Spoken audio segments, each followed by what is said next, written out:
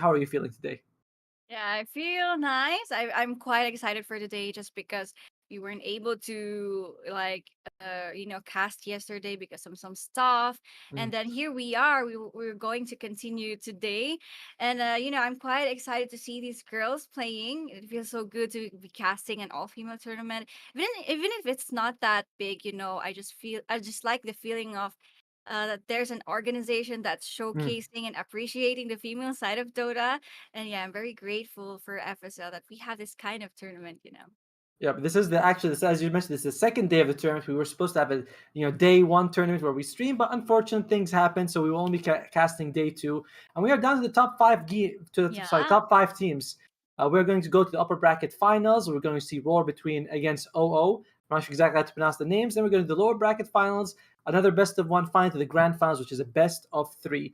Teams are competing for their slice of $1,000 with half of that 500 going to the winners. Huge. Aki Yeah. Aki considers that not big enough, right? She's like, it's not too big. Mm, It's not no, too big. compared to DPC prize pool, I think the prize pool for FSL is huge already. Yeah, and that's actually been getting bigger. Previous FSLs were $500. Now we're at 1,000, and I believe Yeah. the FSL Elite will be going up to like 5,000 USD. So this is all like leading up to that. So the prize pool is getting there. And I personally, I'm like you said, I love the fact this is about women Dota. Like they get to compete, they get to try their hand at the competitive scene.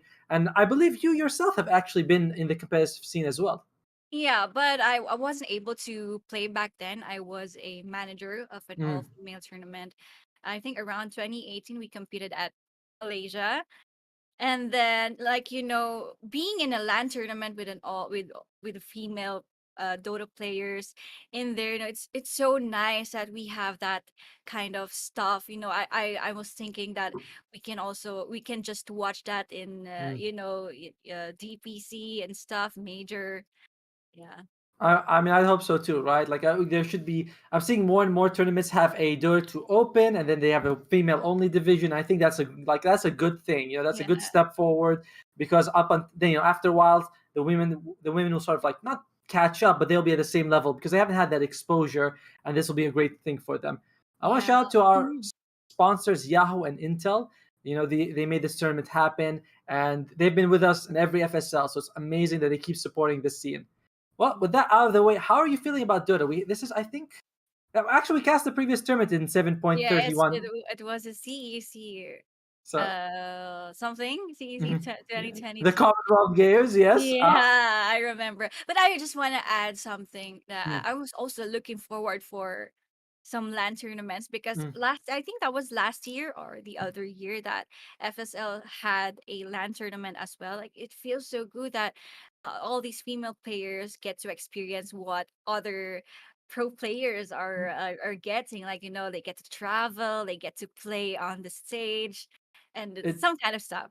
Yeah, it feels real, right? It's not the same as just when you're at your house playing. It's like when you get to travel, you get to go meet your teams. You get to see how all the other teams sit around, strategize, and talk around. It's something Yeah. else. I've been the same way. I'm a caster, so I've seen it in some tournaments. Online's fun. It's nice. It's nice. We're talking like this through a screen, but it's so much better when you see TNC in person. You ask the manager, you see them. Oh, they're all eating one meal. You guys like have a diet? And you can ask TNC. They're like, yeah, we only eat Nando's for lunch. So you meet other players like that. It's cool. It's a lot of fun. So I agree with you. I do hope that there are more LAN events. But yeah, how are you feeling about the patch? Have you been climbing MMR? Have you been losing MMR? Where are you at?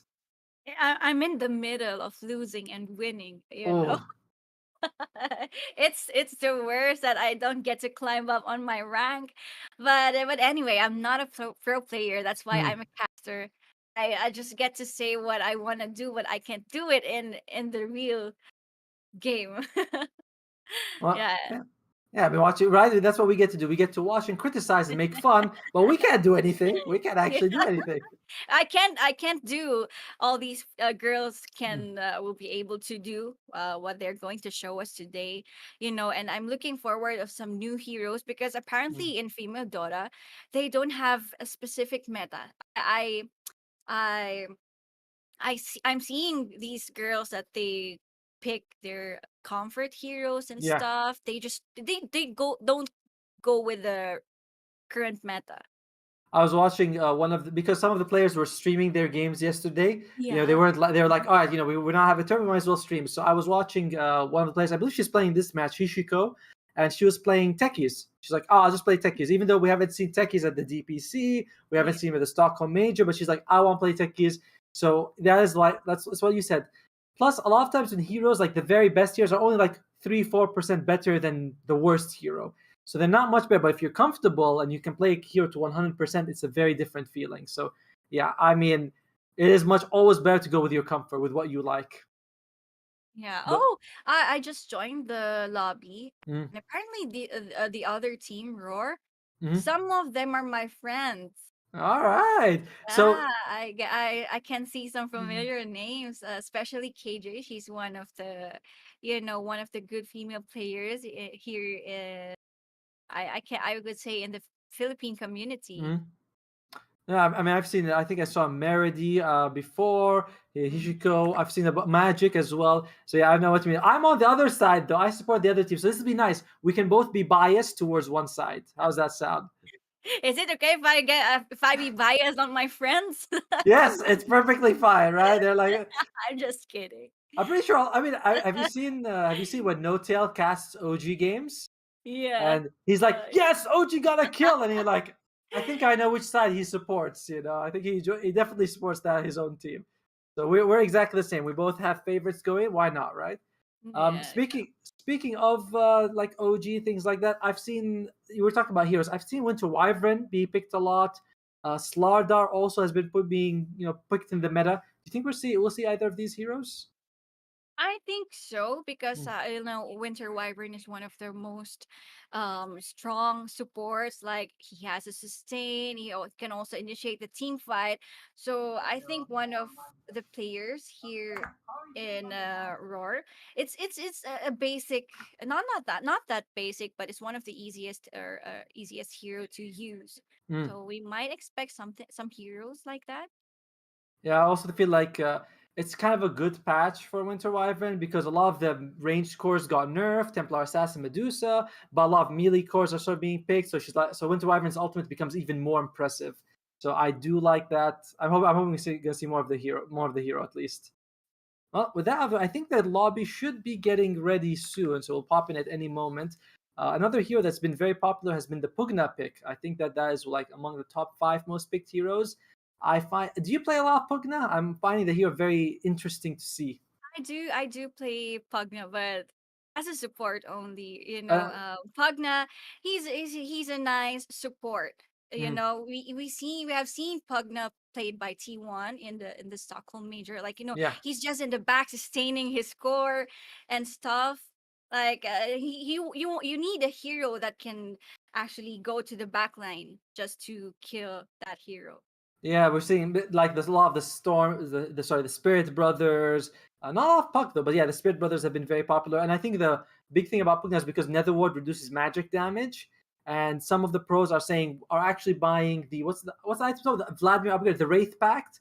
They're getting Wraith back and Netherward, and they're reducing damage by like 50% from magic, 25 from all sources, and it's like massive thing from Pugna. So I mean, I feel like that's going to be exciting to see. Like, I think Pugna is actually banned. We're not going to see him in the first game, but it's like maybe more Pugna will come out. Although the hero is very fragile, so I don't think he's going to stay in the top tier for a long time.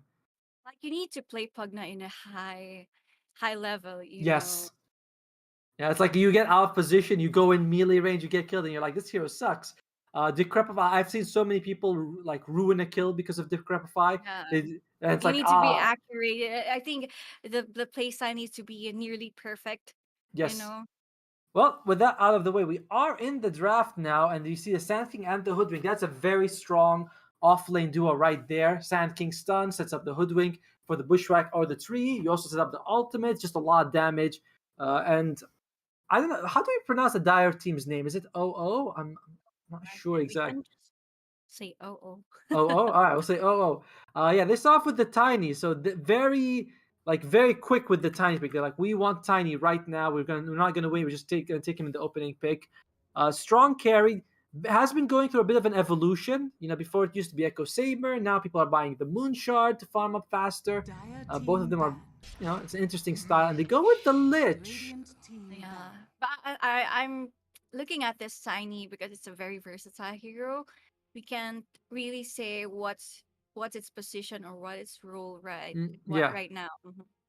yeah, because we are after the nerfs. You think maybe Tiny can be played as a bit more of a support, but I don't 10 believe that's seconds actually happened remaining. yet. I think so far he's still remained as a core, as like a core 5 pick so far seconds in remaining. Yeah. the major. The hero, he's definitely not as impressive as he used to be. The 40 damage talent is now level 20, not level 15, and he does less damage to buildings. But Tiny's Mhm. still boss. He's still a Chad. So Yeah, I do. he's also one Dire of the team heroes that ban. can burst you out of nowhere. Yeah, once he gets his blink dagger, and I Radiant think one of team his ban. role here is to go to the backlines of Roar, and for Team OO, I think for their carry, they need something like a range hero because it's very hard to lean against a Sand King and a Hoodwink. If you're a melee hero, there's the caustic finale and there's the Mm, risk of 10 getting seconds remaining. locked down. You said earlier they have 5 a lot of seconds remaining. disable for yeah. this lane. Yeah, I know. It's like it was a very risky opening, right? Take the Tiny straight away, then you open yourself up to the Sand King Hoodwink combo, which is just so damaging. The only thing you can say is that Tiny is very tanky, so maybe he'll be able to Mhm. survive. But like Lich provides good damage mitigation against physical damage, but Hoodwink Sand King is a lot of magic damage. So I don't know. I don't like this pick a lot. Anyway, we are on the next stage of bans. Necrophos as well as the Juggernaut, whereas Roar gets rid of the Pangolier. They do not want them to have many offlane options. Mars, Dragonite, Pangolier, Tidehunter still in the pool, Slaughter still in the pool, but there's not many options offlane. I mean, Timbersaw is still there, but yeah, Yeah, Hoodwink, yeah, I just wanna say hi to my friends in the chat there, Shane and Casey. And they're former female players also, but they did transition into casting as well. So Red I just wanna team say ban. hi to my friends there. And a friend here asking if all the teams are from the Philippines. Apparently not. The yeah. other team, the Roar team was a mix of Radiant Filipino, team ban. and I'm not really sure if they have one. Yeah, sorry, it's an all Philippine team, Yeah, Filipino team. Roar's all Philippine, but OO is made of New Zealand, Singapore, Malaysian, Yeah, they're Chinese. So it's mixed like, also. so yeah, they're like, let's just look, but we'll go as Asia as possible. 10 We're just gonna seconds get Hmm. every remaining. country we can. So they are definitely a mixed team. Yeah, Um, so 5 seconds mhm. all right, so, remaining. so Medusa comes out as a ban. We also have the Void Spirit here, and I'm interested to see what OO picks as their off lane. You don't want Timbersaw. You actually kind of don't want Tidehunter either because there's like two heroes that get ruined by break basically. Slardar doesn't like break either, but it's not as much. Like if you lose your defensive aspect from break, that's bad, but Radiant your offensive team is pick. okay. And we'll see. Like there's just not that many options for the offlane. I feel like the offlane role and the mid lane, there's just very few options now to pick. The mid lane's like the spirits, and like that's usually it. Like it's almost always the spirits who are being picked. The offlane's almost always 10 Sand King seconds Mars, and remaining. that's like the staple right now. I do 5 like the bans seconds here for remaining. team. They get to ban these two strong carries. I think Mm. they are familiar with Team Roar's carry. I think KJ will be the position one here for Roar, and that's these two heroes are one of her comfort heroes, especially the Juggernaut. The Juggernaut, I saw her play this hero already. And they are definitely taking their time to pick this third pick as well. It's gonna be an important one here. I Dire imagine they'll take team another support. There you go. They go with the Omni. This hero suffered quite a bit. But it's lower bracket. That's weird. I thought we were upper bracket. Anyway, this hero received a nerf to Heavenly Grace plus 15 mana cost at all levels. It's not that 10 bad though. I, seconds I mean the remaining. hero is still like the fourth most successful in Immortal, winning 55% of 5 his games. seconds remaining. Still really good against the Tiny. He's quite tanky, so he shouldn't be able to be bursted down. And I think Ahmed is a solid pick.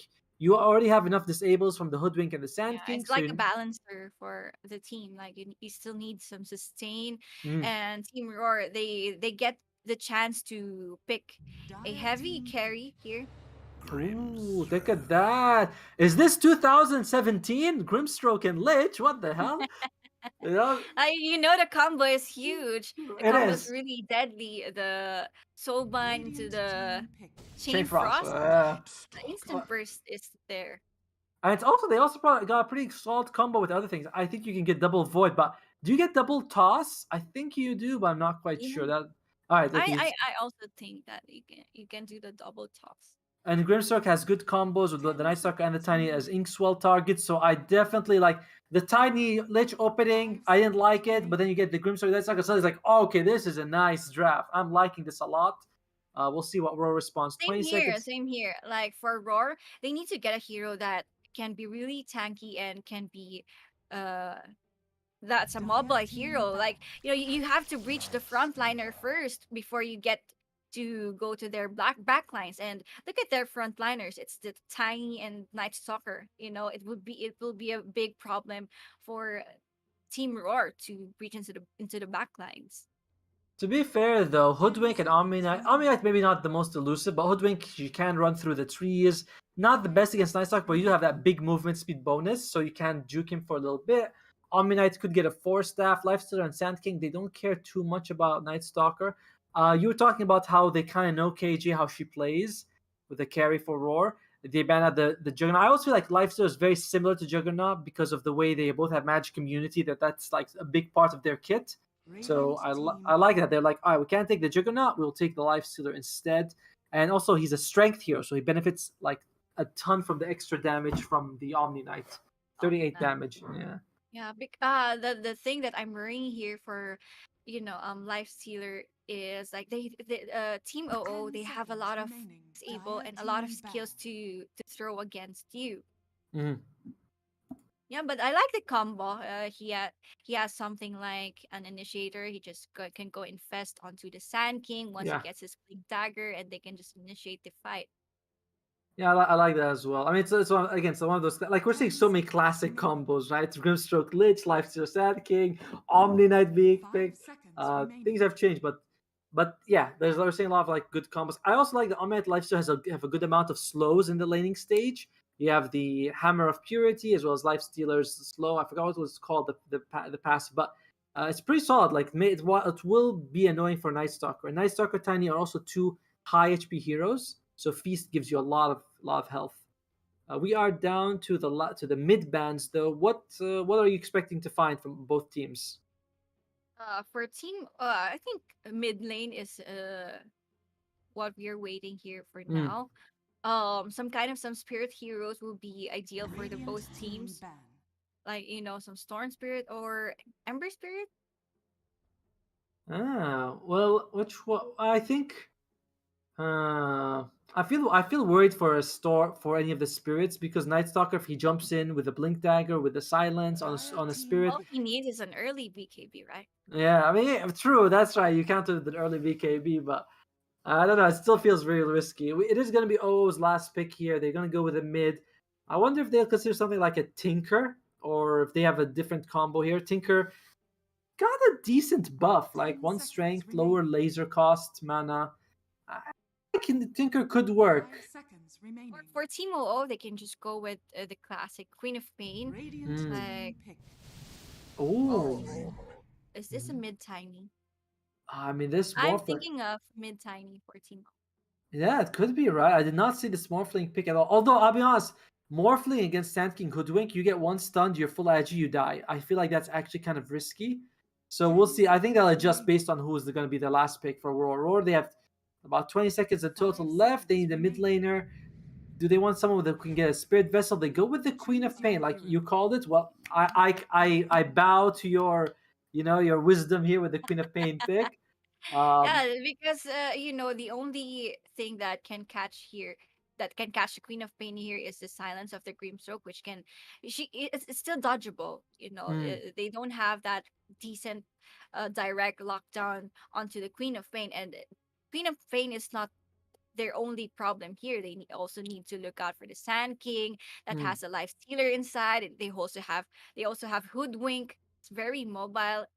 They need Team OO. They need to address a lot of issue here, but their laning stage can be pretty good. As I've Yes. mentioned earlier, they need a carry that some some kind of range, that can lane against the Sand King and the Hoodwink. Yeah, I agree. I also think the lane stage from O is pretty strong. But again, Roar, I mean, they're pretty strong too. It's Omnight Lifestealer, Hoodwink Sand King. It's very like both. I can't look at one team and say, oh, I feel like their draft is just better. I think Mhm. both drafts are really good. I do think that O's draft is a bit hard to execute. You have to get the Soulbind followed by the Chain Frost to win early team fights. And I think that if you lose the Grimstroke or the Lich in the beginning of the fight before the combo comes out, that's a big problem for you. I think Yeah. that for the other side, though, Sand King, Hoodwink, Lifesteal, Queen Pain, if one of them dies, it's okay because you still have a lot of damage from everyone else. But I do think that O's draft is hard to execute, so I'm gonna go a little bit with Roar. Yeah. Just a Same. little bit, just a A little bit. little bit, yeah. It's still good. I'll. It still depends on the laning stage, and Team Roar's lineup is not that heavily farmer heroes. So we Mm, can expect an early aggression from them. Once they get to have their key items, they can just go run down the Team OO. While for the other team, for the Dire team, they have this Morphling that can be idle for the first few minutes of the game until the mid game. mm.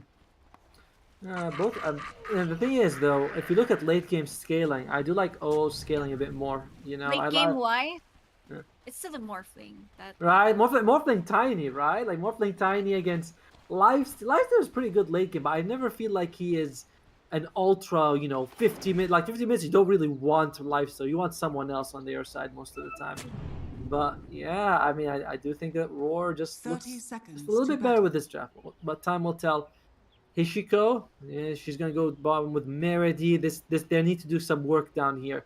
It'll be tough for them to get kills on the Lifestealer Omni combo, but maybe they can zone them out. And that'll be pretty useful. but there's a group up here for Team Roar. I think they're aiming for first blood here, but for Team OO, they just go uh play safely for this The one, and battle I begins. can see that they will place Morphling in the mid lane, and that's kind of Mm, decent because Tiny he will have a hard time laning up against the Queen of Pain. yeah, and I also don't think that Morphlin should have gone up against the Sand King and Hoodwink. I think Yeah. that like if you go full agi, you have 400 HP. Burrow Strike, Sandstorm into Bushwhack, Yeah. like you're dead. You're dead no matter what. So I definitely like you like it because it's more because Tiny can handle Queen of Pain. I agree. I also think that Morphlin cannot handle the Sand King. But we'll see. I will see how the CS goes. Morphle should have a pretty solid time in CSing. He can go all that like extra agility, and he's okay against Queen of Pain. Her burst damage is not amazing early on. Yeah. You can see he's already got like one deny, and we're gonna push it out. I might be able to get another deny here as well. Yeah, Oof. I would really like to see the room battle here for these two.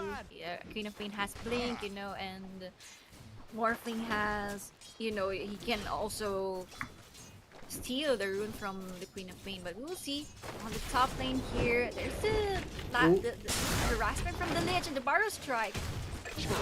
And there you go, Lich is down. And like we were saying, Lich, he has to be worried. Like we talked about time being worried, but it's Lich that loses his life. It's gonna be first blood for Roar here, going for NM on the Sand King. Ouch, that is not The the hero harassment you. from the Hoodwink. That's what you were saying earlier. The huge amount of lockdowns. They have a chain disabled for the lane. It's very tough. It's gonna be very tough for the Lich to basically Lich's job is to die so that Tiny can farm. Like that sounds terrible to say, but as long as Lich reaches level 6 around the same time as Hishiko's Grimstroke does, he'll be okay. Bottom lane, what are you doing here, Omni bro? Omni taking a little bit of damage, gets the stun off, but I don't think they have enough to actually get the kill. He's gonna be fine. Omni pretty tanky with that 4 armor start. No, Oh, it's a but top free. lane, It's a top free lane. game. Again. Yep, again. I get like this is gonna be Lich's job. Like every time he's just gonna go up and die. This is Radiant's tough. top tower It's is very under But tough. this can keep on happening.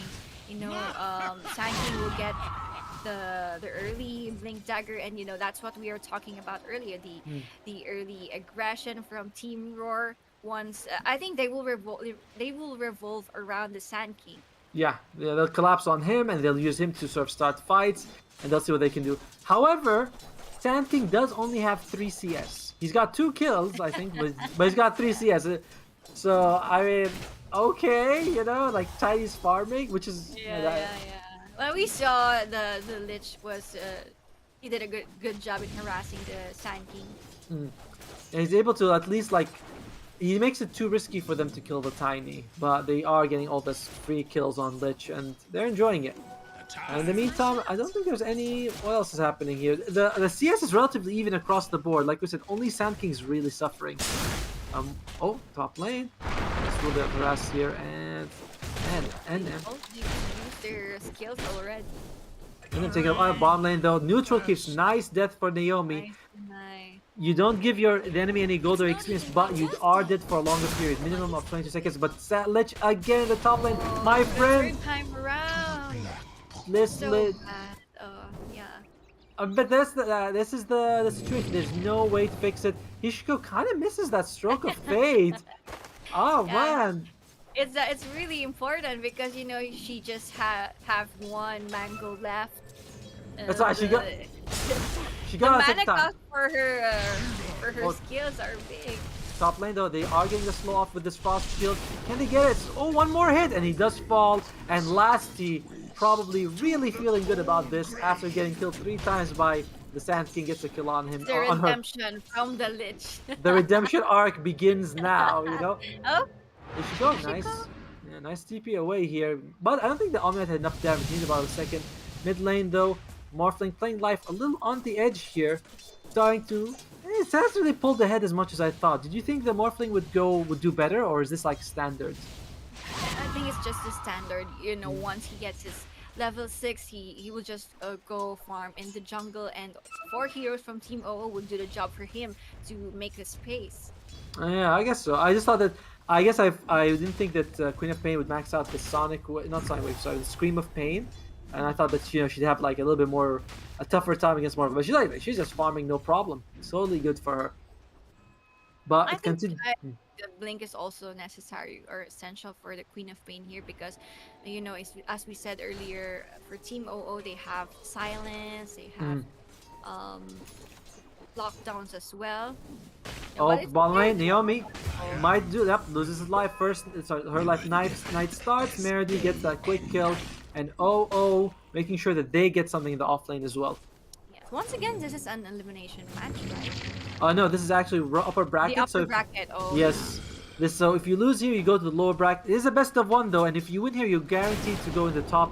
You go to the grand finals. Yeah, you're guaranteed 250 USD and a chance to compete for 500. So definitely you want to win. You don't want to lose. Win good, lose bad. Lose very bad. Tiny just farming away. Sand King catching up very nicely. It was only like 2 CS to Tiny's 11, now 22 to 25. So yeah, Roar slight lead, but it's nothing to brag about yet. They don't have division here or any sentries Oh, for yeah. the Sand King, but They got like 2, right? They got like one the lane, one unblocking the camp, and Olaf goes and gets the bounty. I love doing this as a position 4. You steal the enemy's bounty. It feels good, Yeah. It's like it's not yours, it's mine. Oh, bottom lane, Sherry taking a little hit, but I don't know if that'll be enough to kill him here. He does have 1 point in the rage. Sherry might be first. He has the Omni Knight. Queen of Pain, she just went back to base. Oh, Meredy, can you make it outside? No, Meredy's gonna lose her life. Nice She- turnaround. Very nice, in fact. And that was, there you go, 1,000 advantage for Roar. I mean, I don't know. I think that was a very risky attempt to begin with. Top lane, looks like it's going to be an ultimate from the Sand King. Gets the kill on the Lich, and then going to go for Magic. She's a bit tankier, harder target to go for. And Pacific, sorry, NM, she's trying to run away. Oh, Sand King. What the hell? The Not infused, enough. I don't think it was That the infused. unfortunate. I think that was an infused raindrop that actually kept her alive, but not long enough, and Rob's gonna go. So it's an off lane for the Tiny, and as my co-caster would say, ugh! That was not so good. Yeah, almost, but never enough for, for the Sand King. It was And a bit of a miss in that Paro strike, but as I've said earlier, this is what I'm expecting to Team Roar. by the way, Roar, all their cores top three net worth. Oh, a little behind. Not a big deal. Yeah, not big, not hugely behind, but a little bit. Oh, Magic though. Needs to be careful. Look at that Akon shot. Not enough to actually get them anything. Again, I do think that the big power spike for O will be the level 6 on Lich and Grimstroke. Like, that's going to be the big deal. Until then, they can afford to lose the lane stage. Do you agree, or do you think, like, nah, this is too much? Yeah, but we can see a different angle once they get their level 6. Once again, it's a deadly combo. It's the Soul Bind and the Chain Frost. The instant delete for the heroes from Roar. I'm surprised the Queen of Pain is still in the mid lane. Like, I thought she'd be rotating. She hit level 6 around, like, Yeah. 6 minutes. She has her ultimate. She's almost level 8. I thought she'd just, go to a lane, ulti, like, that's it. Just get her ultimate off. But no, she's kind of farming. I don't know if I agree with this. I don't think that, you want to farm more Queen of Pain against Morphling. You want to be making space. Yeah, I also agree on that. But maybe the rotation, KJ is kind of comfortable if she gets some nice power runes. That's true, right? Like, we saw the last rune went to Morphling on the haste. And yeah, KJ just going back to base to regen. Like, this is the second time Maybe we've this seen is this. the time that she can gank on the Yeah, side I, lane. I'm kind of hoping for that as well. I hope she teleports to lane, throws out a Sonic Wave, does some damage, helps out the team. Not that her team really needs it, to be honest. Like I said, Roar just ahead right now, doing really well for themselves. We'll see what's Yeah. Queen of Pain. She is rotating I think top she's though. on the way on the top. Yep, she's walking here, seeing if she can get a good ultimate off. Oh man, Tiny's life is gonna They be don't have real tough right now. Oh, are they gonna don't go for the Lich? Alright, the Grimstark's on the way here. Nice stun by the Tiny, keep them alive. But oh, interesting. KJ used the Sonic Wave. Yeah, I'm not sure that was worth it all, but ooh, nice intro on the creep. And they are gonna go for the Sand King. Sand King's gonna get the ultimate. He does! And what was that with the Bushwhack as well? Oh my god, it's going very well. Magic. Satisfying. Holy moly, Magic does fall in the end, but it is a 3 for. Oh, what the? Robin Hood! And Ulab gets Hishiko in the back from downtown. Massive move by Roar, getting 4 kills, even saying so. I think it got accidental GG was called, but oh wow, the bleeding, that is intense. That is very intense. Yes. I think they really need to do this for now, or else they will miss the timing of their heroes. Because once again, we're talking about a Tiny and a Morphling here, and once it gets to the late game, we can really see their maximum potentials. Yeah, but I mean, are we even gonna reach late game at this point? Morphling's farming pretty well, but look at the Night Stalker. He's more than 1,000 gold behind the Sand King. Look at the Tiny. He's 1,000 gold behind the Lifesteal. Like, they're not keeping up in farm at all. Even the supports, Omni Knights. I mean, that's fine. But Hoodwink, she's got 2.6k, 10 minutes. That's a core almost. Omelet, can they get something here? Oh, what the hell? Oh, Hishiko walks in. I guess her zombie or her Phantom Embrace was on cooldown or something, but unfortunately they do miss out on that kill. Again for Team OO, but Melody, she needs a lot of catching up to do here. For sure. Like, and the problem is that she's not. Night Stalker's not a hero you want to ever be behind with. Like other heroes, you can be like, oh, I can flash farm. You're Medusa, I'll go to the jungle. But in Night Stalker, you are a space-making core. Nice Bushwhack onto, followed by the Acorn shot. Oh, the sharpshooter from the Hoodwink comes out. They are going to get the kill on Hishiko. 10-4 is the score. KJ getting that one. Hoodwink also got a nice earn, by the way, going for that Spirit Vessel. Very good against the. Even the supports are well farmed as well for Team Roar. That's what I'm liking for now.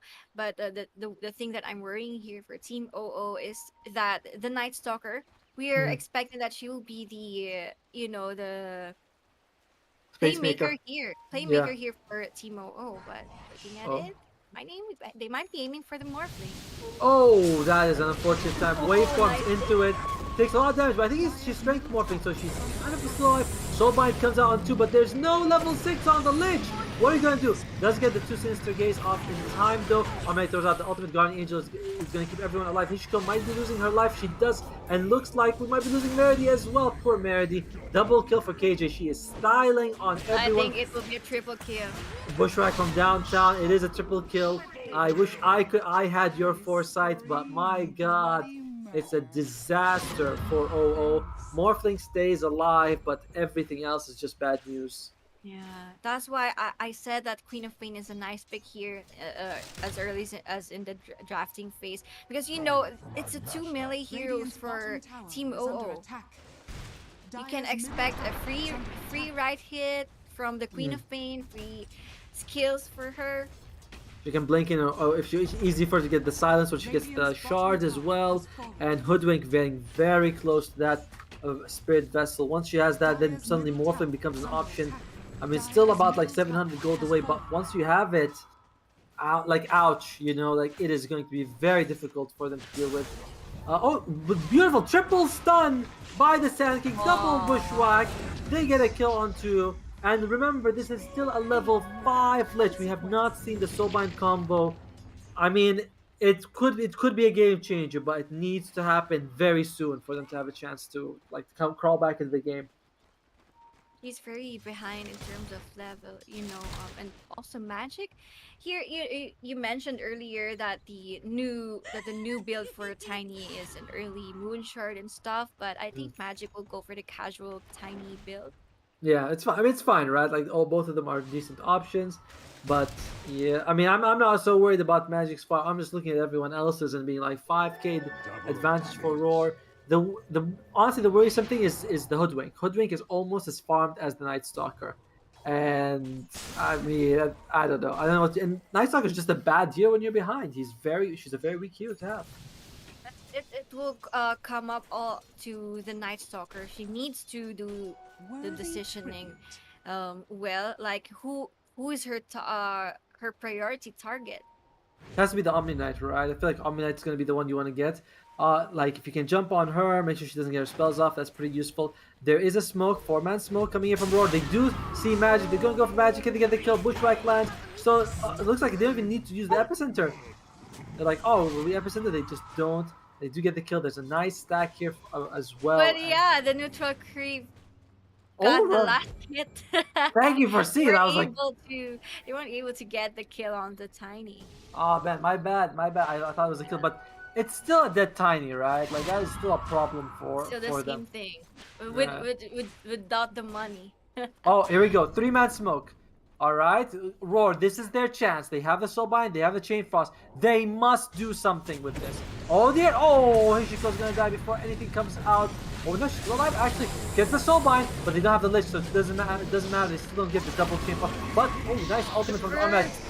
Morphling is still alive. Gets broken. They do get a kill on the Sand King, so it's 243 trade. Can they go for more? Oh, KJ just gets tossed away. Morphling. She's trying to morph away. Needs to be careful. By the way, this is her own sandstorm. It's not the enemy sandstorm. She's just gonna be fine. It's not great, but at least OO gets something out of it.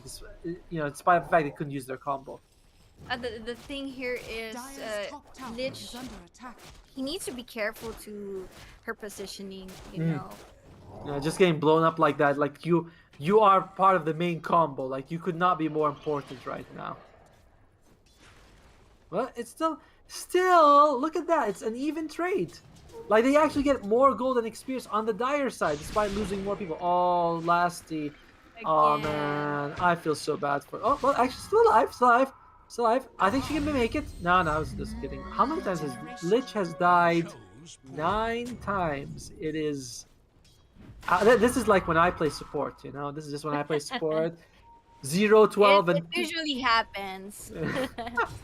0 to oh, Meredy might be losing her life here. She's juking, she's jiving. Actually makes it out just fine.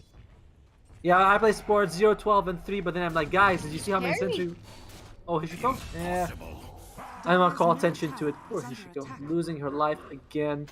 Morphling, like I said, Morphling's still farming, but Tiny and Nightstalk are absolutely suffering here. What's Morphling going for? I think she's going for a Lincoln Spear.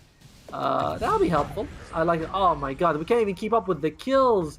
Merity now drops. It's This is the time that Team Roar gets to group up. They will not, separate as for no, now.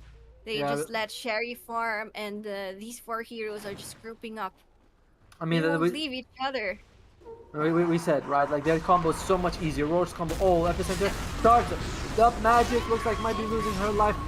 Chain Frost comes out, but to what avail? Does not. Oh, actually does some damage, but there's no follow up to actually take advantage. Magic just dies. No neutral creep getting the kill this time. Oh well, there's a nice D ward over there. Yeah, at this point, all the heroes from Team Roar are quite tanky already. And That's for true. Team OO, their damage is still lacking as of the moment. Yeah, let's look at some of the items. Like Hoodwink's got the Vessel. She's gonna be relatively difficult to bring down just because she has so much HP. Lifesteal's got the Armlet as well as the Sanj and an Orb of Corrosion. That's extra 150 HP. Queen of Pain's got the Sanj and Yasha. Sand King's got is building a BKB. And of course, we have an Omni Knight who just gives everyone so much. There's a greedy play from KJ. Yeah, blinks in, loses her life. That's a much needed kill for them.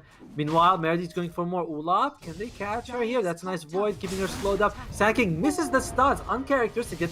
Gets dusted up for her trouble. And Morphling transforms into the Sand King. The double kill for the Morphling here. That's a Sandstorm for the Morphling. Okay. Okay, it's a good turnaround for Team OO, and especially the Morphling gets that huge amount of gold with that kill from KJ. Yeah, like you said, that's a big deal. And they also get the courier for the Omni Knight. Sorry about that. They could get this also, one of the things that I like in the patch now is that they brought back that rubber band effect. You know that if you kill a hero that has a streak already, that the bounty will be huge. Yeah, I mean, like we saw 700 gold for the Morphling, an extra 500 from the Hoodwink kill. Like that's huge. So I do like that. I think at one point the rubber band effect was too much. Like if you kill someone, you get like 3,000 HP. Sorry, 3,000 gold. That was a bit crazy, but I like it. I like how it is right now. It definitely rewards comebacks. Meanwhile, though, there's a smoke up from Roar. They want to make a move. Oh, Hishiko, not again. Epicenter is gonna come out. Oh, Silence comes out in time, and Hishiko might be able to make that alive. Oh, both the Sharpshooter and the Sonic Wave combined gets the kill, but it is only a position for support, so it's not the biggest deal. Not the biggest deal, but they get to get that tier 2 tower in the top lane. So I think it's still a big thing for Team Roar. The map is getting smaller and smaller for Team OO. They're just stuck in their triangle camp to farm. By the way, here's a cool thing. If Morphling transforms into Sand King, and you use the Soul Bind, you do get the double Burrow Strike. So that's pretty good. Like that's pretty damn useful if you can get it going. So they are building BKBs on Roar's side, so that's going to be less useful as time goes on. But there's small options. All right, I gotta ask you a question, Aki, and we're gonna make this a bet. Is Hoodwink going to surpass the Night Stalker in net worth? Yes or no? Maybe. What do you think? I'm not really sure, but no, you gotta pick yes or no. No. No. All right. I think yes. I think it'll happen because this Night Stalker, like as we said, the past team fight, it's in the way of Team OO already, and at this point, this Night Stalker can get some kill, and she will get those golds from that kill.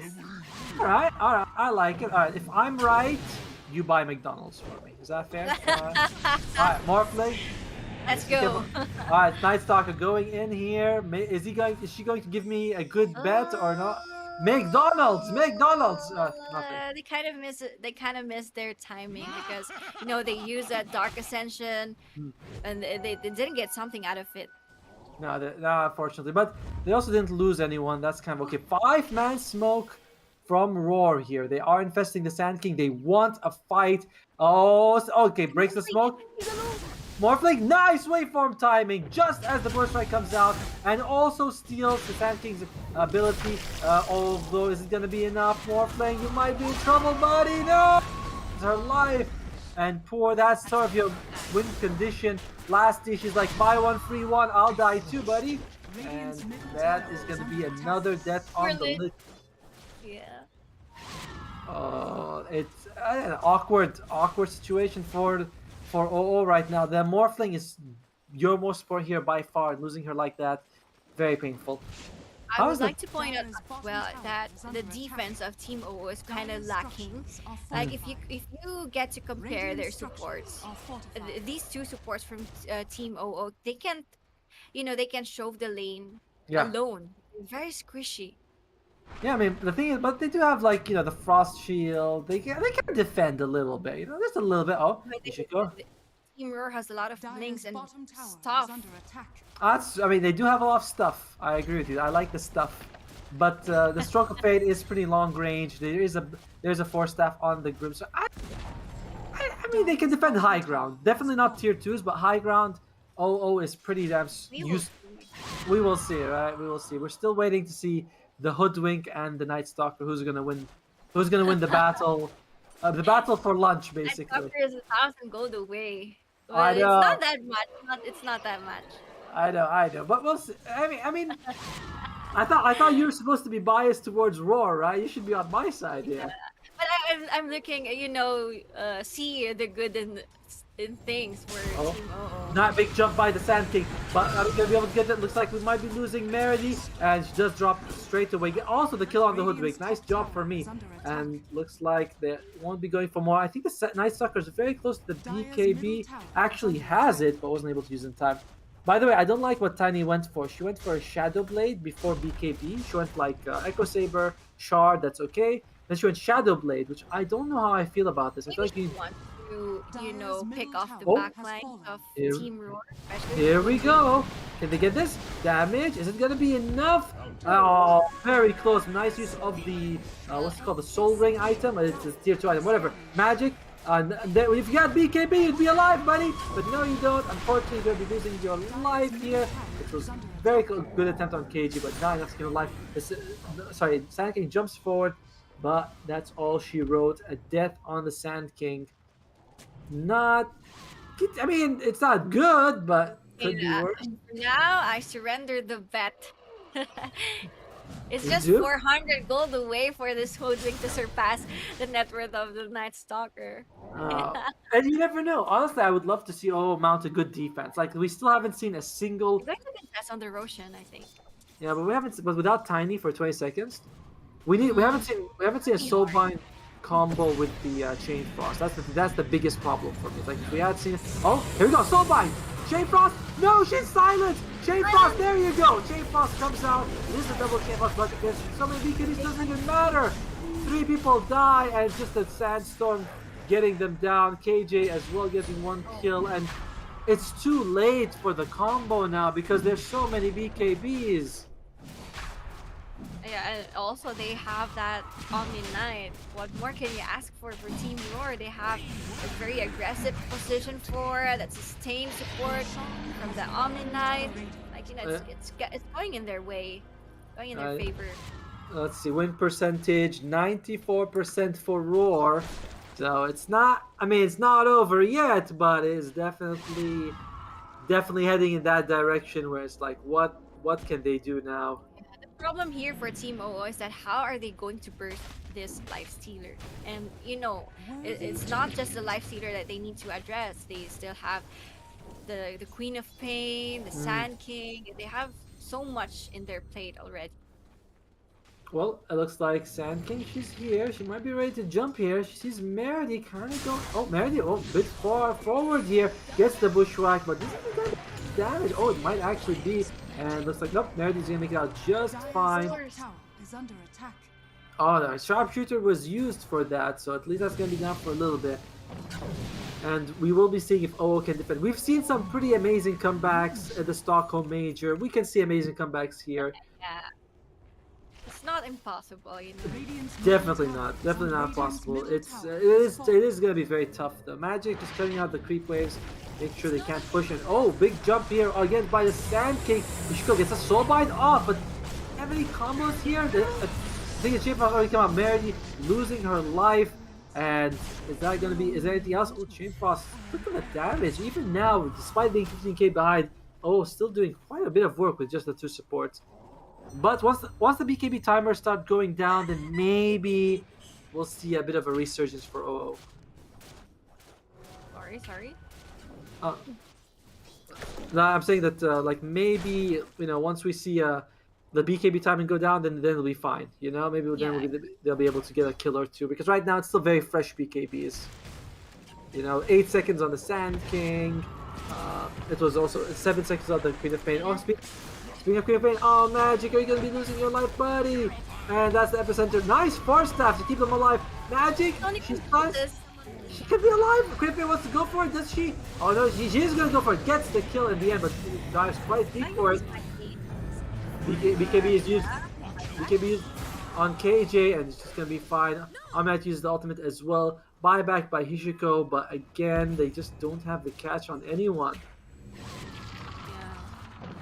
I think for now they're just waiting for their base to get pushed by Team Roar. As of now, it's a huge kill deficit for the two teams. 34-8, 18k gold lead, 28 minutes into the game.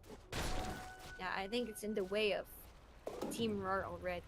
It's hard to even think about like what's the power spike. They are gonna get the BKB on the Morphling, but Tiny still needs about 1,000 gold. Night Stalker has had the BKB, but it's felt so useless so far. I haven't even seen her do anything with it, and I just well, time will tell. It's all on the Morphling. Like it's still shockingly, it's still possible. I still believe that there's a chance. As of the moment, they still can't go for the high grounds of Team Roar because to be fair, their high ground defense is quite good. That's very strong, especially if you can steal the Sandstorm with Morphling. You can just make your own Sandstorm, making it very difficult. Morphling will have BKB in the next fight as well. The Blast Ring available if she wants to use it. Nope, just gonna get that. No need to use that. All right, here we Uh, go. Here we go. Rage and just do the right clicks here for Sherry. That's the job for now, and they still have 1 minute on the Aegis. But Verity, is she gonna be fine? She gets the BKB off in time at least. Can they get the kill on anyone? Right, Sandstorm was used. Oh, the Subtle Bind and the double Chain Frost, but again, those BKBs. proving themselves a big problem here. Morphling does have. Did she use the BKB in the previous fight? I think she still has it available. Alright, Morphling can still make plays here. They can try. Oh. They can risk. Oh, Jumping on the Morphling, and they actually get the stun off, but Morphling is fine. BKB's in time. They might be getting a kill on Lasty. Lasty is down. No buyback available for Lasty. Morphling steals the Sand King ability, and they might get the kill on the Omni-Knight. So close. He's so tanky. Oh, he gets the ultimate off, and still the damage from the Morphling not enough. Strength Morphling just so she can run away. Is she gonna be fine? The bash from Sherry gets it. Oh wait, oh no, she's gonna die. Morphling dead again. No buyback. 1 minute. Definitely at least gonna be one set of racks here. Potentially just the whole game. Dire's bottom tower there's a double damage rune at the bottom lane. But the job here or the goal here for Team Roar is to get a set of barracks on the bottom lane. They probably pushed it without it. Like, I don't need a DD rule. We can just keep going. Oh, sun comes out, and my God, these bushwhacks have been incredibly on point. And just like that, it's gonna be 2 kills, maybe more. Magic's gonna fall as well. Lasty, nope, not even you can make it out. Even in the fountain, you are not safe. Might be it, but Team OO is not calling on. There you go. And will be for the record, Hoodwink had more gold than the Night Stalker, so I want a Big Mac, more extra fries. Thank you very much. Get it next week. Next week, all right. Don't worry. And Roar, just like that, makes it to the grand finals. Guaranteed 250 USD. Has a chance to even double their money for OO. They go down to the lower bracket finals where they'll be facing up against one of the teams there. It was a tough game, but Roar showed up. Any MVP? Which one do you think played? Who would you give MVP to? I think it started at the top lane. Yeah. When Nick keeps on getting killed by the hoodwink and the Sand King. And overall, I would say that the MVP here will be the Sand King, because if you're going to compare it to the offlaner of Team OO, like Mm. the impact of this Sand King is much bigger than the Night Stalker. And the key here for Team OO, and as I've said earlier, their playmaker here will be the Night Stalker and the Tiny, Yeah.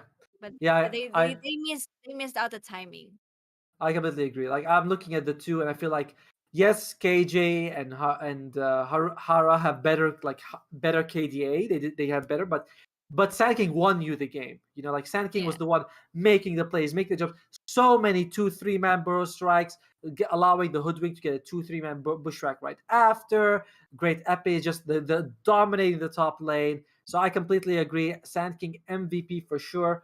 On OO side, Morphling did pretty okay for what she was given, but the other four players not really able to perform. At some point, I thought there will be a comeback. When the Morphling gets that kill from KJ, but I think they just need to prioritize their targets.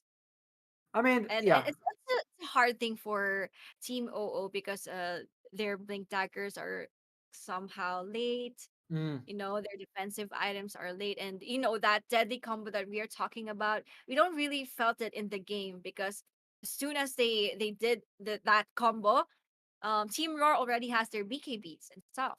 yeah, the first Lich ultimate, Lich was reached level 6 by 14 minutes or something, very late. So it took a long time for us to see the Soulbind Chain Frost combo. And like you said, there was BKBs. And also later on, you just see them split apart. They're like, all right, I go this way, you go that way, we'll meet up later. I'll take one Chain Frost with me. So that's big problems for them. But there's a chance they might make it back to the grand finals. They will have Yeah. to go through the lower bracket, best of one. They have a chance to come back. However, we are going to go for a break. It's going to be a little bit of a longer break, about 20 minutes. But hopefully, when we'll come back, we'll go to the lower bracket finals. And we'll see you guys in a bit. I'm OTOMO, with me is Aki, and we'll see you guys in just a little while.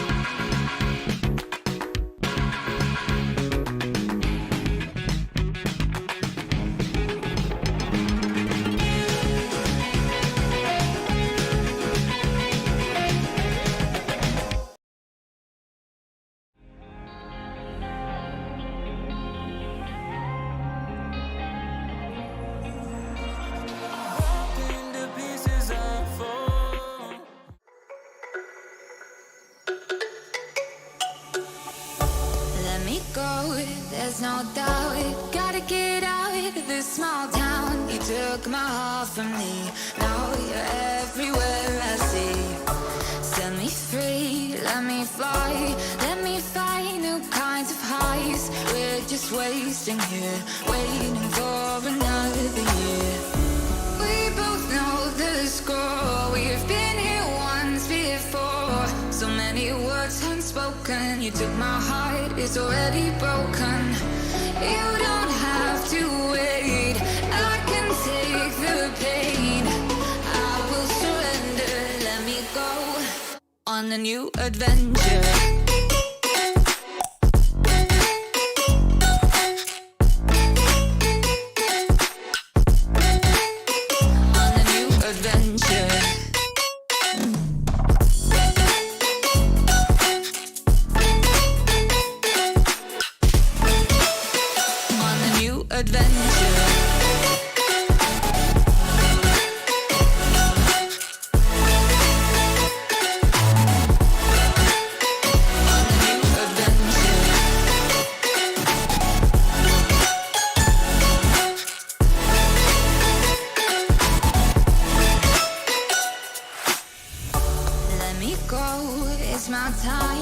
Watch me build another life, find another space, explore the world and find my place.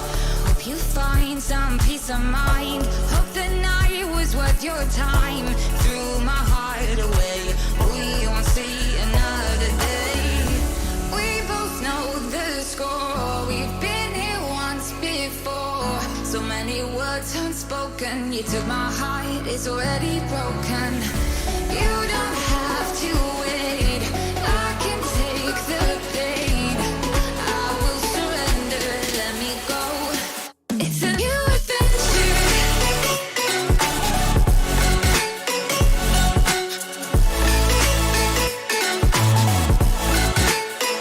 On the new adventure.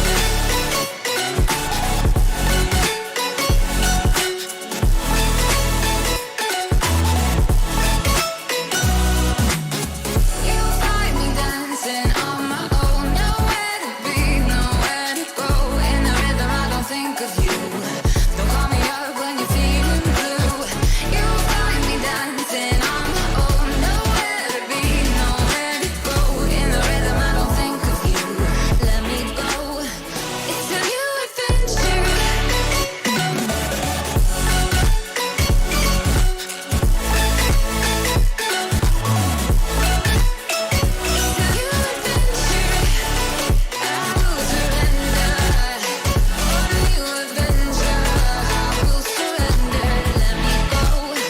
On the new adventure.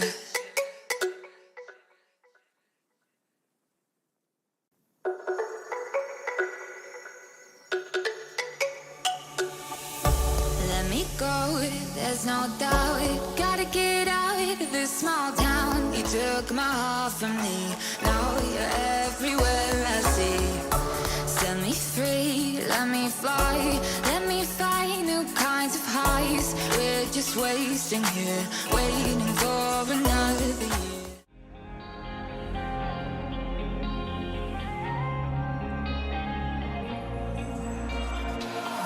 Into pieces I fall when I collect myself. You better run like hell. Stuck in the flames of my soul. And when I'm out myself, you better pray for help. Welcome to my evolution.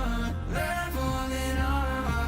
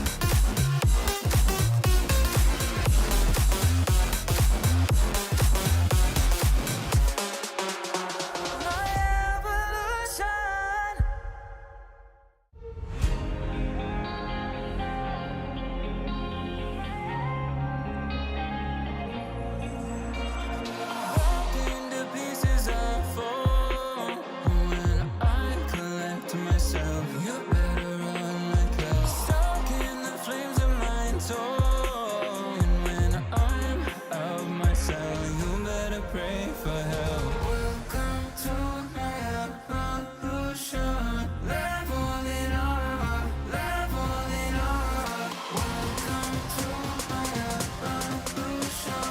Leveling up, leveling up.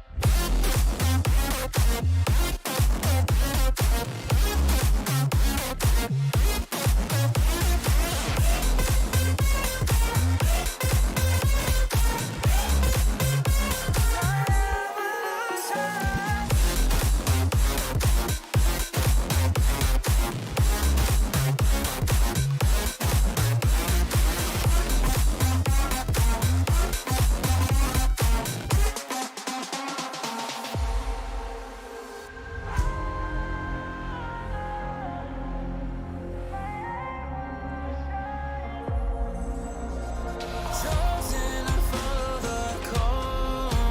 My soul is breaking free. You awaken me. Stolen my time to move on, but now I can see seizing destiny. Welcome to my evolution. Leveling up, leveling up. Welcome to my evolution. Leveling up, leveling up.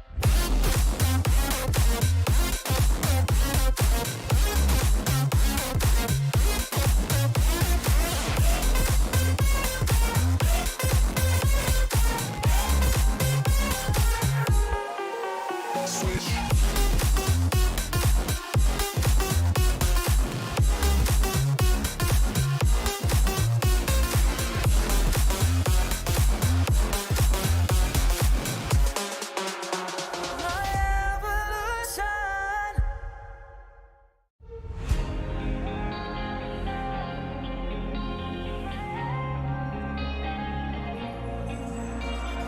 Broken to pieces I fall. When I collect myself, you better run like hell. Stuck in the flames of my soul. And when I'm out myself, you better pray for help. Welcome to my evolution. Leveling up, leveling up. Welcome to my evolution. Leveling up, leveling up.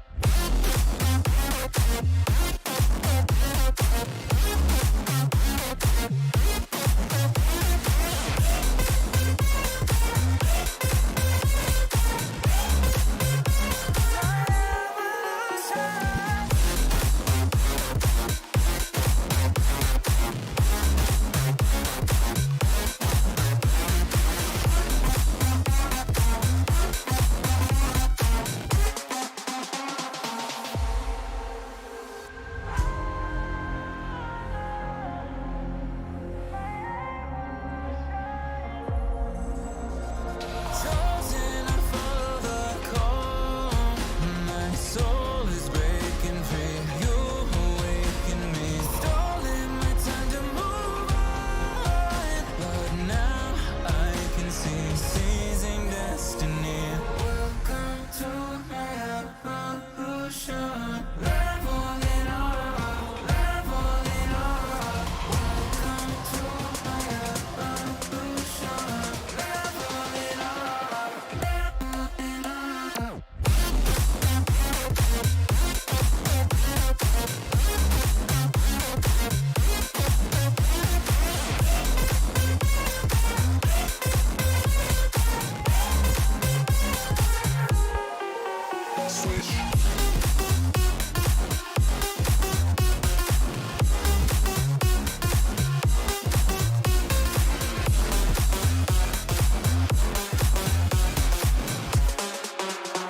My evolution.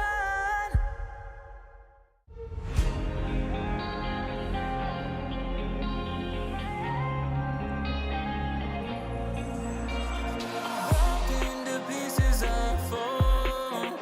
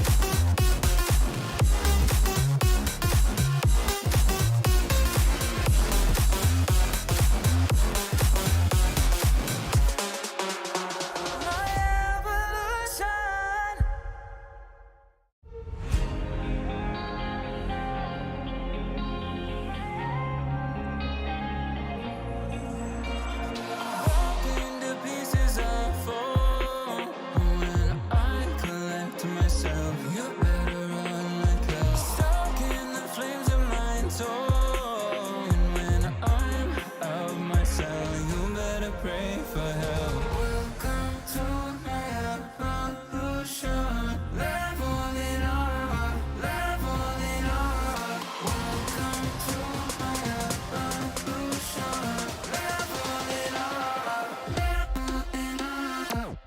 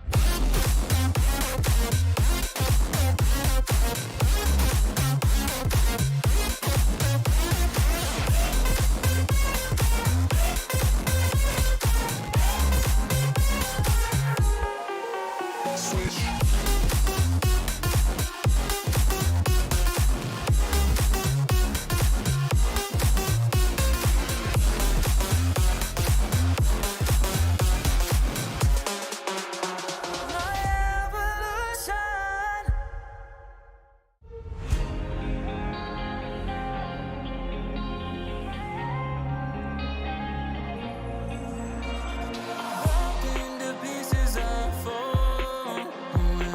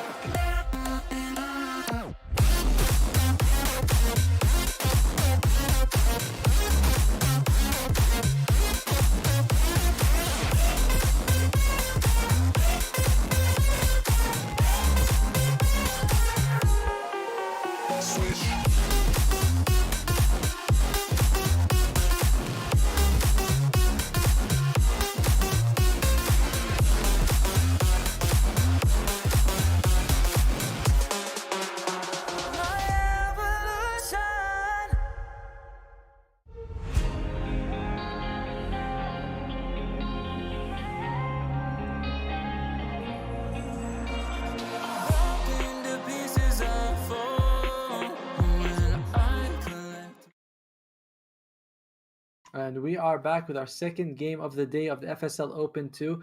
I'm OTOMO, joining me is Aki, and we're looking at the lower bracket finals between OO and Team Red Horse. Historically, Team Red Horse has won every FSL. You know, they've done it on different names, but they've been called themselves as Barney and J Army and everything, but they've almost always they've won every FSL. So it's a tough ask for Team OO.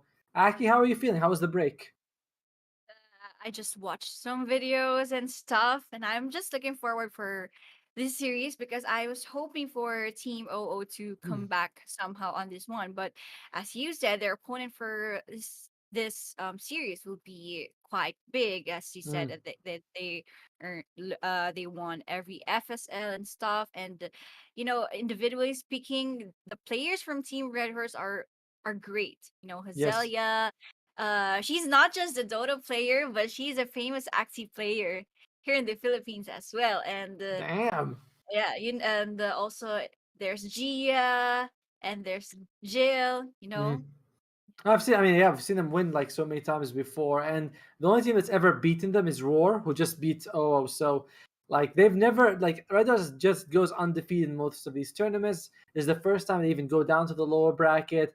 It's a tough ask for OO to make it back into this. But I mean, I was looking at game one after like the game was over. I was looking at all the rankings, and OO has like they have higher MMR players on their side than Roar. So like theoretically, if Roar can do it, they should be able to do it as well. They should be able to take down the G army. as the saying goes by, that MMR is just a number, Right. dude. But I like when it's a big number. I like when it's a nice big number, you know? You don't see people playing in the DPC with 2,000 MMR, you know? It's like, it might be just a number, but it's an important number. It's like your bank account, you know? Yeah, it's just numbers. But I like it when it has a lot of zeros there.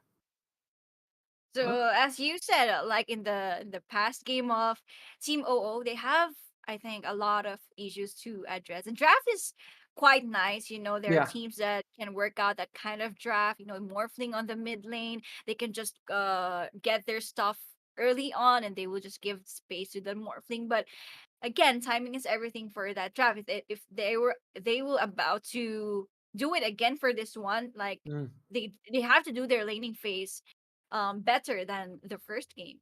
Oh, for sure. And there we go. We are a little bit, but in the laning bit, like we were in the draft, and Red Horse starting off with Storm Spirit. What is this? Is this evil geniuses? Ooh. Is Boba It's, drafting? 10 seconds remaining.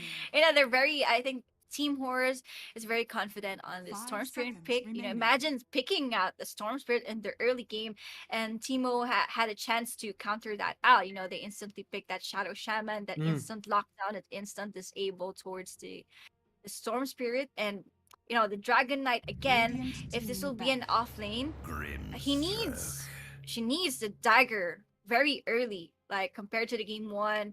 This Mm. is indeed an off lane. Early dagger is the key to quite slow down the Team back. Storm Spirit a bit. Yeah, like Shadow Shaman, even with Aether Lens, is not enough, and Radiant team you rush back. Blink Dagger on Shadow Shaman takes a while. Like it has to be the Dragon Knight who helps get the catch. Blink into Dragon Tail is very fast. You can catch the Storm Spirit, so I like that. And it's also quite like a lot of disables. Storm Spirit jumps in. He has to worry about Dragon Knight and Shadow Shaman. Any one of them could catch them out. So it's a bit. It's a 10 scary game. seconds We can see remaining. why Abed struggles at Stockholm, and we Dire might see team Red back. Horse struggle here as well. Grimstroke, we've seen this hero being picked before. I think this is actually one of the most popular heroes right now in the DPC, which I'm kind of surprised about. I didn't see him like do so well, but right now everyone's picking him. Decent Inkswell target with the Storm Spirit, Soulbind. 10 You can get the seconds double pull, remaining. so it's Yeah. it's fine. It's a good opening. So it's never bad to 5 pick seconds Grimstroke, remaining. Yes, basically. I'm also looking at Team Red Horse. They have this plan to, I think, pick out an IO Mm, for the next pick. Like they countered out the Radiant IO pick from team Team back. OO because Grimstroke is a direct counter for IO, right? yeah. So might as well pick the Grimstroke on your team if you can't ban it out. And yeah, that's one of the heroes that I'm expecting for Team Red Horse to pick. Hmm. Storm Spirit and IO will be very 10 strong. seconds For remaining. sure, right? Although Io doesn't always like he has a bit of trouble sometimes 5 chasing the storm when he seconds does the remaining. bigger zips around. But yeah, Io, especially with the new shard, is an amazing combination with the storm spirit. But then you kind of very, I mean, I would say Doomstroke's defensive, but defensive-ish supports. Grimstroke does okay Dire damage, but he's team generally ban. more of like relies on other people to make moves and he supports them. Io very much a defensive support, so I'm okay with the IO pick, but definitely feel like it puts Red Horse on a very defensive situation. For they ban out the Sand King. I always find it very strange that you can burrow strike 10 with the seconds Soul Bind. remaining. Like Sand King splits into two people, and he burrow strikes both of them for 5 somehow. Like seconds that just does remaining. not make sense. You never see Spirit Breaker charging two people. So Yeah. I that's an odd mechanic Ice Rock should look into. For the first two picks of Team OO, this is kind of good because the tower pushing, the objective taking will not be a problem for them. They have that dragon form, they have the Yeah. shaman Thanks. serpent wards, and if they will aim to go for that kind of strat, like the pushing strat, they need to finish the game as early as they can. Yeah. It's also pretty good against Storm Spirit when you stick together. One of Storm Spirit's strength is that he Yeah, can get level those. six. Yeah, Level he gets six the will be the soul pick time. offs. But another thing though is that you are playing this Grimstroke. Stroke of Fate is pretty good at stopping those Yeah. pushes. So it's not. It's still fine, right? Like you can still push pretty fast. Stroke of Fate's not going to clear out the Dire creep wave team all the pick. time. And Lifesteal comes out as the ban. Let's see what they. I'm interested to see if Shadow Shaman is going to be positioned 4 or 5. Do you have any preference for the hero? I think this can go Radiant position team 4 pick. and Mm, team yeah, I there was you thinking of Overlord. Trend Protector, some defense and the pushing capability will be nice for them, and that overgrowth can lock down that storm spirit even even if she gets that early BKB. Trend Protector will be 10 nice, but seconds remaining. Arger Radiant Magi team is, pick. al- Dire is team. quite good. Yeah, I like it. I like the pick a lot. I just like that so much stuns, very tanky. And there you go, Pangolier and the Juggernaut comes out. A good So nice. Inkswell, Yeah. good Inkswell Yeah. targets, but not much with the Soul Bind. If you notice, like it's only the double pull from the Storm Spirit. And that's it. That's the only combo.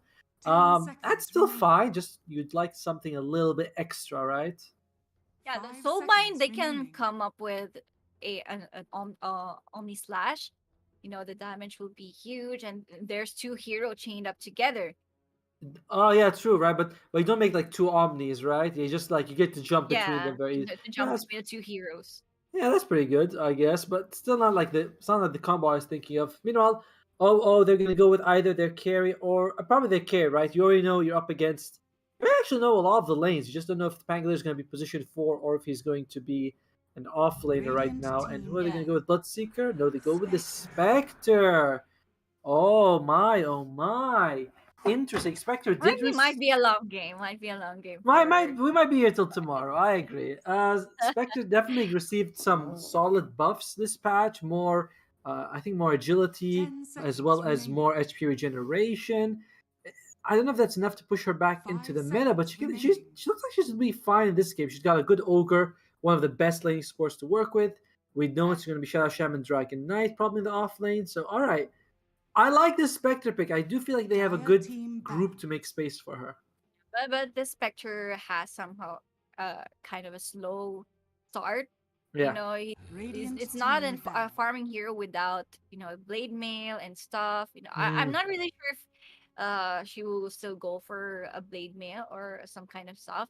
And speaking of the lane, Pangolin can struggle on this one because that spam coming in from the Augur 10 Magi. Yeah. seconds remaining. And Pangolier, his damage from Swashbuckle is physical, which which 5 Ogre Magic can seconds just remaining. dodge. Spectre also has Dispersion, so she can avoid quite a bit of damage from Pangolier. It's like, it is kind of tough. And Red Doors, if you look at them, their Dire lockdown is team not ban. amazing. It's Storm, Grab, Grimstroke, Inkswell takes a while for it to like be active. So I like O's draft more. Tanky people, Yeah. good lanes, good tower push. A Red Horse definitely a much higher ranked team, but in terms of drafting, I'm just feeling O's draft. We'll see 10 what the last pick seconds for both remaining. teams are gonna be. Mid lane for OO, Red Horse 5 looking at seconds maybe a remaining. position 4 or an off laner. I'm a fan of a Trend Protector just because of the overgrowth, that direct lockdown, BKB piercing, disable and stuff. You can just heal your towers, just because the draft of Team OO is basically a push draft. Trend Mm. Protector can just heal, you can just defend your towers. Yeah, that would be interesting, right? Fred Horse decides to put the Grimstroke on a 4 and get that 3 Protector. He's pretty good with a Juggernaut as well. You get a good amount Yeah. of slow. And I don't Radiant know, though. I team feel like Grimstroke is also pretty good with the Juggernaut as well. So I definitely see it going either way here. For they definitely need a mid laner unless they put Dragon Knight there. I prefer seeing Dragon Knight in the off lane. Do they go with the Hoodwink? Position for. Do you consider a Bloodseeker here for Team OO, just for the Pangolier, because there's no hero for Team OO to stop the Rolling Thunder. Uh, I don't know. I'm not a big fan 10 of seconds like in this remaining. draft. I feel like you have the Spectre. I feel like you need something mid lane that can make a lot of 5 space. Like seconds the remaining. Leshrac weak favor band. There's still a lot. The Spirit Brothers are all there. Who they go with? Maybe you're right. It's gonna be You may It's gonna now be the Void select Spirit. your heroes. I felt like they might be going for something like that. Just a little bit of a space making hero instead. I don't mind picking Bloodseeker early. Like if you build the draft early, but I think as your last pick, Bloodseeker, it might not be worth. The draft wasn't built for it, basically. Yeah, So we'll see. I do We'll agree. I agree. love the stuns from OO. Very Eastern European style, where it's just like a lot of stuns, a lot of team fight. Red Horse, not feeling the draft as much, I will say. But they could definitely take this as a game as well. I'm feeling OO's draft a little bit more though. I'm gonna go with OO. How about you? Yeah, same with me, because but the thing here for Team OO, for the Void Spirit, the job here is to go to the back lines, but the two supports of Team Red Horse is, it's not that easy to go up against them, especially the Hoodwink. Mm, You yeah. can't you can easily kill a support for Team Red Horse. But they of course you have Spectre. It's like you have a lot of ways of finding them, and Voice Spirit's so mobile. So yeah, I we'll see how it Oh. goes. Gil is probably going to be a bit more active than Magic, though. By the way, like Gil is, Juggernaut. When you have your ultimate, you tend to go Omni Slash, go back in jungle. So I do like that a little bit from them. And by the way, they did do a little bit of a switcheroonie. Hishiko is playing core in this game. I think heard her say that. Oh, they switched up their Yeah, role. she's playing the Dragon Knight instead. And Ogre, that's a pretty good win rate. Last year on the Ogre Magi, not Yeah. didn't have quite the best performance in the previous game on the Lich. We'll see if she can remedy that this time around. Yeah, because Lich is a very vulnerable hero, so we can kind of Prepare understand for what battle. happened to see on the last game. But I have to point out here that Mary is using that Storm Spirit. It's one Mm. of her comfort and signature heroes. She's very strong with this hero, so I'm kind of excited to see what Team Horse is about to show us on this game. I just love the laning stage from OO. We'll see if that's going to be enough to push them forward. Spectre is gonna have. I feel like I've missed Spectre. It's been so long since I've been seeing Medusa, and she's always been around. Like I know I don't want you Medusa. I want to see Spectre now. She's the original. She's the queen, in my heart, not Medusa. She's the original carry queen. We'll see what they can do. Well, Hishiko. we'll see how it goes for this game, because just like in the last game, Timo had a decent draft, but the problem was how they executed it, how the laning stage went on. And for this one, I would say that Mary is a very strong laner, so Hmm. we have to watch out that mid lane. By the way, guys, the game is ongoing, but we have a bit of a problem with the observing. Apparently, the observer died, so may he rest in peace.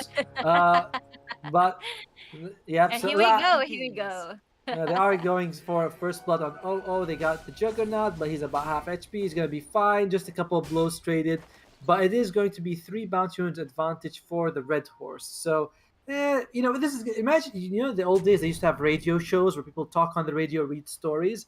This is what we're going to do. We're going to give you radio Dota, where wait, actually we're back on the camera. Oh well, damn it! I thought we could do that, but they're like, no, we're going to back. Okay, And once again, this is an elimination match for yes, these two teams. The the team that will win this one will advance to the grand finals and will be facing Team Roar. Yep, and if you're out here, you get 125 USD, pretty decent. But if you win, you're guaranteed 250, which is a lot more money. It's twice as much, I've been told. You know, I've done the math, and it is twice as much, in fact. Yeah. All right, so top lane Hoodwink and Pango versus the Ogre and the Spectre. I feel like it's gonna be very hard for them to kill Lasty. Like you got this beefy, big Ogre, chunky Yeah. boy. I like him. I don't know who's chunkier, this Ogre or my baby. You know, they're both. I think your baby is What? much chunkier. Thank you, thank you. But he's also a tiny bit cuter. So thank you very much. But yes, they'll have Yeah. they'll have a tough time getting through the Ogre. Mid lane, But this lane is the top lane is not like the same as the Sand King Hoodwink. yeah, lane. definitely. Like Pangolier just does not have the same like killing power with the Hoodwink, so I'm not as worried for OO. I feel like that Lasty will not suffer, and Spectre should be able to farm a bit. Mid lane, it's going to be the Void Spirit against the Storm Spirit, the Spirit Brothers. Yeah, you know they can. The thing that can counter a spirit hero is another spirit hero. Yeah, fight fire with fire. You guys. Oh, bottom lane. No, here she go. Is she gonna be fine? Oh, the breathe fire. I think I don't know if it missed or not, but she was trying to reduce the damage to survive one hit, but it was not enough. Hishiko is first blood. She is with the Shadow Shaman. This is a tough lane, to be honest. The Grimstroke and the Juggernaut is not an easy lane for them to deal. Surprisingly, they were able to pull it off and kill that Dragon Knight, even though he's very tanky.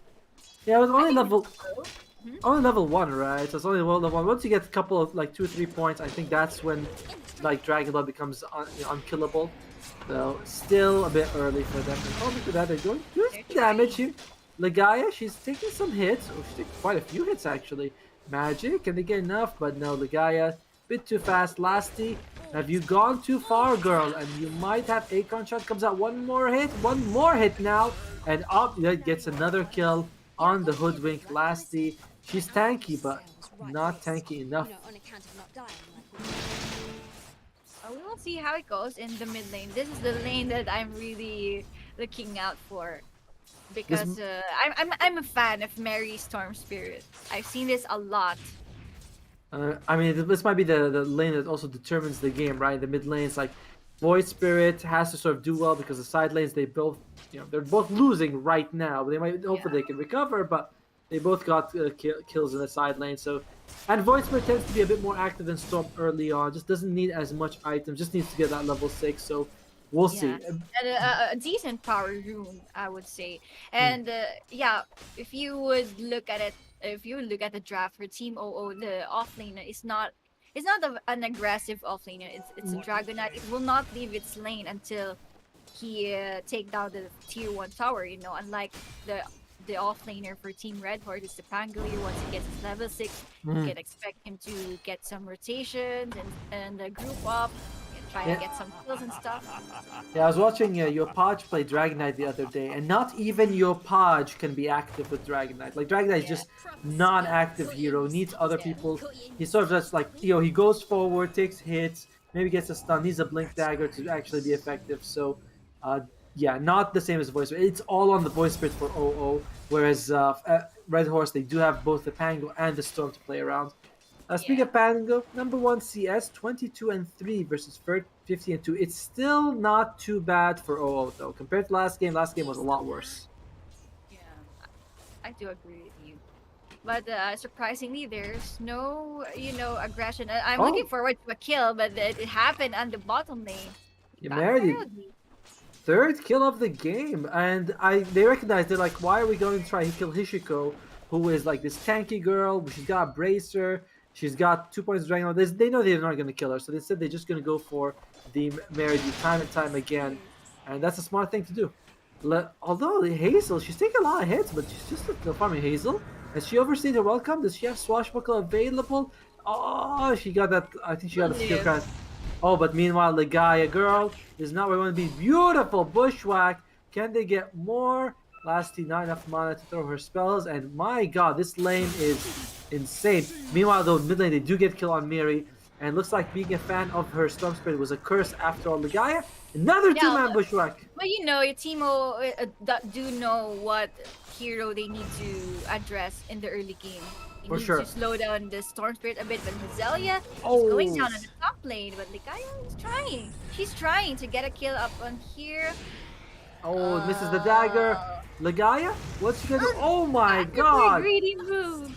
Well done by Lasty. And oh, Miri, she might jump. No, actually, she's only level 5. She She's wants only to hit level 5. she wants to hit level 6 from the creeps. She has the ultimate. Can she go for Lasty? She. Oh man, she's not. But bottom lane, they are gonna get another kill on Meridi. And I feel like at this point, Meridi should just leave the lane. Like, he should go solo.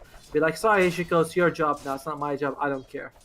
The ideal thing to do for the shaman for now is to go to their camp and stack for, for the Spectre or the Dragon Knight. Completely agree. Like, at this point, on dying on this one. yeah, it's like the first death, okay, that happens, no problem. Second, oh, well, looks like Voice Spirit just doing some action, just scaring Miri a bit, being like, yo, I can kick your ass if I wanted to, but I'm not going to. I'll let you go. But yeah, I agree. Meridi at this point, just going bottom is just kind of like giving free kills. And oh, they are a bit stubborn with their lanes though. We saw that in game 1 as well when they were playing last year on the Lich. They just kept going. She kept going top, kept losing her life, but kept going top. So I hope that Meridi, eventually was like, yeah, I'm leaving the lane. Sorry. By the He's way, kind of behind in terms of level because it's a very important thing to do that you hit your level 6 early. yes, and yeah, like it's really like especially like Shaman level 6 get those fast towers, huge Yeah. deal for them. And the But- dragon form for Dragon Knight. By the way, look at the Spectre CS really dropping behind now. Only 23 and 3. Like the nearest is 36. She's just jungling as well. She's not actually even in the lane. Like she is kind of scared. I'm surprised though. I wouldn't think a Spectre would have anything to fear about. She's maxing out Dispersion, going 1-1-3. Okay, Lasty. Nice. Stun coming out. Bushwhack lands. Lasty, I guess this is... She's still surviving. She's still tough to bring down. Will she be... Oh, Gil gets another kill on Meridi. We've talked about this. And alright, Spectre going to go for the kill on Legai. Can she get it? She has the ultimate, but not enough mana. Legai taking quite a few hits, so you cannot juke once you're being Spectral Dragon. Legai looks like she might be able to make that. Oh no, my god, still! Can she get this? Needs one more hit. Magic gets it. Very impressive kill for her. Lasty died, but who cares? It's an even situation for the two carries for Oh. the both teams. But Mary will drop down. Oh, Damn, what that is... happened? That's 2 kills like this. By the way, Void Spirit is ranked 1000, so she is she's no joke. She knows what she's doing with her hero. Yeah. Highest ranked player on OO, I believe. So definitely, like, you should expect these sort of plays. And I'm glad to see her play on this active hero, Morphling. It takes a while. You can make plays late game, but early game just you rely on your team to make space. And this game showing up on the Void Spirit. Meridi, I hope she's done going bottom. I feel bad. I'm like, just stop going. You're just feeding bottom at this point. Yeah. There you go. She's stacking. I think she's watching the stream. Radiant are scanning. Yeah, she's like, And that's the ideal to do for now because she's kind of feeding the Juggernaut. mm. And this is they can transition this hero into an aggressive one, but wait. Oh, Ishiko. Looks like she's just gonna be fine. Oh wow, another. Yeah, 2-man Bushwhack, pretty good. It's a 3-on-3 lane, but I don't think will want to take this. They are definitely significantly low on the... Oh, Spectre uses the hunt. I think she's trying to escape. She does... Oh, Lasty's here, but Lasty, what? You don't want to be here, Lasty. Meanwhile, Spectre, where is she? She went down to the bottom lane. Oh, here we go. Voice Spirit, though. The raid boss is here. Giga Chad mode is on. Lasty does lose her life in the bottom lane. But Voice Spirit, is he going to go for more? The guy looks like she's going to lose her life. Remember, she is Spectral Dragon. Gil does not have the ultimate, does not have the Omni Slash. They're gonna go for Gil. She's going to go for the kill on the Dragon Knight. Krishko still pretty tanky, but 9. Yep, she's gonna lose her life.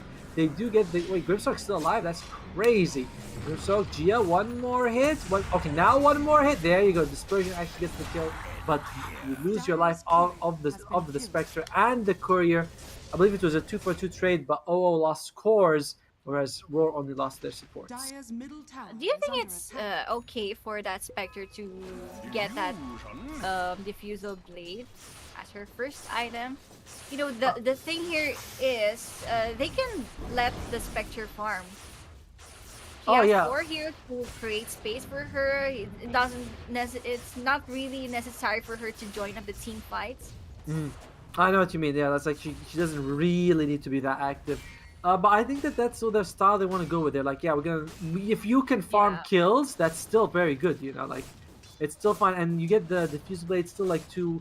She's just a few goals away from that diffusal blade, so Yeah, it's a solid increase in your damage. I yeah. don't see a problem with it. I get it. I get it. Yeah. Dire's bottom tower But is Gil, under attack. Gil is massively farmed, by the way. I feel like a lot of it goes down to Meredy dying. Like Gil is 5-0-2, and that's And the thing is, it's not just a shadow shaman that keeps on dying. They do also get that kills on the dragon knight. Radiant's middle that's tower true. Both is of them, both the Shadow Shaman as well as the Dragon Knight.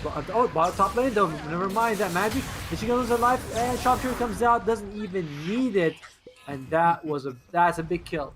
That is a Radiant's very middle big kill tower is under because attack. you cannot afford to be Radiant losing your structures carry are like that. fortified. Shadow Shaman, I think she dropped her Serpent Wards in the mid lane. Might be going for Dire's those bottom for tower that is tower under there. attack. Radiant's middle But tower They're is huge under defense. attack. Oh, they- it's Lee Kaya? the guy definitely gonna lose her life here. No way in hell she's gonna make out. Gil is here. She feels she's the teleport. She's here to fight, but she's alone against 4 people. Kind of risky here. So Soulbind comes out. Big swell on Gil. This might hit on someone. It looks like it is gonna hit. Oh, big jump by Storm Spirit. Loses all her mana. Mira, what are you doing? But she might be punished for it because Void Spirit. Oh, Void Spirit's got the regen rune, uses it in time. And oh, she's trying to take the hits to save her ally. Beautiful play by the Void Spirit. Kill. Yeah, you're gonna get the kill on the Shadow Shaman, but can you make that alive? Spectre's here with the ultimate, and looks like Gil is gonna lose her life. Spectre going for more here. Gia, can you make it out? Nah, I don't think so, Gia. And Hazel might even be losing her life. There's no ultimate. Storm Spirit is all the way back in the base, and Gia's gonna lose her life as well. Beautiful play by the Void Spirit, taking the Omni Slash damage and trying to like. Yeah. I love it. I absolutely love it. To save that shadow shaman, but that's a good bounce back for Hijiko. She got that big bounty with that kill onto Gil. Yeah, big recovery. All of a sudden, Hishiko, who had a very tough game, suddenly he gets the most out of that fight. And look at the net worth. Oh. Suddenly went up, right? I know, this is good. I mean, this is the first time I've ever seen Red Horse potentially losing a game. This is the first time I've even seen them fall behind. So I'm on the edge of my seat. The camera's on, and they'll see me like sitting on my toes right now. Dire's top tower So, is It's still under early attack. to say this because that's the first death of Gil. True. And Mary's still catching up on her items and stuff, but Void Spirit they can see But everywhere. What is he doing right now? oh, Minotaur top lane, beautiful. Oh, the jump. Nice double jump though, but now you don't have any sort of jumps left. Can she just put Silence comes out? Yeah, that's gonna be a dead Void Spirit. Oh man, good try to just the jumps away, but not enough. Very nice layering of stuns by Red Dragon. I think that Void Spirit actually used her spells, so that's why they were able to get the kill here. Like her basic spells, the Simulate as well as the Simulate was used. Oh well, bottom lane they do get a tower trade. Good move for Red Horse though. That Good kill. move indeed. Yeah, I would like to point out also their warding. You know that on the top lane they do have a good vision. That big the big space for the jungle. They can just invade this one, and their next objective will be the mid lane, so they can have the better access onto their jungle. Storm was thinking of jumping in, but only goes for the courier instead.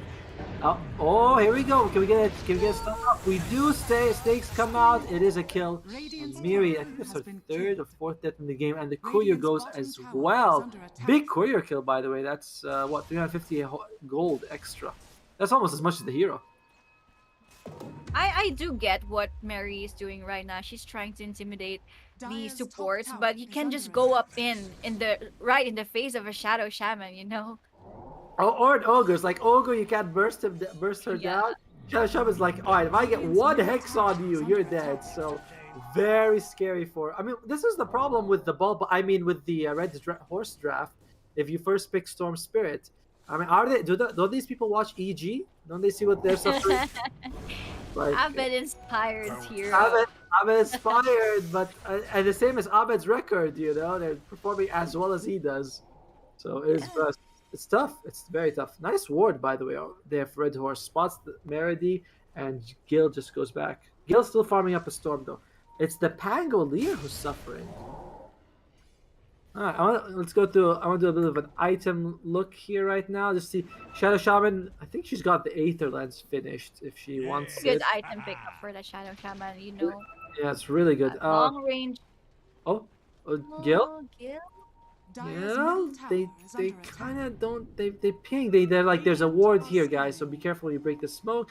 Gil spider sense. You know, she's like I'm feeling Dire's something top going tower is on. under I don't attack. like There's no this. heroes showing up on the maps. Yeah, she's like I don't like this at all. So I'm just gonna leave. Oh well, it's all right. I mean, a bit of time wasted for OO. So but at least they forced Gil out as well. Yeah. So item. Ogre is going to go for the Force Staff. I kind of feel like Glimmer Cape might be better because Force Staff you can't usually force out the Omni Slash. Sometimes you can, sometimes you can't. It's a bit random. Voice Yeah, the chase from the Storm Spirit will still be there even if you force out. Yeah, you can like reduce the Or damage. tap yourself out, yeah. I I don't- think the objective now for Team OO is to reclaim their jungle area, de-ward that top lane, and can just take down a tier 1 tower on the top lane. By the way, Voice Spirit very close to Aghanim Scepter. Literally 300 gold away. Huge That's game item. changer. That's a Yeah. big one. If you can get on you can jump on the Grimstroke. Even the Pangolier, you can silence him. Dragon Knight has the Blink Dagger. Is going to go for the Shard. Nothing incredible there. Spectre very close, not very close. Sorry, she's quite some way away from the Manta style. On the Radiant side, Hoodwink is going to go for the Force Staff, but she's also quite far away. Doesn't really have any items. Oh, mid lane though, Hishiko. Sorry, not Hishiko. It's going to be the Void Spirit loses her life. Unfortunate for them. Well, it's not too bad for OO, although definitely not a kill you want to give away because now they give them the mid town. Like you said, this is big access. To the both of their farming camps, you know, not just the big side of the jungle, but especially the tri-camp. That's the comfort or the safest place for the Spectre to farm. But Oh, what? This is risky. This is very risky. Two versus 5 fight Spectre doesn't haunt, but Hishiko might be. Oh, well, at least the haunt saved Hishiko a little bit. Spectre is here. Magic, can you get it for the kill? Oh, nice. Lassie coming up from the back line. And there's your Ogre. There's your big girl. She's taking all the hits for the team. Legaia might be losing her life. Magic needs to throw a dagger for him to keep vision, but look my at life. that Donkey Hero. I love It's it. And Lassie. she's like, all right. I love how she just came from behind. Like you wouldn't think Ogre coming would make a big deal, but she just shows up like, all right, stun, hit. Don't This even. be too deep for Team OO. They can keep on chasing a Storm Spirit. Yeah, they're just gonna go back now. Drop a sentry, but it's gonna immediately do what. And I think overall, OO's okay. They lost the Void Spirit and they lost Meredy, but then they got 2 kills. But losing the mid tower is a loss. Definitely, Red Horse is gonna be happy with that. So, but it's not too bad. You know, they were able to stem the bleeding a little bit. Oh, smoke again. They really want to keep getting kills. What are they gonna go for? Spectre is risky. Shadow Shaman, an easier kill for sure. They Because can go Mary for- has this Orchid Malevolence already. Touches magic. Magic, that's a lot of damage. She does have max dispersion, but I think she's dead anyway. And Meredy, buy one, free one bit, ladies and gentlemen. I decide to die. I go down with my captain, you know, and looks like she's gonna lose her life as well. Definitely a bad moment for them. And oh, Lassie might be losing her life. Spirit Vessel up, but it looks like she's just gonna be fine at least. And damn, where's Void Spirit? I haven't seen Void Spirit for a while actually. She seems to be Farming, I think. just got the Aghanim Scepter, has 500 gold as well. This what was it called? The Phantom's Embrace from Grimstroke is such a strong spell against Void Spirit. It's like, oh, meanwhile though, it's sneaky going for Roshan. Oh, do not have that Spectral Haunt, but they do know. Oh, the Aether Element was just not long enough to get that. They do know, they do know. Yeah, I mean, they know they're there, but they were hoping to get a little bit more vision out of that. And you look at their team fight, not amazing, by the way. Like, what is exactly they They do? need to pick up one hero first before they can continue that Roshan. What? Right? Voice Spirit. It could be silencing. He is silencing. It's a bit deep though. Does we have any help? Oh, the Sharpshooter comes out in time. Oh, they lose the Void Spirit. Maybe the Orchid first. He needs a Mule Scepter. Right? Like this Orchid item on the Starship getting him. like I said, she does have the Orchid, sorry, the Yusiter queued up, but going for the offensive option has backfired a lot, and suddenly Red Horse taking the lead, taking the Roshan as well. It's not doom and gloom. 2K advantage to 21 minutes is not the biggest deal, but it is showing Red Horse slowly taking control of the game, and that is worrisome. 52%, 53%, not the biggest deal here. It's Yule Scepter on Voice Spread is much needed though. Mantistar on the Spectre as well, just so you can dispel all those Orchids. Okay. But the nice thing here for Team O is that the Spectre can farm. She's done a good job. Magic just He's the had insurance hero of Team OO. Even if they're losing for now, you know, they can just let her farm and like drag the game until the late game. Slow it down a bit. Is under attack. But do you think that's like? I mean, I know Spectre is always considered like a very hard late game option, but Juggernaut is going for Silver Edge. I don't know if Spectre can really handle the Juggernaut, you know, Silver Edge break followed by Damage. yeah, like and Juggernaut's useful right now. Bottom lane though, they're all teleporting back here. He will react. Oh, the snakes drop. They're gonna do some chip damage to the tower, but it's not gonna be enough. Lasty, Still has Aegis. yeah, she's gonna be the sacrifice. Lasty, she's even running towards them just so that they don't follow her team. I like that a lot. You see sometimes when a support dies and she runs towards her team, and the team is like, yeah, so you run the opposite He's a direction. Like, living sacrifice. I'll run over there. I'll distract them, everyone. So Yeah. pretty good. Although, oh, okay, I thought that was an observer. Yeah, a little bit of chip damage to the tier 3s. Not a big deal for Red Horse. They are pushing the advantage now. 3K. Oh, it's scary. Aegis still has about, what, 3 minutes left? Yeah, 3 minutes, 20 seconds. Top lane, though, they are going to get the jump here on the Hishiko. Hishiko, the break comes out, sharpshooter, and Hishiko is dead. Hishiko not having the game that you Tankiness of that Dragon Knight is not a problem at all for Team Red Horse. If you have that hoodwink, you know, that break. Really Yeah. break her up. I mean, she's gonna go for the BKB to counter that, but like you said, like she's, you know, she's broken in body and maybe even in spirit after all these deaths. Most deaths, most deaths on the core at least. The thing here for Team OO is that later, you know, Spectre when she uses that hunt, the only vulnerable hero for Team Red Horse is the Grimstroke. Like, he can't keep on chasing a hoodwink. Oh yeah, I mean that is nice, right? But I feel like right now on OO it's just that the lack of team fights kind of scary for them. And Void Spirit going for that Aghanim Scepter, what was supposed to be like a snowball item ends up being like, oh, I can't fight. Died, yeah. Yeah, she died like 2 times and she's like, oh, I can't fight, guys, I'm sorry. I gotta get a Yule Scepter now, I can't fight anymore. And like, Try. yeah, Void Spirit was making all this space for the team and suddenly she's just not doing anything anymore. It's a very worrisome thing for them.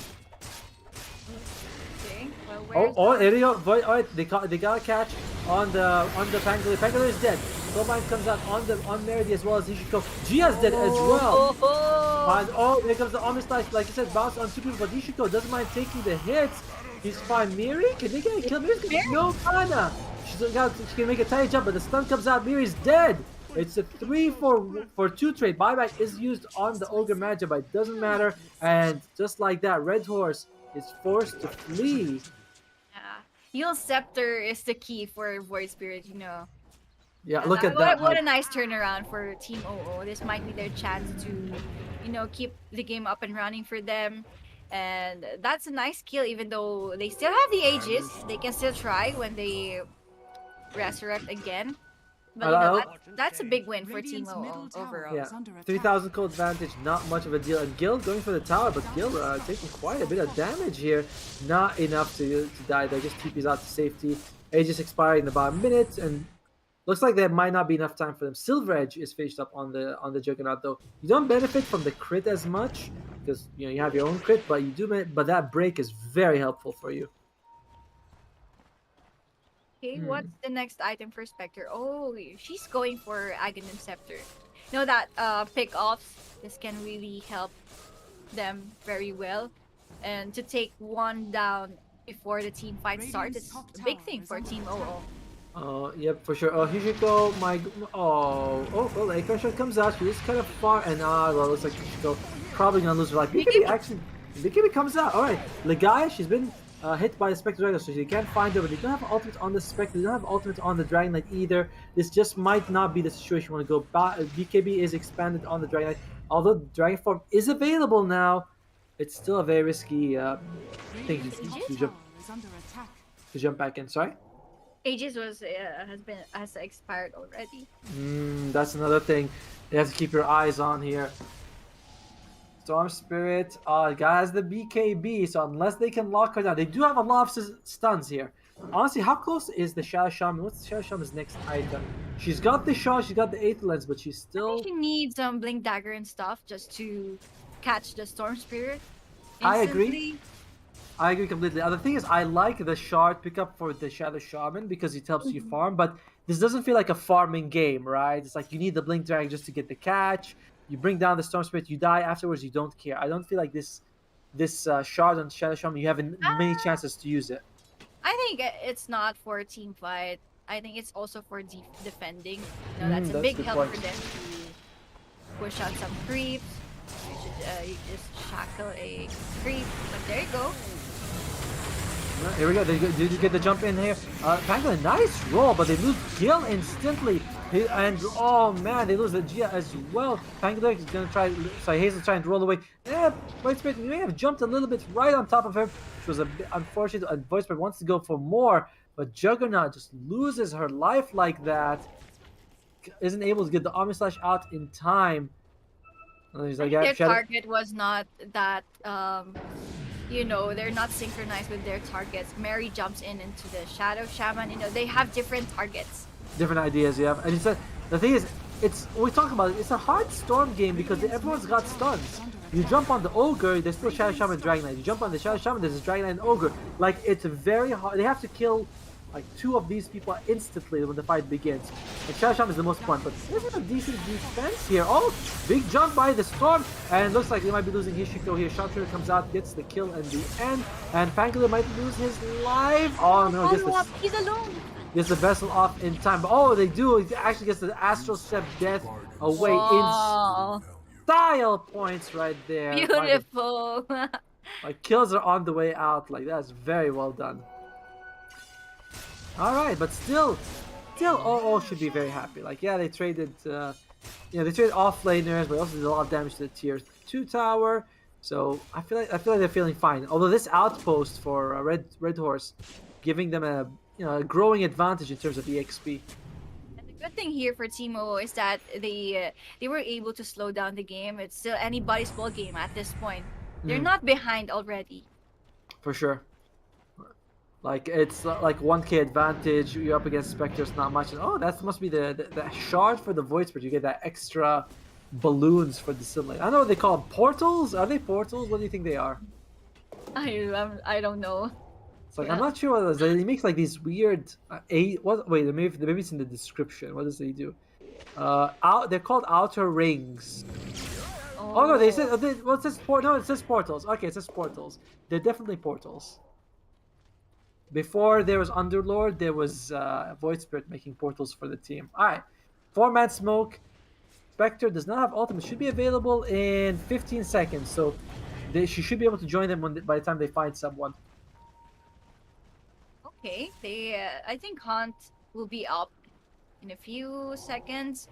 By the way, This is a good chance for Team OO to force up a team fight. Still no Blink Dagger on the Shadow Shaman. Needs about 700 gold away here. It's going to have to be... Oh, Pangolier, that might be in trouble. Nice jump. Instant death on the Pangolier. And that's 50 seconds without your biggest team fight. Hazel dead. Roshan up. It is all looking good for OO. Bottom tower is under attack. Okay, but the thing here is they need to watch out for that storm. What do you have here? But I think they don't have any plan to contest on this one. Marius is still in the base. They got the Aegis successfully on their hands. Magic kind of needs it. Like if she gets broken in a fight, she can be bursted down. Suddenly, all that network is useless. You get an Aegis. Even if you get broken and you die, it's okay. You come back. They don't have. I mean, they have 2 breaks, but it's hard to use both. One for each side. When I'm on top lane though, Hishiko, Magic comes with the ultimate. There's gonna be almost like Hishiko. Hishiko's very tanky, but actually the jumps go to the Spectre illusion. And oh, can they catch a kill? Oh, Gil almost. They're not gonna be able to kill. They are gonna get the Use that supports shackle. though. Yeah, they're not gonna get the supports though. Magic needs one hit on the guy. She's like, I know you're there. I see you. She's invis. Holy crap. But Pangolier loses her life. Hazel does not have that same advantage. And Magic, she's like, I know you're here. I know you're here somewhere. I can feel it. It's a hide and seek game. And Legai, there you go. Legai makes stuff. She's like, oh my god, that was so scary. Woo. But it's still That's a mini heart attack for Ligaya. it's still a big trade for OO as they take more and more of this advantage right now, getting the tower, getting the 2 kills as well. Oh, and they're going high ground. Oh, Gil, very What a far. turnaround for Team OO. This would be the worst placing for Red Horse in their turn in the FSL history, going out to 3rd place. But they are defending. Nice soul bind come out, but Storm Spirit is shackled. Storm Spirit is dead. Storm Spirit does not have buyback. Beautiful 3-man ink swell coming out here. They But still have Aegis. they do have Aegis, you're right. And oh my god, just look at Legai, they explode. Alright, Storm Spirit does have buyback, uses it now. When he jumps in, they might get a kill on Magic. Storm Spirit has BKB is used. Who's he gonna get a kill on? They lose the Lasty as well as lose the Lasty as well as the Void Spirit and Spectre. I'm not sure is she gonna be able to make it out of this situation. Oh, But that was an expensive death for Team Red Horse. It cost them the buyback from Storm, but it's still a win situation from them anyway. Yeah, for sure. If it's either buyback or Rax is in the game, I think they'd be very happy with what they did. So, Red Horse, it was a bit of a dive from OO. I think they could have stuck more taking the towers. They fought very close to that tree right next to the tier 1 in the mid lane, and they kept getting bushwhacked and getting hit by 3-man ink swells. That cost them a lot. So they need a little bit more discipline moving forward. It's still, as for me, it's still anybody's ball game. Team Red Horse is not losing on this one. They can still bounce back. Oh, definitely. Right, The most important thing here is that Mary can't die.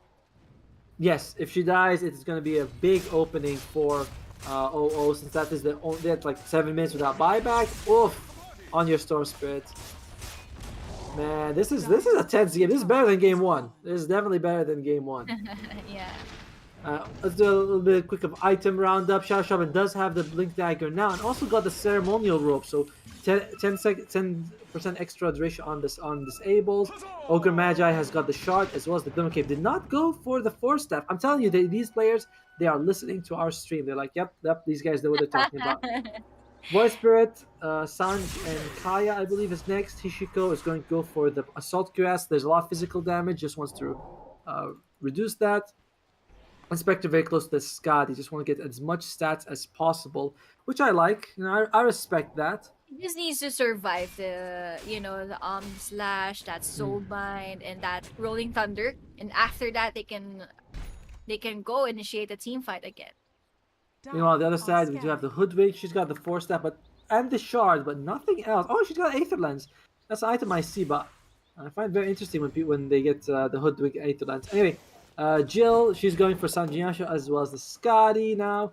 Storm Spirit has the Kaya available, and we're going to go for Sanji. Very mirror items, Scotty for the course, Sanji Kaya for the mid laners, and Grimstroke. She's got a Ghost Scepter, but she's got nothing else.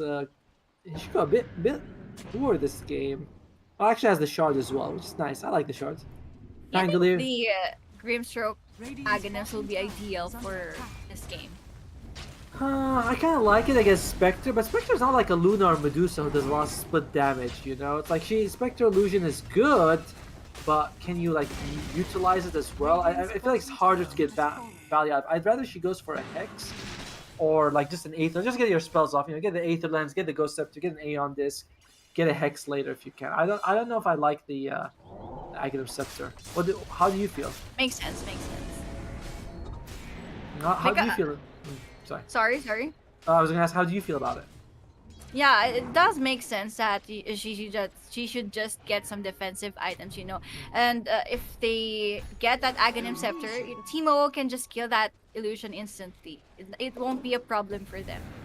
I believe it's a strong loop, so you can't hex it away. But even then, it's like, it still takes a lot of damage extra. Yeah, the only thing that Dark Portrait can do is to target that Shadow Shaman because she's the most squishy hero. You can target an Ogre Magi. That's true. Like if you send to, I mean, you can actually melt the Shadow Shaman quite easily with that bonus damage Spectre. Oh, well, it has been a bit of both teams kind of quieting down. Red Horse, they are waiting for the buyback on the Storm. They're waiting for they already took out the Aegis, so just waiting for the Storm. They do not want Storm to die. They don't have buybacks on anyone except the Shadow Shaman. So it's a little bit risky. The next Roshan will be very important for the both teams. It is going to be the third Roshan of the game as well, so it could have a Refresher Shard. Refresher Shard on the Shadow Shaman. You just go, drop 2 snakes. That's a rack, so no matter what they do. So, very, very, very scary. It's going to be the Aghanim Scepter, which also a very good item. I don't know what to give it to this game, though. I guess Shadow Shaman also. Ogre Magi is kind of good, but probably goes to Hishiko. Actually, BKB for Shadow Shaman is also idea because he needs to survive. She's the only lockdown for the team. I wouldn't say that. I mean, you got Void Spirit, you got Ogre. Yeah. She needs to live. Yes. She needs to survive. Yeah. So Yeah. I think BKB, if she can farm. I feel like Aeon Disc is also an option because Aeon Disc. because it's like if you have BKB, then suddenly you're still like Omnislash still kills you every time. So it's like maybe maybe an Aeon Disc is good against both. And actually Pangolier has an Aeon Disc and go for the Greaves. I kind of like that. I do think that I like how Hazel's like. Hazel's like, I'm not getting kills anymore. I just want to disrupt people and I want to stay alive so I can get my ultimate off.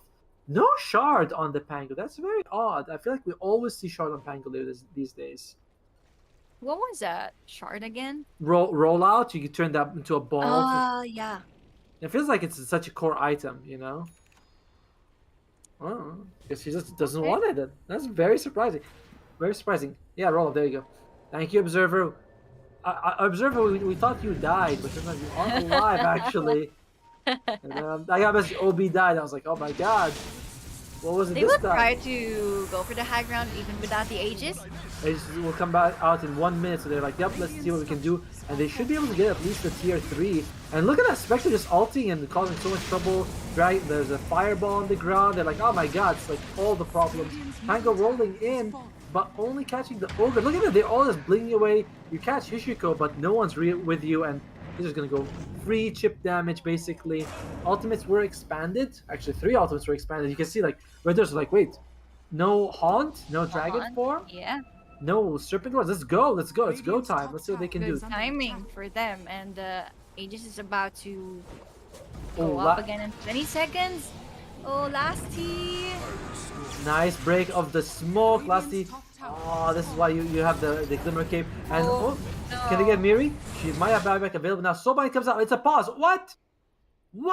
Puppy pause? What's going on here? Maybe they're lagging and our stuff. Pure tactical, I tell you. It's all tactics. And immediately it was like Miri was. We're gonna be on camera. I had like my foot up there. They're like no warning, just straight away. But yeah, yeah. I just want to share that there's a heavy rain here in the Philippines, and when it's raining, the internet is really messed up. You know, maybe they're having some kind of internet issues and stuff.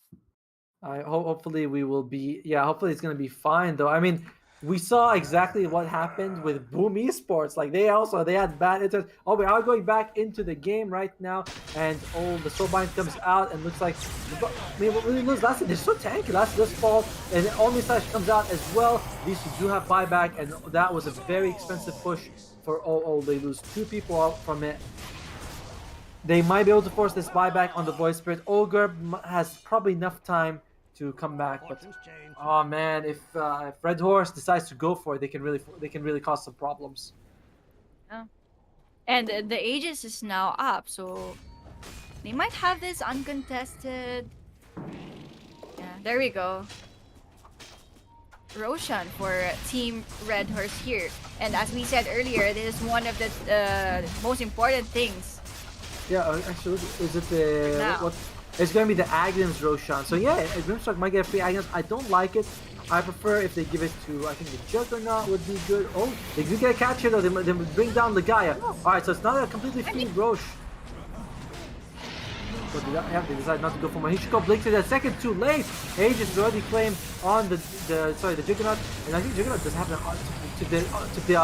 Aghanim Scepter.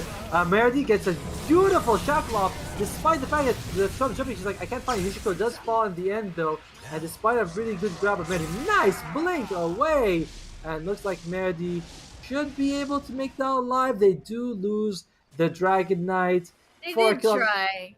Right, it's like you try. If it goes well, it goes well. If it doesn't go well. But I think that's not a good idea for me because you don't have that void spirit. By the way, in the end, it turns out that Source Spirit was the one who got the Aghanim Scepter upgrade. So she was gonna buy it when she's like, nah, don't need any more. I got a free one.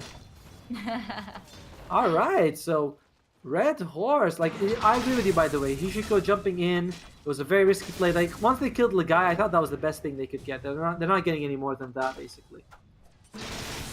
And the thing there was, Gil has Silver Edge already, so can't really tank up all the damage. Yeah, Silver Edge. I mean, she's got the Skadi as well, right? And like Sanjin Yasha. She's just so damn tanky. I miss the old Silver Edge. Like, the new one's just damage, though. It's not as good as the old one. Well, game is dead even. It is literally like dead. What the percent chance to win is 54 to 46. It went back to Team Red Horse. Yeah. Right? Like, this is like my heart rate right now. That's the win rate. And yeah, Red Horse just taking a little bit of advantage, both EXP and gold, but it's not a big deal. Like, can we look at buybacks? I think buyback is the most important thing right now. And yeah, everyone's saving buybacks. All of the Dire Squad has buybacks. 3 of Red Horse has buybacks. And Gia is about to get buyback as well on the Grimstroke, so it's a very tense game. By the way, Grimstroke is going to go for the Aghanim Scepter, so she wants to make that Spectre copy. We'll see what she can do with it. Yeah, I think they can instantly kill that Shadow Shaman, but she already has defensive items, so let's see how it goes for Team Red Horse. Yeah, I don't know how I feel about it. I honestly don't. I don't love it, this Aghanim Scepter. Maybe Twitch chat will give us good advice on whether or not this is a good Aghanim Scepter. At first, I thought it was a good idea, but if you can picture it out, that they can just kill that illusion easily. You have that Augur Magi, you can control the illusion. You have the Dragon Knight, the Void Spirit. Speaking of Ogre Magi, only level 17, about to be hit level 18. This is definitely one of those games where you wish you went Midas on Ogre Magi, It's like, man, 42 minutes in, I wish I had a Midas right now. I'd have farmed so much. Neutral items, Grimstroke's got the best one. She's got the telescope, so everyone on her team is going to get a benefit out of that. Nothing too impressive on OO side. They got the Timeless Relic on Voidspit. That's a nice one. And Witchbane on Spectre, so she does so much damage now, like through burning stuff. Nullifier coming out on the Spectre. I think you can. Wait, do they have? I think she's gonna go for a Grimstroke. Just remove those Glimmers, those Ghost Scepters, the Force Staff. There's 2 Ghost Scepters in this game on both supports. Hoodwink also has Ghost Scepter. It's like at that point you're like, oh my god, this is too much. I'm annoyed. Just die. Supports are supposed to die, right? Yeah, but in terms of late game, who would you prefer, Juggernaut or Spectre? I mean, 10 minutes ago I would have said Juggernaut, but we're entering the phase of the game where Spectre's just so farmed. She's got so much items, and she's just a tanky hero. Yeah, she can be broken, but she just got so much. I'm wondering if she will still buy a hard Terras. I always like Heart. I think overall though, I still prefer the Juggernaut. The heal is really good for your whole team, and Omnislash is just an amazing ability. I think I prefer the Juggernaut, but it's a lot closer than I thought it would be. Alright. By the way, Juggernaut getting 6 slotted at this point. He's like, what do I buy? I'm out of items right now. And I guess you sell the wand and then you place. He's going for Skull Basher, Abyssal Blade and stuff. Yeah, you can get like a moon shard, eat an Aghanims, eat a shard, get Aghanims. Oh, there you go. I love it. Oh my god, Lasty, poor thing, is gonna lose his life. Oh, still level 17. I thought she'd be at 18 by now. Yeah, I by the way, I missed this talent. I know a lot of Storm Spirit now. They take the other talent, the Vortex jumps twice, the Overload jumps twice. But I miss the old Ball Lightning. You know, you used to see them just push out a lane, just defend it by itself. It was so much fun. You can just TP, right? While Right, you're yeah. in the ball lightning. Yeah, it was cool, but now people are like, no, we got the shard, we get the overlord. Like, no, that's not how you played. You played the old way, the better way. All right, so it's game is in a pause though. But neither team really interested to sort of like try to end it, try to go for more. Both teams realize that yeah, if we lose the next fight, this is an elimination match. It's very risky. We win, we double our Yeah. money. And both teams are like, yeah, I respect what the other team has. I worry a little. Mhm. I do worry a bit more for Red Horse. If the Shadow Shaman can get like a few items, they might just be able to push. And she is going for the BKB, like you said. Yeah. She needs to survive on this one. Just it's not like that she needs to drop down that serpent wards and she can just die. No, she's her role is very important here. Yeah, and by the way, she's also got the Psychic There's Headband. double And damage rune. will I see it in time though? I know that Shadow Shaman went to the bottom room and she's like, nothing there, guys. Oh, here they go. They might catch someone. Okay, big jump on Gil. This is massive. They can get the kill on Gil. Gil's gonna fall. Oh my god, no, she is. No, sorry, no, Juggernaut. Juggernaut is down. Immediately says, get back, everyone, get back. And it looks like Pangolier is gonna roll out. Everyone's just gonna be like, all right, we're out. Mira does get the double damage on the Storm Spirit balled up, so a big kill on the Juggernaut, but it's also risky for them to push. They have no Yeah, Dragon Form. can you see that dark portrait illusion? You know, it deals a big amount of damage onto that Shadow Shaman, but they don't mind it at all.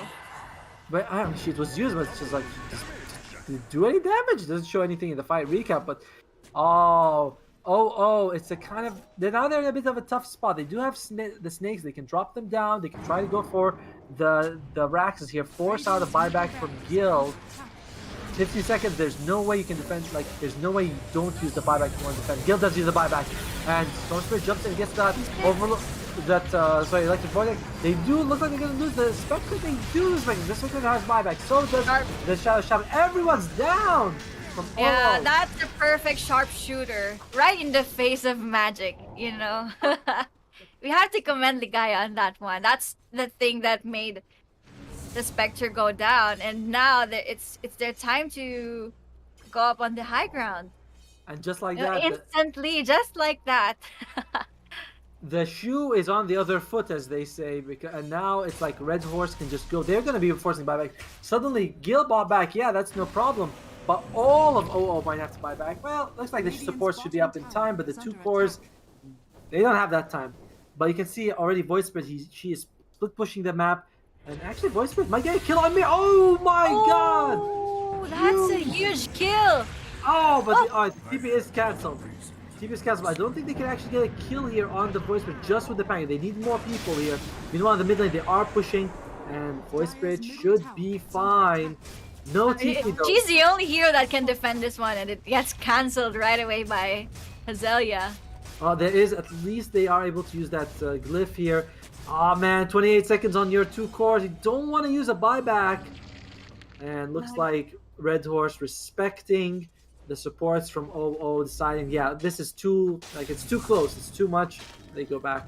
But there is 80 seconds with no Storm Spirit. I bet you were going to see the same thing. All of O is going to charge mid, and then Storm Spirit's going to buy back. Guess it's my shout. Yeah.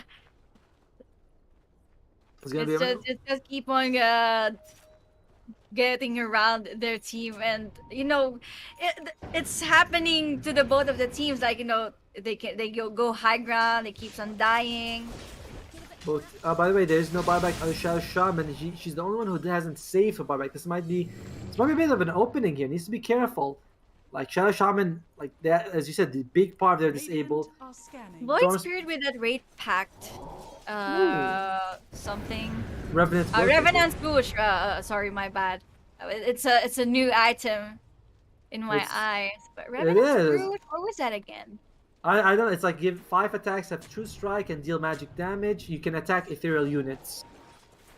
Oh. So you can avoid the ghost scepter. That's the benefit of it. I'd say it's a bit of an odd item, I will say. You know, I'm not sure if I love it, but they went for it in this game, and looks like OO decided not to push. They're like Roshan Oh, it is makes up. sense. It makes sense, Otomo, because it says here that you can attack ethereal units and deals no damage to magic immune targets. So with that Ghost Scepter from from that 2 supports, you can still do the damage, I think. If I'm Yeah, well, correct. yeah, it should be. And I think this is the 4th Roche of the game. And who will they give everything to? At this point, it's like, well, there's so many items. Shadow Shaman has the BKB. I feel like I'd give Shadow Shaman both the Aghanim Scepter and the Refresher Shard. You know, just be like, oh, Dragonite actually has the Refresher Shard. We'll see. Okay, Aghanim Scepter is on the Shadow Shaman. Refresher Shard, we'll see if they give it to the Shadow Shaman as well. Like, just take both, you know? Well, here we go. It's going to be pushed less than 1,000 gold advantage. 51 minutes in. My god, we've never had a game this close. Give the Aegis to the Void Spirit. Red Dragon, here we go. So Hishiko jumps in, and they do get a kill on Hazel. Hazel, no Mary. buyback. She did save money. That's insane. Snakes are dropped. This should be a Rax. And yep, it looks like the melee Rax are also going to drop. And wow. Hazel, not saved by big jump by the Void Spirit. Here, Gia. Takes a little hit, takes a little damage. She should be okay. No snakes on the Shadow Shaman. They might give her the Refresher Shard. Or not? Yes, they won't be giving the Refresher Shard. They're just still holding on to it here. Oh, big jumping by Stormcatcher. Two people with the Shackles! Holy crap, it's Shackle on the Storm. Storm does have buyback. Uses it instantly. Looks like they are going to get killed on the Sports are down for all as well as the Spectre here. And looks like they're going to lose everyone. But they do have buyback. They all have buyback, but what about the Voice Spirit? The Voice Spirit, the Dual Scepter is available, does have an Astral Scepter, she needs to use it, but it may not be enough! And Astral comes out, he dissimulates in time. He does, goes all the way to back, actually kills the Storm! My god, she is That's a dieback, right? That is a dieback. Dieback. And looks like Voice Spirit is still cool. Just takes a slice to the back. All the buybacks are available from OO. Will they use them? Take advantage. I just don't get this game anymore. I don't even understand what life is about at this point. Yeah, but the good thing for Team OO, they all have buybacks at this point. If ever Team Red Horse gets to go for the high ground, they can just buy back and go straight to Team Red Horse's base. I have to admit, I'm surprised they didn't give the Refresher Shard to the Shadow Shaman and they just dropped Serpent towards the bottom. Like, you could have taken two axes. But they were like, no, and looks like the sports are going to be up. Maybe he should go as well in time, but... They can just give this tier 3 tower. Yeah, but will they stop? I don't think they're stopping at the tier 3 is a problem. They might consider going for more Vengeful Spirit. Sorry, Void Spirit buys back, Dragonite buys back, and they are just going to TP out here. They don't have any Basher. And I think that, honestly, I think they should have bought back way sooner. Just go and take advantage of the dead Storm Spirit. Take the second lane of Rax. Like, they have Shadow Shaman Snakes available. They could have shard. You gave them the shard. Take the third Rax. Like, they could have gone all the way here, but now it's like Storm Spirit's up in 40, and they trade Rax. I don't know. I think they should have bought back instantly on all of them. What do you feel? As for me, Team Red Horse is. I think they need to force out a team fight after Mary goes in. Mary is alive again. You know. Yeah, but Mary's got no buyback. Gil's got one in like 90 seconds. That's and okay, it's a good thing that they forced out that 2 buybacks from Team OO. That's true. That's true. It's it creates such a big opening for both teams right now. But I don't know. I feel like OO could have bought back on everyone, charged and gotten like mega creeps just now. Well, one of the interesting thing here is we're going on a 60-minute mark. Like there will be tier 5 items coming out. I love it. I love Giant's Ring. What's your favorite tier 5 item? Apex. Here we go. Meredith gets a catch here. Can they get a kill on Gia? Gia might be dead. The Glimmer Cape keeping her alive. And it looks like... Can they get a kill? Nice. Stakes come out last second. and they should be able. Oh my God, that's Gia taking so much pain for the team. Buyback immediately on Meredy. Lasty also has buyback close to use it, but looks like she might Gil? not. Gil taking damage here, and all the snakes get the kill on Hazel. Hazel buys back instantly. Lasty still holding on to the buyback for the Ogre Magi. Where is poor girl? There you go. She buys it, she gets it down, the guy is gonna fall, the guy has buyback, but at this point they might consider disengaging here. Oh, Storm Mary! No, Mary Mary! doesn't have mana. Oh, Mary, no. look who's coming from the backline. Meredy's here. She might get a catch on Hazel or Gil. Oh, no, looks like she's not here in time. Meredy might lose her life. No buyback on a Storm. Give buyback for the Shadow Shaman. It is. It's a 4-for-4 trade. This healing ward doing so much work, keeping everyone alive. And there's Hishiko, and Hishiko's like back. We miscalculated. We're all dead, and that healing ward was clutch. No. Gil and Gia, the only people who have buyback in this game, and both on the Radiant side. Meanwhile, Roshan not up for at least 2.5 minutes. Whew. This game is crazy, I would say. What? I'm tired. I mean, imagine how the players feel. Imagine this is not the grand finals yet. Wow, my God. All right, though. 10k advantage for Red Horse, but doesn't actually matter at this point. Gil is an absolute. Everyone's an absolute monster. Everyone's like got so many items here, and oh dear, it is going to be a 3-on-4 defense. This, luckily for them, at least they have the two best cores.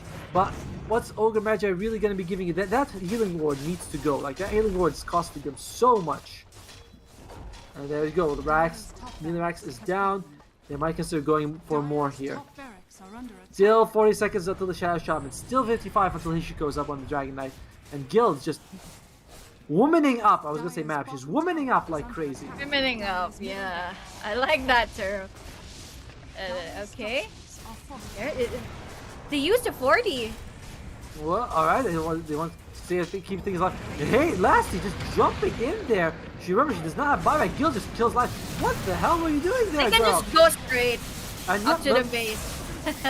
it's a 5-4 against 2, and suddenly I think this might be over. Can they actually? This might be over. I do agree. I mean, they're gonna get mega creeps here. They are gonna have 2 of their cores. I don't know what the hell Ogre was thinking, running in there. She used the wrong heads for thinking on that one. There's And the sharpshooter breaking her down, and it's a respect for Team Red Horse to, to get back off, and Hishiko is about to go up again. Holy crap! Look at that. Top range racks, top lane. Look at how much HP he's got. You know what I do? I just deny it. I'd be like, you won't get to my range racks. I'll deny it. Probably a bad That's idea. 11 HP. Alright, it's like, alright, let's not do that. Roshan might be up in 40 seconds to 3 minutes and 40 seconds. Oh man, those. Oh, I feel like they had an opening earlier in the game, but they just can't slip through their fingers here. Again, it will be a do or die team fight for the next one. They don't have any buyback, just Jill and Gia. And yeah, this game is giving me headache already. Right? It's like, oh my God, can we pause for the casters to, like we're all pausing for, Can we just rest for a moment? think of the casters. Red Horse is probably going to try, might consider waiting for the the tier 5 items. What they want to do is like they get them, they pick them, they instantly end the game before OO has a chance to pick up any, like you said, Apex, Giants Ring, the Force Boots. There's so many good options for them. They might say like, all right, we're in a good spot, let's just get them. But oh, Jill, she's just gonna go hit the racks, one hit, and that's it, samurai style. Oh, there you go. And up here is like, I'll get it. There you go. He forced out the BKB for Hishiko, and that's a good thing for Team Red Horse. That will give up the opening to... They can just go up straight to the base. Hishiko doesn't have a buyback. They have that sharpshooter to break that Dragon Knight down. She can tank up all the damage with that one. By the way, Gia bought an item. She's not saving for buyback. That's kind of scary here. And Hishiko went for the Force Blink, Overwhelming Blink, I believe it's called actually. Very interesting item. You get Overwhelming Blink. Thank you. You get jump in. You do your strength and damage. Interesting. I feel like those blinks are very expensive though. The Overwhelming Blink, the Arcane Blink. They're great, but they're just a little too expensive right now. Yeah. But here we go, Atomo. It's just a few seconds away for the tier 5 items to come out, and I think it will be a total reset again for the both teams. Yeah, but I just wonder, is Red Horse gonna give them the opportunity to take those tier 5 items? Because you put Apex like or on Dragon Knight, that's 75 strength, that's insane. With Giant Wings on Spectre, you put those Force boots. That's like too much. Even the Pirate's hat can like mitigate a lot of that gold disadvantage here. Just get a bounty win every minute. Yeah. I like the ward that was placed by Team Red Horse here because they're invading the jungle area of Team OO, and that prevents them from getting that tier 5 items, They only have that triangle camp.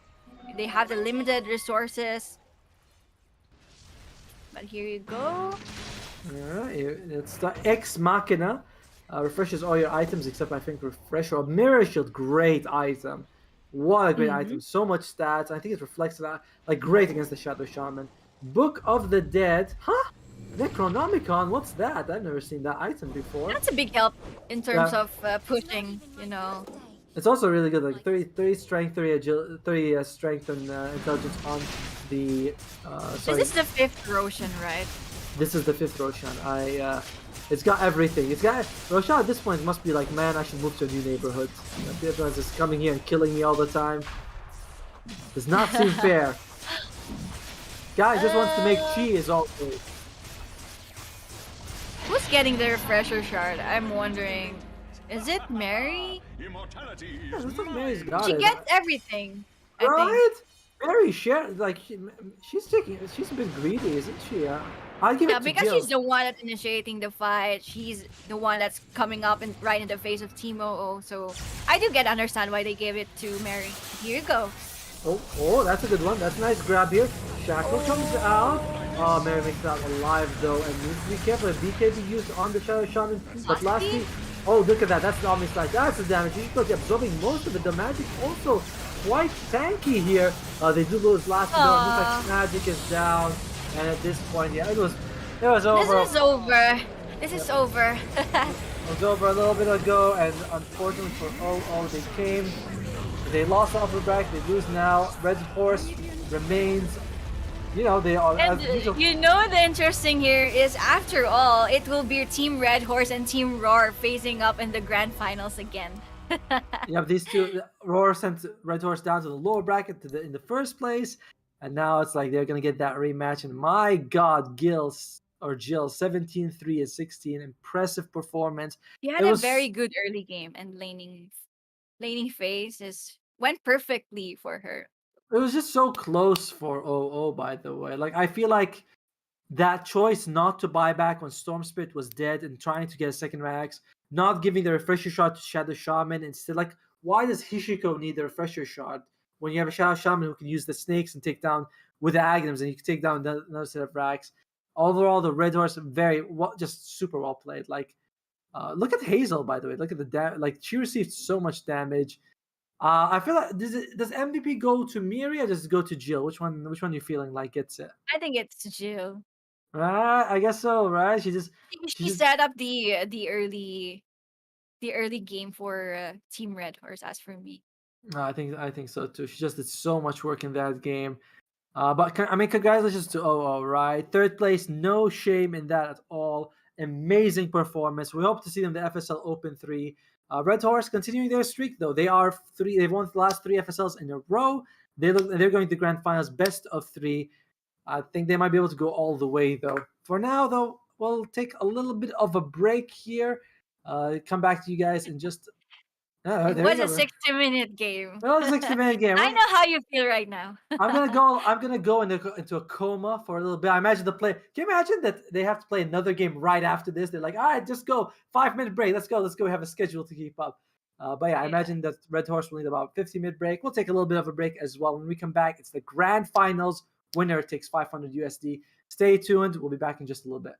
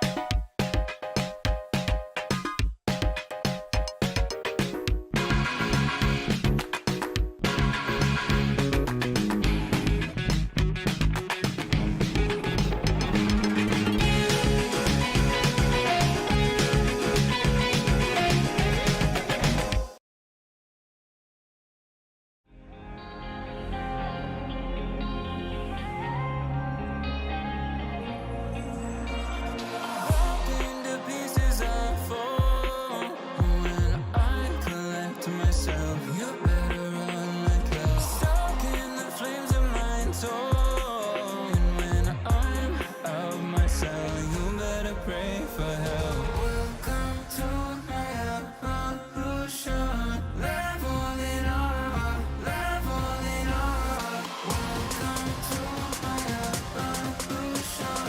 Leveling up, leveling up.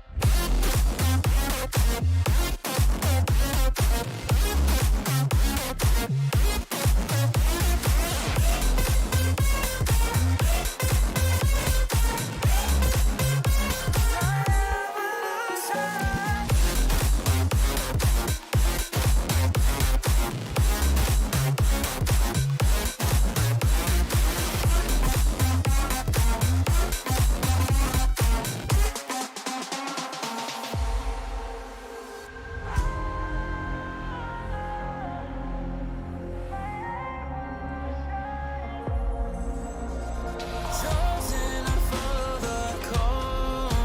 My soul is breaking free. You awaken me. Stolen my time to move on, but now I can see seizing destiny.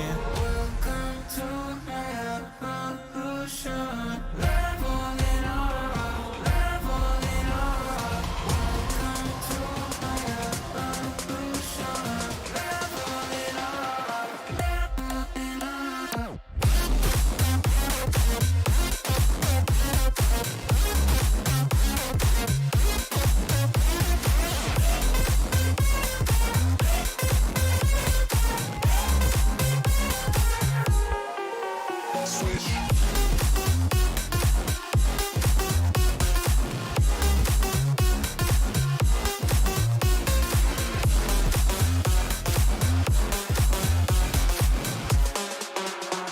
My evolution.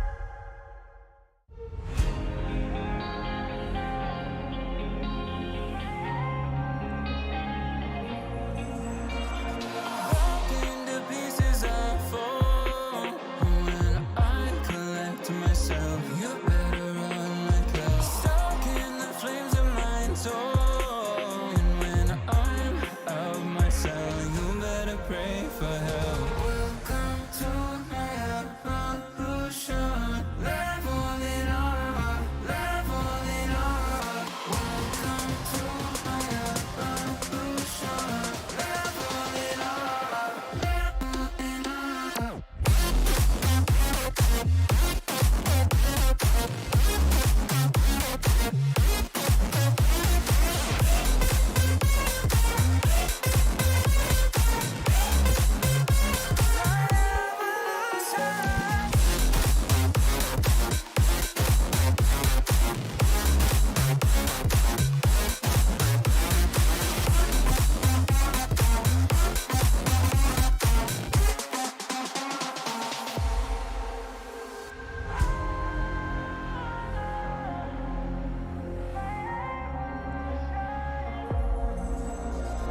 Chosen to follow the call. My soul is breaking free. You awaken me. Stolen my time to move on, but now I can see seizing destiny. Welcome to my evolution. Leveling up, leveling up. Welcome to my evolution. Leveling up, leveling up.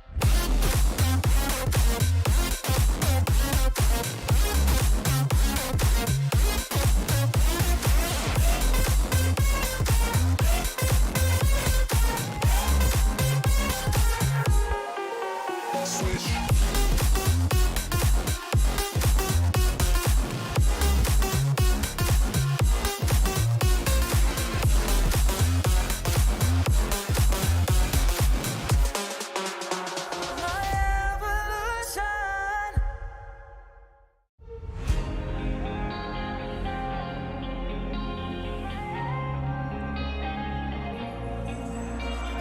Broken to pieces I fall. When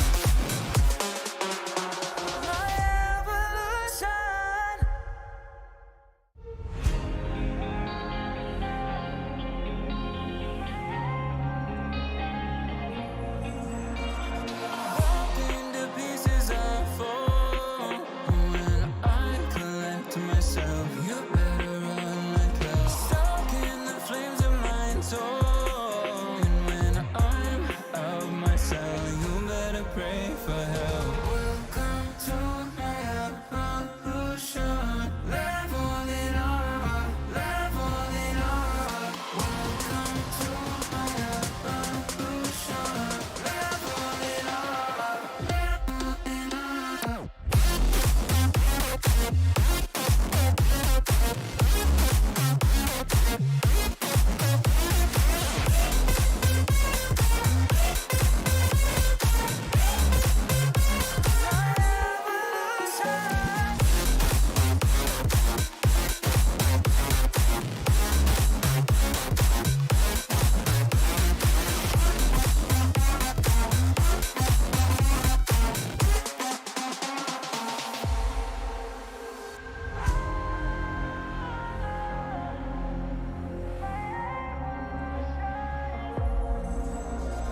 Chosen to follow the call. My soul is breaking free. You awaken me. Stolen my time to move on, but now I can see seizing destiny. Welcome to my evolution. Leveling up, leveling up. Welcome to my evolution. Leveling up, leveling up.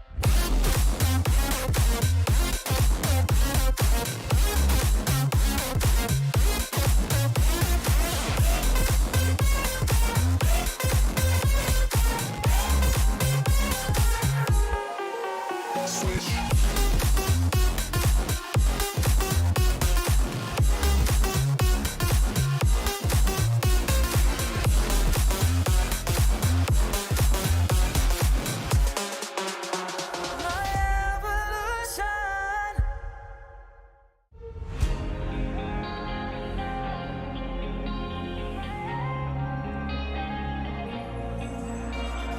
Broken to pieces I fall. When I collect myself, you better run like hell. Stuck in the flames of my soul. And when I'm out of my cell, you better pray for help. Welcome to my evolution. Leveling up, leveling up. Welcome to my evolution. Leveling up, leveling up.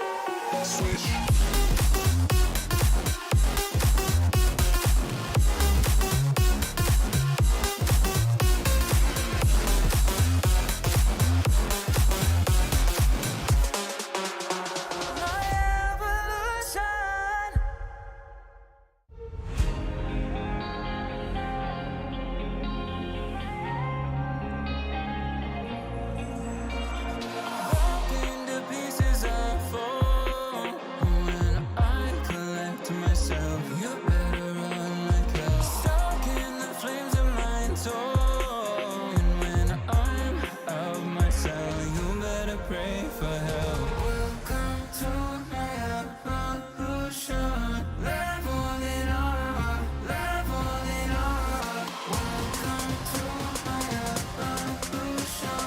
Leveling up, leveling up.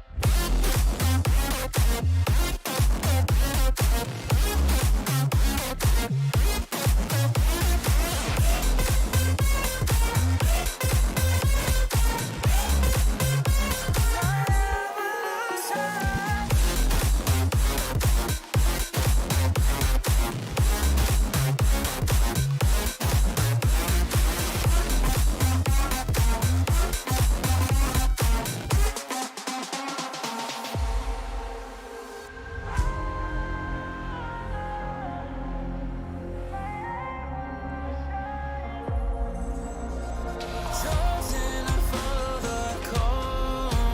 My soul is breaking free. You awaken me. Stolen my time to move on, but now I can see seizing destiny.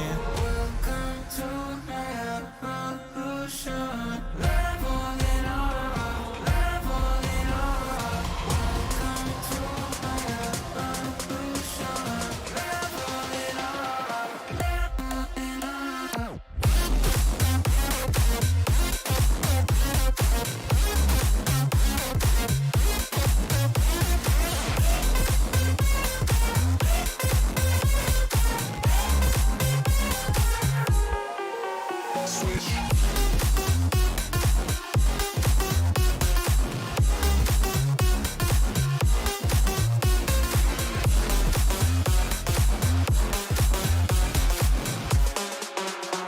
My evolution.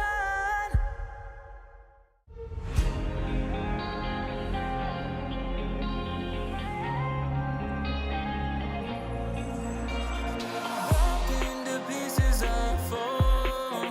When I collect myself, you better run like hell. Stuck in the flames of my soul. And when I'm out of my cell, you better. When we are oh, sorry for a second. We are back with our last game of the day, the grand finals between Roar as well as Red Horse. Red Horse clawed their way back to the grand finals here after being knocked down to the lower bracket. Roar never went down to the lower bracket. They just won all their way here. It's the first time any team was able to beat the Gia Army. I'm OTOMO. Joining me is Aki. Aki, how was that break? Did you enjoy it? Not really. It was a kind of a short break because the last game was insanely long, and I can see that you're still zoning out from it. No, that was my fault. The thing is, I had the Discord on me, and then I see myself in the other one with you, and I'm like, wait, why is that happening? There's we're online. Have you moved on from I, the last game? no, I'm still catching up. I'm still catching up. But anyway, Anyway. the two teams have to move on though. It's good. It's nice for Roar, by the way. We've been relaxing the last time, like for the last hour and a half. Meanwhile, though, the G Army, it's tough. They just like you said, they went through the longest game we've ever had in FSL history. It was over an hour long, tier 5 items. It was very back and forth. And do you think that fatigue plays a role in it after you've like had so much Dota in it? You've done so much Dota like that? Sorry. What was it? Do you feel like they're tired? Do you feel like fatigue is going to play a role in this final match? Not really, because compared to like I know that these girls play, so many Dota a Mm. day. Like I think Mary is my friend here on Steam, and a lot of them, and I can see that they're playing Dota for quite a whole day. So I think it's not that issue for this game, and I'm quite looking out for this one. I'm excited for this because their playstyle is somehow the same. That's right. They're both aggressive, and they're mid laners.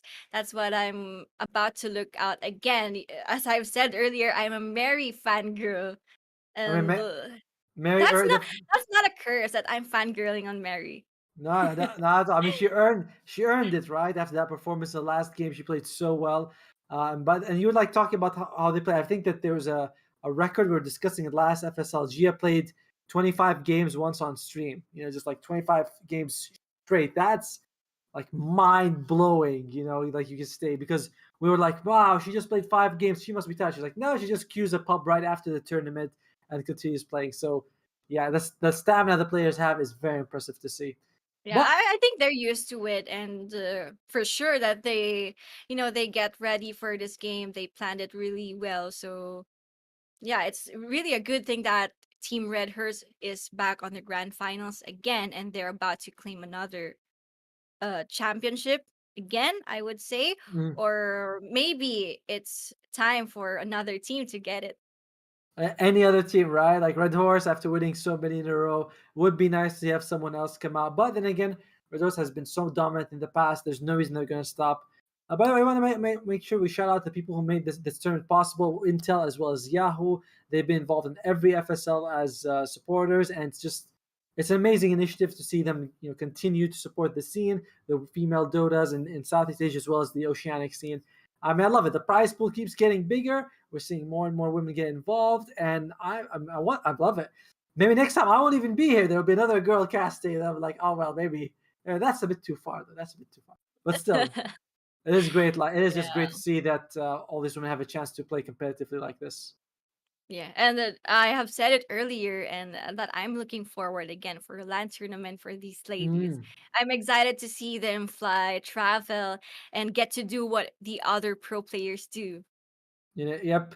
Show up and then be like, ah, man, there's no internet here. Then they have all these problems. But moving on to the heroes, do you think we're gonna see Grimstroke again? I feel like we've seen Grimstroke in every game today. I think Grimstroke is one of the best heroes that can counter a hard carry, Mm. and basing on their carries, Sherry used a life stealer earlier, a juggernaut for Gil. Like, it's not impossible that they will use some kind of that heroes again. Those heavy right clickers, and Grimstroke is one of the best heroes to counter that Another hero trap. that's Yeah. very popular, but we haven't actually been able to see today is Mars. I think Mars got banned in both the Mars, first, yeah. yeah, both got banned in both games. Uh, Mars has been very popular in the DPC. I believe the most contested hero in the Most pick. DPC. Yeah. So I'd be shocked if we don't see them. However, again, like I said, Mars banned a lot. Then we see Sand King being picked as a replacement. When Sand King gets banned a lot, that's like, well, what is there really to play? Pangolier, Slardar, maybe Tidehunter. So I'd like to see Mars. I was like, yeah, let's cast the Mars. Let's see what all the hype is about. Yeah, I'm really looking forward to those kinds of heroes because I'm getting bored by those idle offlaners Mm. that's not really active in the map like Dragon Knight. No, I'm not that fan of those kinds of heroes. I really like to see those initiating heroes like Tide Hunter, Sand King, Mars, and stuff like that. Enigma maybe also like that. Heroes Enigma, can also. I mean, when was the it last got time? buffed, right? Right, yeah, the Eidolons, I think they do more damage and they do less gold. I don't know. They do more damage. I think they have more magic resistance. They went from like 50 to 60 magic resistance, something like that, which is nice. It's fine. But yeah, I'd love to see more Enigma. So good against those very farming heavy carries like a Medusa, like an anti-mage, where like, yeah, you gotta farm right now because you're well, Medusa not so much, but anti-mage, Ricky Maro even also suffers from that. We do have a Yeah. tiny bit of an issue right now. We're waiting for one of the players for one of the teams to get ready. So until then, you guys get to look at us, and why not? We're both so pretty, mostly me, but yeah, we're both so pretty, right? Okay, yeah. Thank you very much. Yes, I would say. Thank you. Yes, we have the law, we have the hair, we have everything. Why not? But Yeah. yeah. By the way, speaking of Dota, you said you haven't been winning or losing much. What role are you playing? What heroes are you playing right now? I usually play carry. That's why Mm, when you said when you were asking about support stuff, I do play support. mm. I do play also off lane, but not mid. I can't Yeah, play mid. yeah, I'm also the same. It's like I can play the off lane, I can play the support roles. I carries like but when it comes to mid, I'm like I don't know. He's better than me. The game starts and you're like he knows how to last it in the night. I don't know anything. Yeah, I do play carry because I'm the type of person that really likes to show off. Like I like my name going in the screen. He's like I want to get the MVP every time. It Yeah. has to be me. Plus, when you go into a game of Dota, I don't want my fate in another monkey's hand. I want it in my hand. I'm not gonna rely Yeah, on some random people. I want my name in there. By the way, do you think Sven is a viable carry in this patch, or is he still too weak? He's still too weak, I would say, because he's some kind of a slow facing carry. Mm, He's really strong, but he needs a lot of item to be battle ready. He needs some kind of BKB first, blink mm. dagger first, because he can just easily kite out Sven. Yeah, people also they go with like Echo Saber and Mask of Madness just so they can farm faster. And these items, like later on, you maybe disassemble them, but still, like you buy items to farm, so that you can buy Yeah. items to be useful. So it's a lot. But You I need think, you still need items to for your right clicks to be really Dire strong. team pick. mm, Like before, if you don't because if you don't have items, you can just give out some stunts, and what are you going to do after that? well, the stun got buffed, right? So that's something. But you're right. Yeah. It's not enough to really bring him back in the meta. I do like the shard. 7 passive armor seems pretty impressive. Radiant However, we're not team gonna here to talk wins. about Sven. We're here to talk about Roar versus Red Horse. Roars. They picked Oh, Sand King in game one against OO, and they Radiant absolutely team pick. dominated with it. it was NM that used this Sand King, and Mm. again, it's above a Dire draft team pick. again. Team Red Horse prioritizing this Grimstroke and Storm Spirit combination. It's a very strong duo. Unlike Io and Storm is pretty decent as well, but Grimstroke is more like an aggressive support and can be a defensive support at the same 10 time. seconds remaining. Interesting that they banned out the Hoodwink, which was the main combo with the Sand King in game 5 one. seconds remaining. Ulap took the Hoodwink, and we could see like there were so many 2-3 man bushwhacks, so much that you get to keep people inside the tree. So Sandstorm does more damage. So Sand King needs, like, there are other heroes that can do a lot of damage, like even just Dire something team back. with Skyrath Mage to go with the Mirana, Radiant also team back. very good hero to work out with the Sand King. A bit harder to set up the stun because if there are creeps around, it won't always land. But Burrow Strike into an arrow, it's gonna be a tough game Dire for team Red back. Horse. They might have to consider. Yeah, I was gonna say they might consider banning the Juggernaut, the Life Stealer heroes like that. Yeah, and I do like this second pick for Team Roar because they have some kind of a setup to Radiant team the back. arrow of Mirana. It's a boom esports draft. We have seen so many heroes that can go very well with Mirana, Yeah. some kind of Dragon Knight, Kanka, Sand King. And one of the important thing is to hit 10 seconds the arrow, remaining. and you have the Burrow Strike. That's a very strong lane 5 very seconds strong off lane for remaining. Team Roar. However, I feel like it's a tougher lane if you have two ranged enemies. Like you have the Grim and Yeah. the. I mean, Medusa kind of she might have to move forward, but even then, it's like two ranged heroes might be a bit tough for the Sand Dire King to get team that back. stun off. We'll see. Then the Medusa gets banned anyway. There's still a Templar Assassin. Not that many ranged hero carries in general, though. We'll see what they're gonna go with it. I think Uh, this is somehow a deny pick for Team Red Horse because, as far as I know, this is one of the comfort heroes of 10 Ligaya, seconds this remaining. Mirana. So mhm. I think Team Roar preferred to 5 seconds use remaining. it instead of giving it to Team Red Radiant Horse. team All right, back. it's like, why should I give you your best hero? Pangolier comes out as the last ban for Roar. That's their offlane. There's still a Mars in the pool. There's still a Medusa. Sorry, no, there's a Phoenix in the pool. We have seen the Mars Phoenix combo. Make a bit of a research. Although Phoenix does not like playing against Mirana. Mirana generally 10 seconds with the leap remaining. you have enough to firstly get close, secondly get the bonus attack speed, so you 5 can seconds take down remaining. the egg Yeah. relatively reliably. So we'll see if Red Horse will go for that Mars Phoenix combo. On the other hand, though, It's not Roar, banned. Yeah, it's not. Mars is not yet banned. So yeah. good On the point. other, on the other hand, the Roar could definitely use a Phoenix, right? Like Sand King Phoenix is a great combo. Epicenter Slope, Burrow Strike Stun, like they could definitely work with. And Red Horse, Stormstream is okay as an egg hitter, but Grimstroke is absolutely useless. Yeah, and also Radiant I am team thinking, pick. or I'm expecting for Team Roar to get a Doom. Mm. It's one of KJ's heroes, comfort heroes as well, and it can go lane up against a Storm Spirit.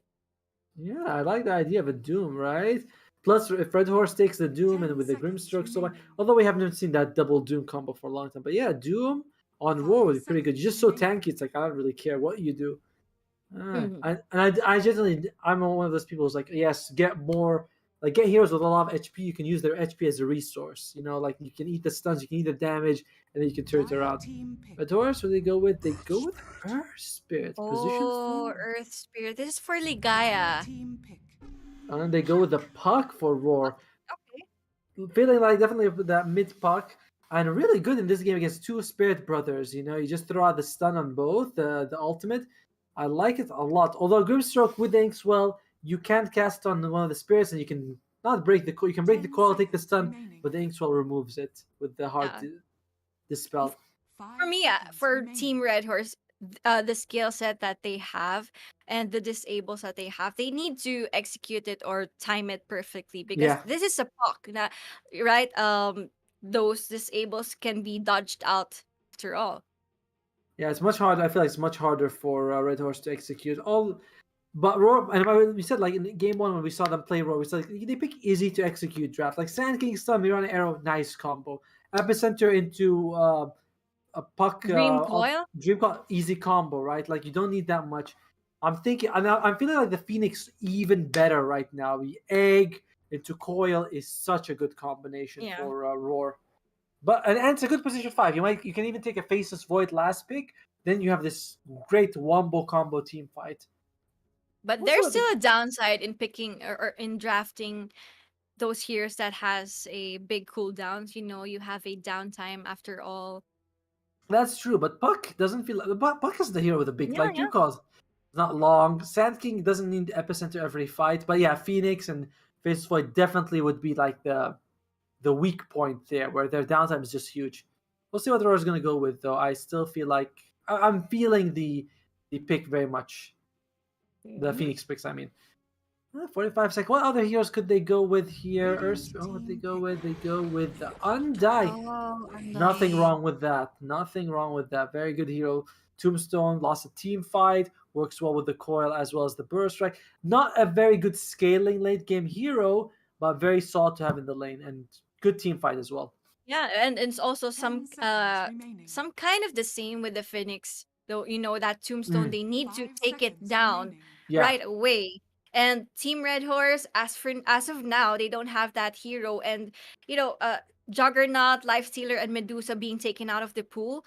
I'm thinking of what other carries that can go up against a Tombstone. Ursa, I thought would be an option.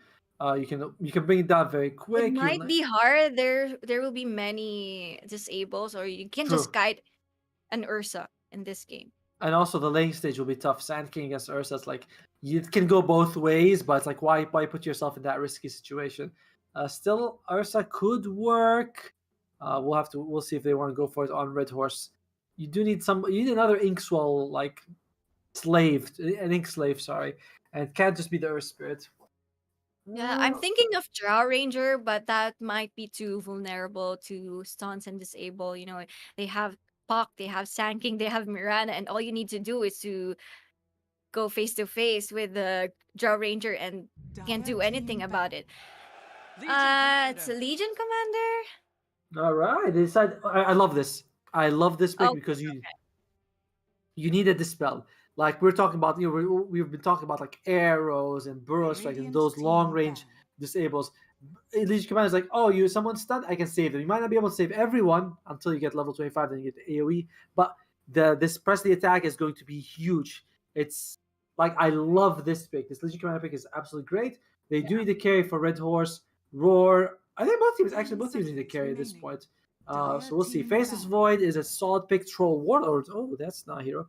Ricky Maro gets banned. There's still a Phantom Assassin, which I kind of like. There's the Drow Ranger, which you mentioned. What else do you feel like? They can go for some unorthodox carry, something like Ricky, 10 or seconds for remaining. Team Red Horse, they can somehow pick a Phantom Lancer. 5 seconds It remaining. can break that Tombstone easily. Yeah, but you're up against Sand King. I feel like Phantom Radiant Lancer suffers team against ban. Sand King for a long time, for a long portion of the Yeah. game. So I don't know. I don't know if I feel the Sand King. Ursa is pretty good for Roar. Like for Roar, Ursa's great. For Red Horse, debatable. PA, Drow Ranger, Templar Assassin still in the pool, I believe. So that people can go 10 for that. seconds remaining. I was also thinking of Terrorblade because 5 seconds yeah, I think remaining. it's still good for Team Red Dire Horse. You know, team you can just send out your illusions to take out the tombstone. The thing, the reason why I'm pointing out the tombstone uh much, it's because it's very disruptive in terms of team fight. You can't move freely if you have Mm. those zombies following you around. 10 seconds remaining. I'm thinking, what about Monkey Team King? They go with the TA. All right, they go with the TA, not the Monkey King here. Oh Uh, wow. all right. I mean, they do TA and the Undying. Definitely the Undying to babysit her. But look at the team fight from the other four. Undying, Puck, Mirana, Sanding. That's a very Very scary. scary. It's Yeah. like 10 Red seconds Horse. remaining. They already showed their four: the Legion, Earthspit, Grimstroke, Storm. I don't feel 5 like that's seconds as remaining. impressive, honestly. Like they're okay, but they're not as impressive. Who's their carry gonna be here? Let's see. I mean, it's a carry that has to go up against Mirana Sand King and has to scale late game. I mean, I like It that needs it to be a ranged hero, I would say. comes down to what Medusa's dance, so Drow Medusa Ranger, is banned already. Huskar in the pool, but I don't know if that's what you take. They go with the Chaos CK. Knight? Hero. Oh, okay. I mean I feel like they want to go for something tanky, who can take a little Yeah. few hits. I like the Chaos Knight pick. I feel like it's a hard pick no matter what. Like it's gonna be a hard pick no matter what. So Chaos Knight's okay in my book. Can definitely burst people down later on. Like you just jump on people, destroy them one by one. Yeah. Um, But the thing here is I think the illusion won't last that long because they have that sandstorm, they have that starfall, mm, those fox skills, those undying skills. They can just take out those illusions of Chaos Knight easily. yeah, that's a very good point. Overall, do you feel like there's any draft that you favor? If you were playing a pub game, which draft would you want to be playing as? I would go for Team Roar. Like Sherry, the only job that she needs to do for this game is to farm and farm and farm. Yeah, I agree with you. By the way, I feel like if I was coming into this game, I'd much rather and I'm a support player. I'd be like, yeah, this is a great Undying game. Up against three strength heroes, no great Tombstone hitters. I mean, they're fine, but they're not amazing. I can heal people who get dueled. Like this feels like a really good game. Like I feel like I like Draw's draft a lot. The team fight's amazing. The space making is good. The late game is awesome. We'll see. Holy crap! You will Gia's played. see.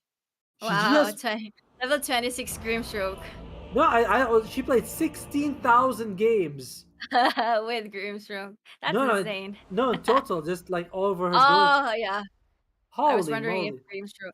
That's a lot. That's a lot. that's a And lot of also, data. yeah. Also, I would like to add for Team Red Horse, so the pressure is on their team to force up a team fight. They have this Legion commander who needs to, to get most kills as much as possible to have that dual damage victory. And for Team Roar, they can just go for safe plays. They can just place a good vision on TA's jungle area, farming area.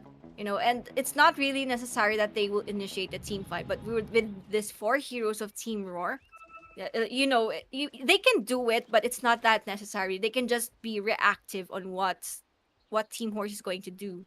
Yeah, I know what you mean. And they do also have the Moonlight Shadow. By the way, I've looked at my Dota buff. The hero that I have the worst win rate against is Mirana because Moonlight Shadow gives you so much like utility, it's extra movement speed. Everyone gets there we go. Now you get first blood here. Stun Oh, comes yeah. out, but arrow, ooh, beautiful, blocks the body so she can't actually dodge the arrow movement. And there you go, Gia falls. Roar off to a cracking start here with that kill on Gia. It's only this position 5 support though, so it's not the biggest deal here. They're But still still- wanting for more. They're chasing Jill here, and yeah, that's a nice vision, that obs placement for Team Roar. They can just scout out some couriers early on. They have Mirana that can just chase out those Jill, couriers. Chaos Knight? Is Chaos Knight gonna be okay? Chaos Knight took a lot of damage, but meanwhile, there was a rumble in the jungle as Hazel went off against Sherry. But yeah, look, Chaos Knight, I think look at her. She's gonna have to salve up very early that she's got no health right now. Yeah. Well, In the meantime, Undying's just getting a bit of those mangoes out. Just wants to spam out this decay. Are they Uh, going to try lane the bottom lane, or I think they might just get one kill and then the position forward go back to the I don't top know. lane? I don't want to try. I think Try is actually pretty good because I don't think that Earth Spirit wants to lane against Undying. Earth Spirit Legion Commander against Undying is a nightmare lane. So you're like, all right, let's just put people Oh at wow, bottom. nice Oh, arrow. and stun comes out, but it's just a short stun, not able to get much movement out. And Ulap trying to block. But in the meantime, yeah, they're just like, yeah, we're just gonna have a try lane here. We'll see. I don't think Lagai should move, honestly. But it's very early to try lane. Like they're gonna get so little experience between the three of them. Meanwhile, Hazel suffering a bit in the top lane, and oh, Pause comes out. It will be a really hard game for a Legion commander. You know, that spam coming out from Naomi, from that Undying would be really huge. He can Yeah. the only means that he can get those last hits will be that first kill, you know. Overwhelming Oz, and meanwhile, they get another stun out coming Might up be a here. This, kill. yep, Ulap still level 1, does not have the leap, and she is gonna lose her life. And yeah, I'm feeling more and more like maybe you want to bring up this Undying here, just have him in the front, spamming out those decays. It'll scare the crap out of Red Horse and stop them from engaging like that because Mirana very easy to kill. You just force out those leap charges, suddenly she's nothing. But the But nice thing here is they can do it again. mm, They can the, do it. They can get up Miranda again until he doesn't. She doesn't have that leap yet. it's a level 1. Meanwhile, though, in the top lane, like Naomi, she Oh is zoning. no! Oh, are we gonna be losing someone? No. Oh no, you're like, oh no. I'm like, what happened? What happened? Oh, Oh well. Either way, uh, looks like NM is suffering a little bit in the CS. This is kind of typical. That we saw that happen in the first game. She usually recovers pretty nicely afterwards, so it's not a big deal. Meanwhile, though, Legaya's coming back. A stun comes out. Good control here. Gil taking some damage, but again, it's 2 versus 3, and they're just on Roar side. They're doing their best just to not lose people. Legaya teleports top. Looks like Legion Commander's like, all right, that's it. You're done. Come here. I need you. I need you, girl. yeah. Legion commander can't lane up against on the top lane without support here, so she really needs that that Earth Spirit here. But then there you go. Naomi still has 2 mangoes left, and all they need to do is, you know, to survive on that one until Naomi doesn't have mangoes anymore. Yeah, I don't know how I feel about this though. Like I said, I don't like the guy coming up here. She actually is gonna go for the ruin instead, and will she get the steal? She does get the steal here. Meanwhile, mid lane, KG taking quite a bit of damage here. One more hit from Miri, if it lands, might be enough to kill, but KG makes it out in time.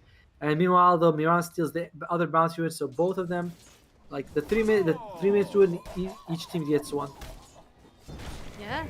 And suddenly, yeah, like I said, now without the Earth Spirit, bottom lane should be start stabilizing a little bit for Roar here.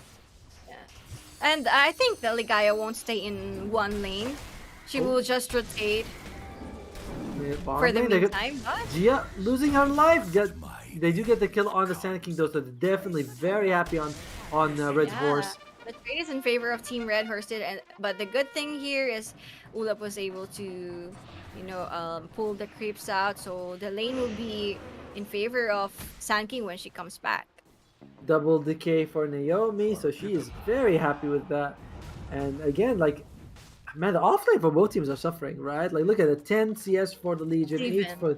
for the Sand Kings. Like, both teams are just like, oh my god, this offlane is terrible. But Sherry is pulling ahead, and so is KG. 7 denies on the TA. Of course, gets so much extra damage, but very impressive performance so far. The pressure here for Team Red Horse is to slow down that TA a bit. As of now, she's having the time of her life. There's no harassment coming in from Team Red Horse, and look at it shows onto the last hits and denies tab. CK is also doing pretty well. And oh, here comes a stun, and oh, they're nice Phantom Zip race. Oh, Oh, you man. can go anywhere. She was about to leave, but then nice silence from that Grimstroke. Yeah, the one point everything makes it so hard, and oh man, this just like I said, off lane is a tough life right now. Naomi, I feel like could have done a little bit more. Honestly, she is zoning out the LC, but it's not the biggest deal. Oh, meanwhile, Miri Oh, getting a kill on KJ. Looks like it was a rotation by Ligaya coming to help her her maybe teammate out. she had that level 6 in Oh, time. oof. And am dying again. Sorry, I think yeah, it's actually another death for her. And it's 2-0 for 2 for Gil. And we talked about Cherry enjoying life. Gil is just having a fantastic time. Not as much CS, but at least she has a couple kills in on her belt. Dream Coil, I think it's gonna be. The arrow will miss. But it doesn't matter. Doesn't matter. In the end, they are able to trade one for They lost the Buck, then they get another kill. Buck's here is like, hey, you want to fight, guy? I'm here. Earth Spirit, Rotation from Ligaya. Earth Spirit's still one of the From most. Ulap, rather. Earth Spirit's still one of the most amazing heroes with his 4 strength gain. Was it 3.8? That's insane amount of strength gain. Arrow lands, but it's not gonna matter too much. Meanwhile, the top lane is gonna be the haste ruin. KJ gets it, and NM just kind of suffering the bot lane by herself. Only It's 11 still level CS. 4. Yeah, 11 CS. But I think if the game progresses, it will be a wait. Oh, she's dead again, isn't she? Yep. Aww. Very unfortunate. But Ulab also might need to be a bit careful. I If, guess I if, kill this. yeah, Phantom's Embrace will just get the kill on Ulab. Oh, roll misses. Needs the Phantom Embrace first, I think. Otherwise, it's just too risky. Yeah, I was saying that later at the team fight, this Earth Spirit hero is some kind of suicidal hero. Yeah, She's going up against the Sand King, and when she goes straight right in, she can just get stunned by that Borrow Strike, by that silence from Buck, the arrow. the good thing is that there is the new Boots of Bearing. You get that 15 HP regen. It Yeah. doesn't go away even if you get hit. So I do think that's something that we might see the Earth Spirit go for. Helps a lot in tanking. First, you get a ton of strength, 8, and you also get the free HP regen, which is so useful. Bottom lane, Gil is level 6. Already, yeah, against that- level 4 Sand King. She's getting That's- out leveled. It's so sad to see. I think they want to try to kill Gil, but it's like there's no way those two have enough damage to kill him. Meanwhile, Yeah. the top lane, it's a 3-man rotation. Naomi is here. Naomi's like, hey, all right, something. I saw you. Yeah, you're breaking all those psionic traps. That must mean you're around. Oh, there you go. This was what they need. Gil, Dream Call comes out. They have enough damage. I think. Oh, arrow misses, but might not match. Gil! Holy moly. Almost 9 up. I got that And- streak. Yep, Naomi is here as well. Tombstone comes out, but Mary is here, and I think it's gonna be the first dual kill as well as a Tombstone. Meanwhile, will Sherry die? That's the big one. Sherry? They lose Sherry, that's gonna be a huge thing for them. Can she get a kill? She does get a kill on the guy, and a magic wand used Did as she well. make it? Because Sherry, she's doing it almost. She loses her life in the end. It's a double kill for Mary. And it looks like Olaf shows up, but Olaf's like, well, actually. Oh, Courier spots. Nope, doesn't spot Olaf. Dire's top tower is under Oh, attack. Ink's on level 3, by the way, on the Grimstroke. Don't see that very often. Yeah, at the end, this was a great rotation by Mary, getting that double kill, as well as... they did lose one person, but who cares? Not just Mary, I would also like to commend Ligaya. She's under leveled, but you can see that you can feel her in every lane. She's doing a lot in her rotations. They get something out of that rotations from her.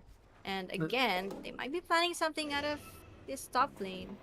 They also get their first dual victory of the game, which is another big deal for them. Like you said, Elsie, she needs to make sure she gets that snowball rolling, but Hazel, she's just going to be fine here.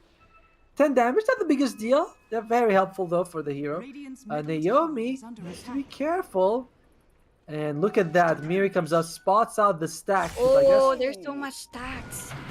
Meanwhile, Bob lane, the NM probably dead again. Gil, there you go. The ink swap pops. Gia gets the kill this time, and I feel terrible for the Sand King. Sand King right now.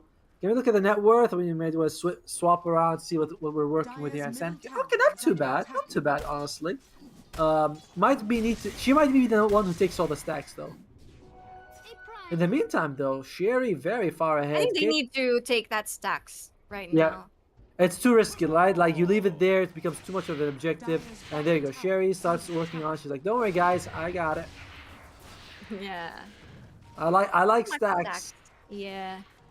And that's the thing that I was saying earlier, that this is the job that Sherry needs to do for the early game. Just farm and farm, get those stacks. But bottom lane, oh, it's in the mid lane, I think. And Ooh, double that's an kill. undying kill. Double kill as well. By the way, look at KJ's HP. Barely there. Infused Raindrops keeping her alive. But Naomi, very happy with that. Undying, not the best scaling hero, but you know, give the hero some levels, some items, and she could do some work. Mm-hmm. But I think NM needs to do a lot of catching up for this game. She's already level 7, but she doesn't have any items. Well, actually, I mean, she's barely behind the Legion Commander. She's fine. Tumblr Story was used. I think they are they going to get a kill in the bomb lane? Looks like they should be able to make that out just fine. I love that. I was like, wait, Chaos Knight can jump? Then I was like, oh no, he's got Tumblr Story. Okay, that makes sense. They're really taking time to stack up for Sherry. I mean, I think she'll pay it Two off for them. supports, yeah, 2 supports stacking up for her. Which is weird. Well, actually, oh yeah, they're definitely neither one of these heroes is very good at taking. Oh, meanwhile, looks like we might be losing NM. The Moonlight Shadow is used. Gil. Oh, that's gonna be a soul bind. That's not what you want. And looks like NM still alive for now. Everything that comes out, but actually, no, sorry, she just charges, decides not to use it in the end. And they are just going to move forward here. Oh, Hazel's here. She's got the duel if she wants to use it. And M is ready. Oh, drops the Dream Coil, breaks it, breaks on Hazel as well as Gia. But they need the epicenter here already. Where's the epicenter? And looks like duel comes out. It does come out in the end. And she's trying to get this ultimate off. All right, this might be the best position. She's got ultimate channeled. Here we go. Burrow Strike comes out. Will they be able to get the kill on Miri? They do. Nice arrow comes out. They get the kill on Mira's Storm Spirit. You know what? NM might be losing her life. Yep, probably just gonna tick out from all that damage. KJ, silence, dodges the stun from Gil.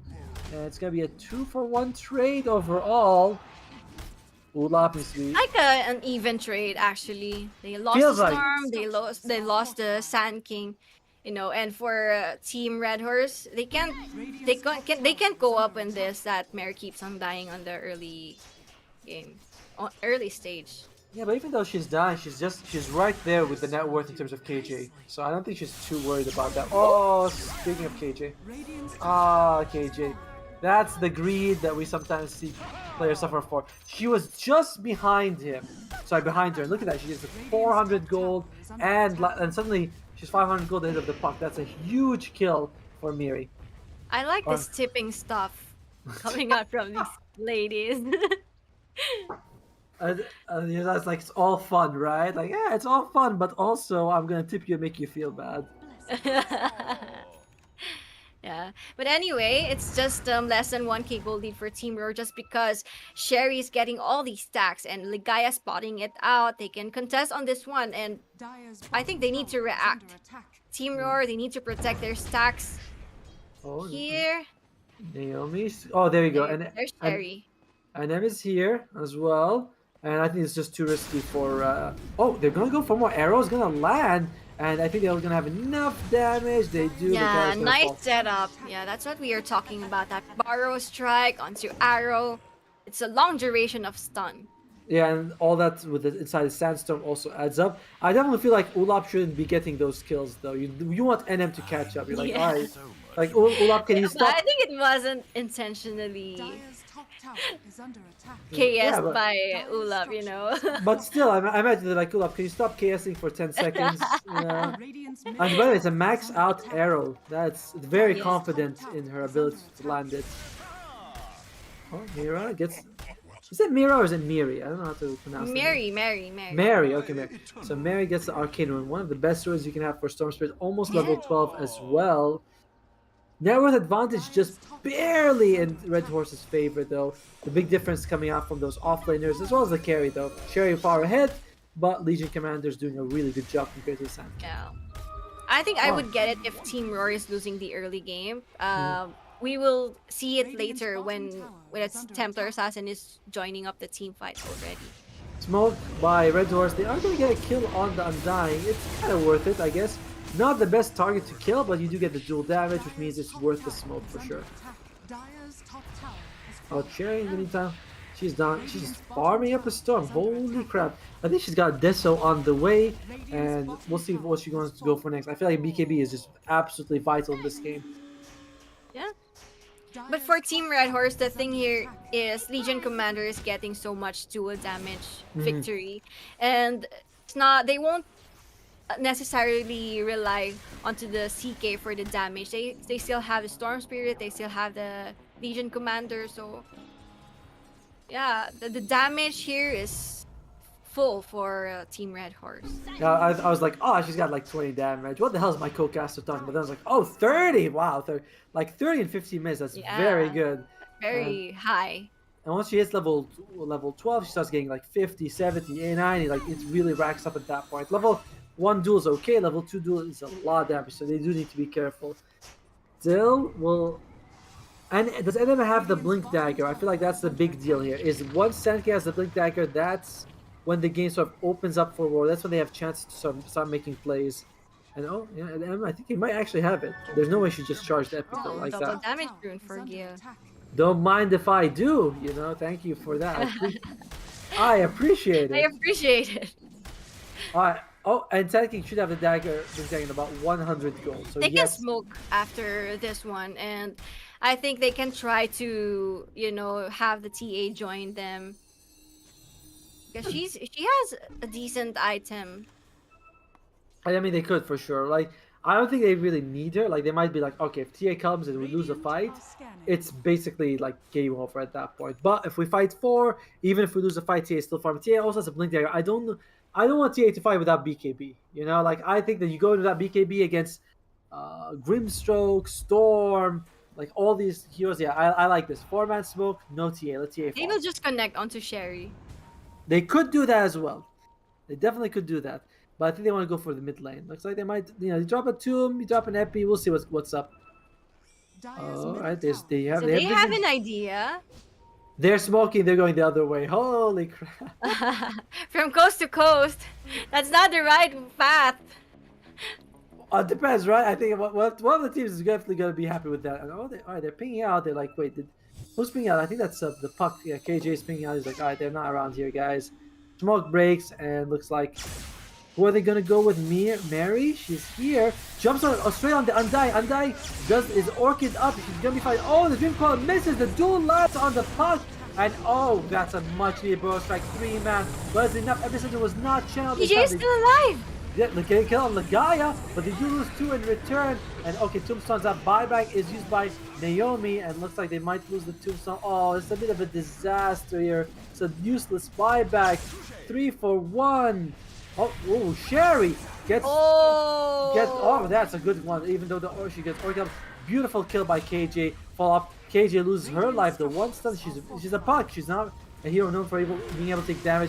Sherry, she's level 16. She's quite tanky, but is she gonna be tanky enough for this? Sherry's gonna lose her life, and this is why we don't join fights without BKB. And oh, is it a dieback by Naomi? An absolute disaster. If you're going to ask me again who will be the MVP of this game, for me it's Gil again, I would say. But wait. Okay, Arrow misses. And I think Gil's just gonna walk out. The duel comes out, they get a kill. Roar is just absolutely crumbling right now. I mean, it was so even. It was so even until that last 2 minutes. Oh, Aki, wow. what's going on? Why are they losing? I'm not really sure. Maybe it backfired to them that they weren't be able to be aggressive on the early game. Like, the Blink Dagger for the Sand King is quite late. They missed out the timing that they can be very aggressive on this one. Because as for now, they can kill the CK already. Like this late blink that I feel like it all comes back to Sand King, right? Like Sand King lost the lane so hard, gets a late blink dagger, can't make plays, and then they fed up the CK in the lane. It's not just they lost the lane. The CK gets all the kills. Yeah, it's like a double problem, Your guy is weak, their guy is strong, and I think they forced that fight too much. Like they missed the Dream Coil on KJ, like she got no one on the Dream Coil, and they're like, all right, let's just keep going. and it again just bit them so hard. This ward, by the way, does not spot Gil or Mary. So, oh, Puck! Oh, the duel comes out. It's a Oh, double! bind! Double, Oh, double, wow! double. And they get the kill on 2 cores. The tombstone's gonna drop as well as 200 extra gold. And I mean, this is the most one-sided game of the tournament so far, or it's just going. It's not Oh, finished yet. So I think Sherry, she needs to have that defensive items, BKB. mm, She have a Desolator already and the Blink Dagger. So I think all she needs is a BKB to be battle ready for this one. I was about to point at the levels of their carries. CK was like level 13 and Sherry was like level 16, but yeah. she killed that TA right away. She got no problem at all. She's got 99 problems, but a TA ain't one of them. And there you go. She's gonna go for Naomi, and Naomi's gonna be fine.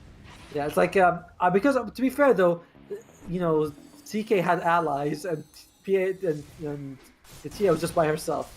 I was like, I was seeing Inkswell, everything. You're like, yeah, there's no way the TA can handle that by herself at this point. Oh, Pupil's Gift. I like Yeah. Pupil's Gift a lot. Well, how do you feel about this item? Not really sure, but we will see how it goes. But for me, for Team Roar, the pressure is on for their team. As we said earlier, they have a deadly combination. All they need is a perfect epicenter, perfect dream coil, and the TA just do the cleanup for them. Yeah, and we'll see. What Sherry only about 900 gold away from that BKB. BKB, she's mean, so that- farmed. She is like, despite everything that's going on, she is absolutely crushing it this game, and time will tell if she's able to keep it up though. It's all like it feels like there's 4 supports on Roar's side. Like they all need to just set up for To Sherry. sustain, yeah. Just to make Sherry alive in terms of team fight. But the thing is they don't have any sustained support. They have the Undying, but yeah, as we have seen earlier, Team Red Horse, they don't have any problem with that tombstone and stuff. Under attack. And Soul Rip is not the most amazing sustain. It's not like, it doesn't dispel anything. It's just a heal. Just the It's not. heal. Yeah, it's not. Which can be not amazing. I would like to see them get a Solar Crest on Roar's side. Just lower this orb, Solar Crest, buff up the TA. Be like, oh, here we go. Jump in by the storm. Gets a nice catch here. Tombstone's expanded though. Oh, that's tough. They got baited out on that one, but they're ready to defend. But let's see. But Do then you there's think a Roshan can be the best objective for now? the thing is, if Red Doors, their Doors are scared to take Roshan, despite the way the game is. A Dream Coil to Epicenter, like you catch a 3-4 man Dream Coil, the game's over. Like it's still incredibly risky for Red I Doors. think both of them can do the Roshan, especially the Team Roar. They do have this TA, can kill that Roshan fast. But True. wait, But you roll in with the Earth Spirit, you drop. Oh, here we go. All right, that's speaking nice. of, There you go. He's dead. All right. Good kill for NM, much needed. By the way, he's barely ahead of Lagai in terms of net worth, so NM definitely needed that. And Sherry, all right. I think she's on. I think she's got the BKB. She's ready to go. Oh, BKB on Mary as well. There you go. All right.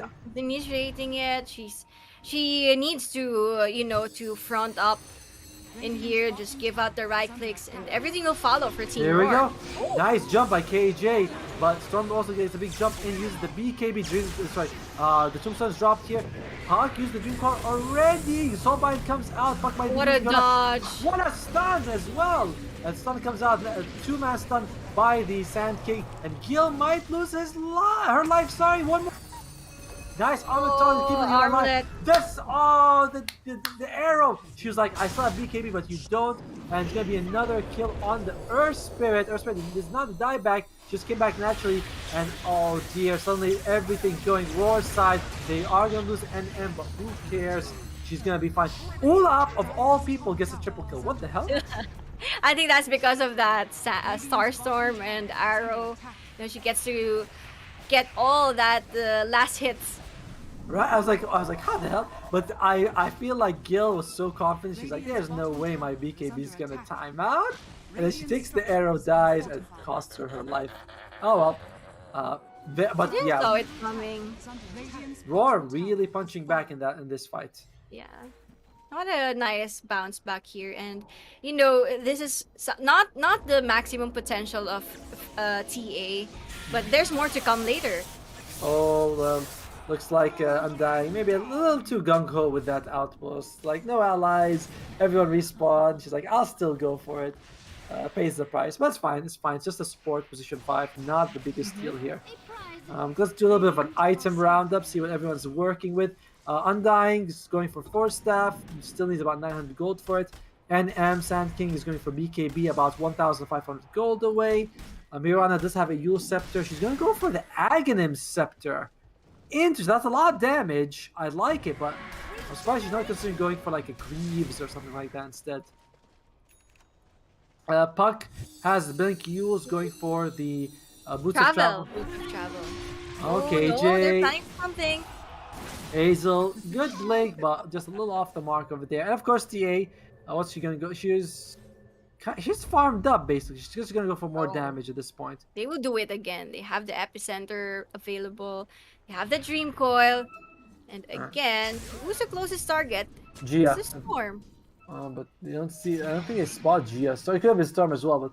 But they see Gia now for sure, and they're just gonna go for it. Get the kill. What is that damage? Dream coil gets popped by the guy on the Earth Spirit, but they're like, yeah, we can't find it. She actually rolled into the trees, making it very difficult for them. Snapped. Yeah. I was like, They can still go.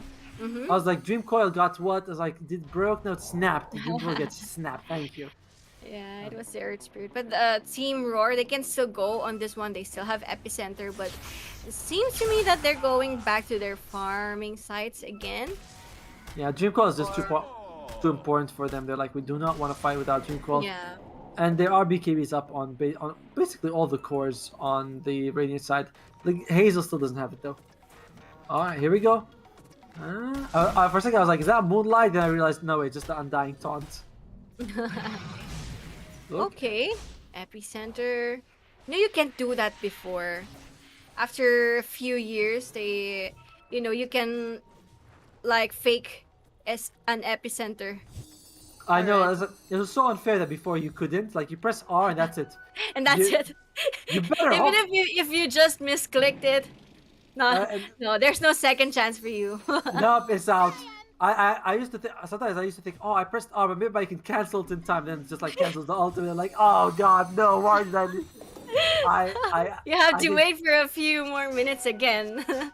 I think I'm just so glad. Like, it's such a quality of life buff for us. Actually, much like you can sometimes fake it. You can be like, hey, I might do it, and then you see them run away. You're like, I was just kidding. I was just kidding, yeah. But Mary- NM with that invisibility rune, they have sentry.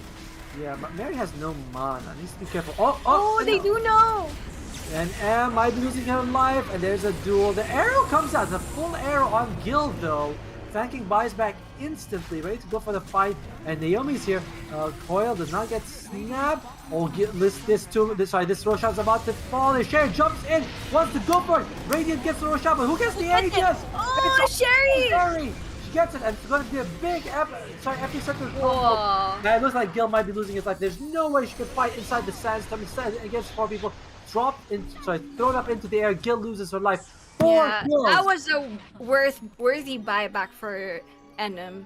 She gets triple kill after she bought back, and that was a nice epicenter. That's what we are talking about. They need to execute their ultimates perfectly, and that will be very, very deadly. Dream Call into epicenter. What And can you do? Especially because also this time they like the fight was so long that the BKBs didn't matter as much. Usually we're seeing like it's a quick fight. BKBs dodges all the epicenter damage, dodges the Dream Core, but this time it's like no, they couldn't do that. And oh my, 5k advantage for Roar. First time in history that Red Force might be losing inside the grand finals. Might be. Might be. It could go either way. It's the same situation like the last game, That's it's going true. back and forth. There's Red- comebacks after comebacks. But I don't feel like that Red Horse's team fight can match up to Roar. Like Roar's team fight's so good. But this is their downtime again. They need to wait for the epicenter to go up and running again. Then they can force another team fight. So for this Aegis, they might as well use it for farming. But now, Yeah, the first age is usually like you don't want to really rush to it because you don't get the shard, you don't get as much of a power spike. So then usually we're seeing the first age is almost always just the farming ages. Pause comes out by Sherry. Sherry's farm is absolutely mind blowing right now. She's yeah, 21k gold lead in just 30 minutes. Yeah, like what can you expect? You have so much stacks. right. I mean, I didn't think she'd go out. All right, let's look at some of the items though. Sherry, she's got a Daedalus, by the way. Not I don't remember her getting crit. She just goes a straight up Daedalus with the with the enchanted quiver, which is so, oh my god, the opening damage is so much. Level 24, by the way. Uh, Lincoln Sphere on the puck, so you are able to dodge the duel. You are able to dodge the stun from the Chaos Knight, all very useful. Ulap has the Solar Crest. I talked about the Solar Crest. I said they had to get it for Sherry. She got it. Ulap absolutely perfect itemization in that. So I'm very happy to see it. BK and NM and Naomi still poor. I feel bad for Naomi, by the way. She's got a Philosopher's Stone, but it doesn't matter. She's still so poor. Yeah, and all she needs to do here is to Whoa, place whoa, that, whoa. that tombstone. No. Naomi almost has a full mech. Look at her. Yeah. Like, she's got 2,500 gold in the bank. Like, she just gets a full mech, like straight That's up it. mech. She heard you.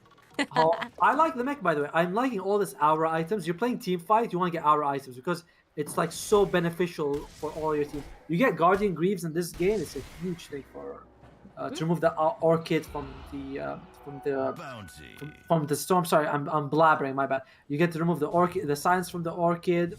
You get to heal up allies. It's just a very good item for Undying. Yeah. Expensive as hell, though. Very expensive. But it will be worth it, I think. Oh, very worth it for sure.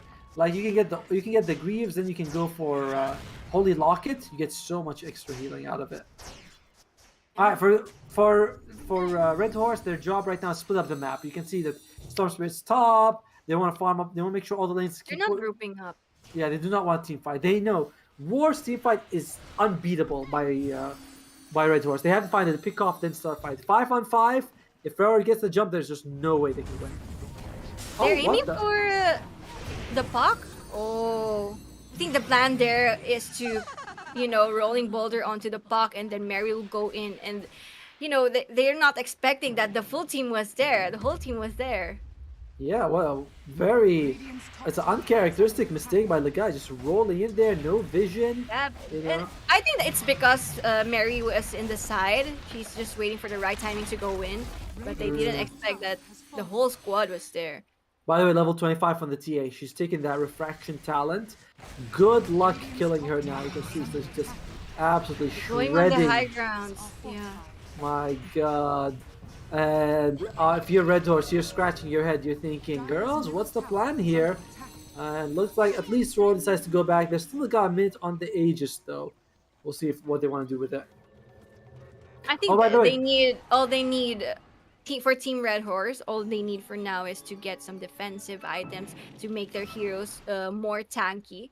And the thing here is the survivability again. Just survive those ultimates from Team Roar, and after that you can just initiate the fight.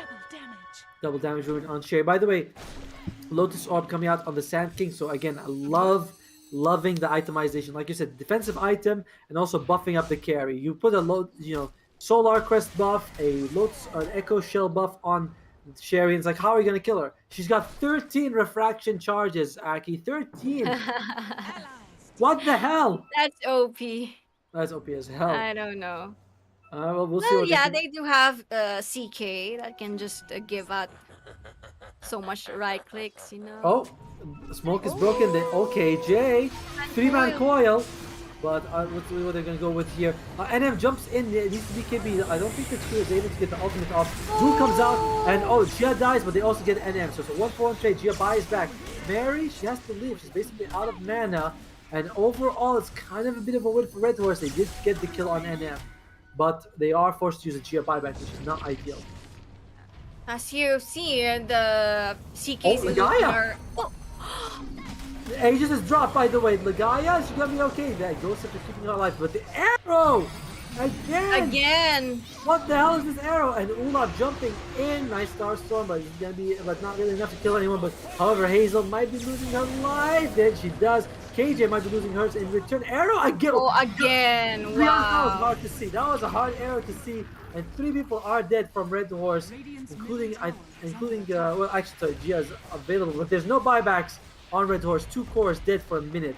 And in the meantime, you can see Raw. They're like, oh, I Free like that. barracks. Radiant's middle That let me take them very much. Thank you very much. And look at that Solar Crest with that extra 50 attack speed. Don't mind if I do.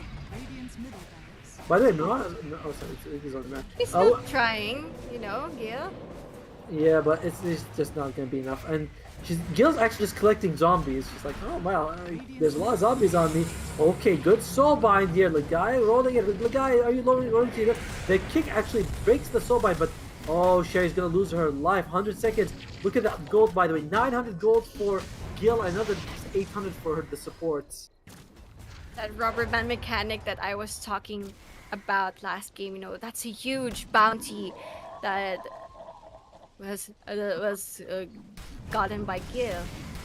Gale doing a lot of damage here, but again, they did lose their racks. They're 10k gold behind, and for Gil, they're like, oh, is Roshan up there? It's like, nope, it still needs 1 minute to even like potentially be up. So they're thinking, wow, what do we do now? Do we consider going high ground? There's no tier for 1 minute, but you go high ground, you don't make a good escape, you could just lose the game right there and then. For now, I think they need to wait for the next Roshan, push out some creep wave, 50 seconds for a TA. But the thing here is, these 4 heroes of Team Roar, they can fight by themselves without the TA. Yeah, we've seen them do that the whole game. Chaos Knight, by the way, is very tanky. Look at that, he's got a Yeah. heart. 4K life. Like the BKB Echo Saber, what's he The going for? armlet. Going for a Abyssal Blade as well for some more HP. Are scared. Just so tanky. I'm surprised she's not turning on the armlet forever because you do like heal up more than you lose. Look at 100 HP life, insane. 5,000 HP on the Chaos Knight, but I mean that's just Chaos Knight. Everyone else does seem to be falling right now. Meanwhile, though, Sherry is up. Roshan's gonna be up in 2 minutes. It's a long Rosh.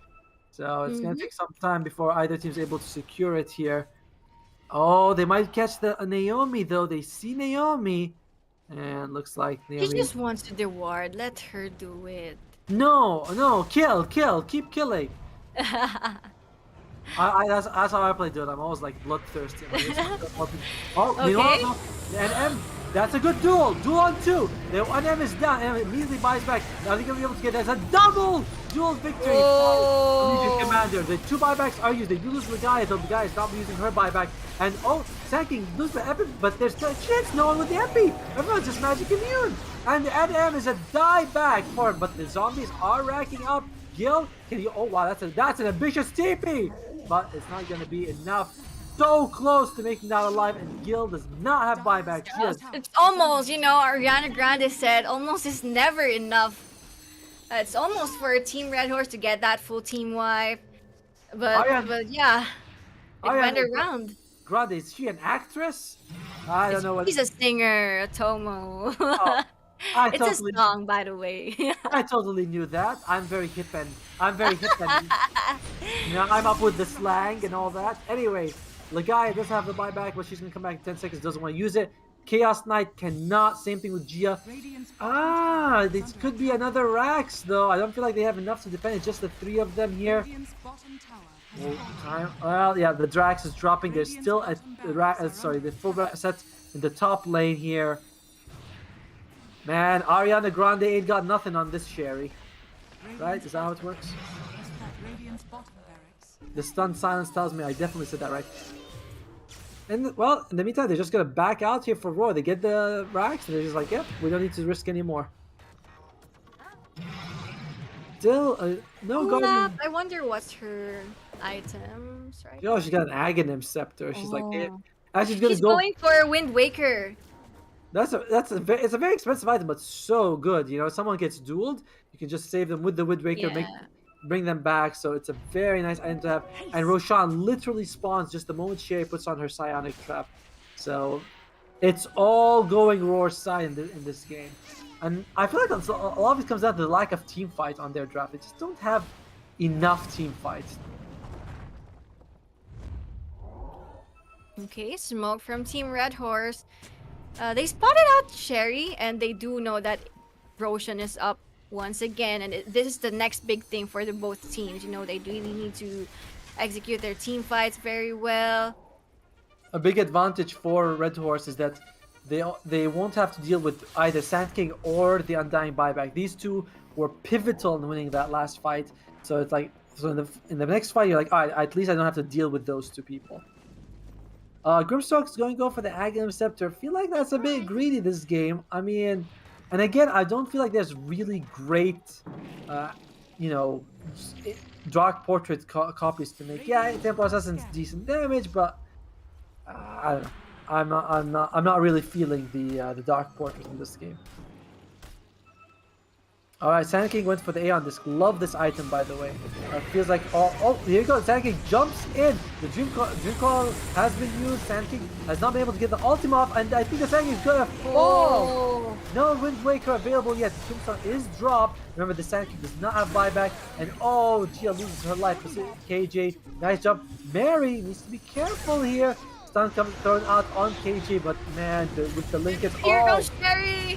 Sherry just destroyed her. There is a buyback available on Mary if she wants to use it. Looks like Hazel loses her life as well. She's got buyback if she needs to go. And they're like, all right, everyone, we're going in. Everyone buys back. Roar immediately trying to run away here, saying that this is just too risky. It's all for the Roche. Can they go? If they can get a win for the Radiant side, they can go for Roche. And Lagaya loses her life. Has buyback. Is she gonna use it? So much damage. Holding on to the buyback on the guy's side, even though the enemy team is jumping in, and Hazel, she just came back. Hazel, that's a dieback on poor Hazel. Gil, what's up with you, Gil? Oh, just make it out again. Lagaya, all right, she used the buyback now. She tries to roll in to kill Sherry, kick Sherry back in the fountain, but it's not happening.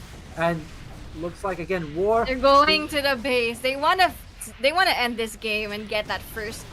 You know, that first game advantage for the series. Once again, this is the grand finals, and this might be the first FSL that another team is going to win.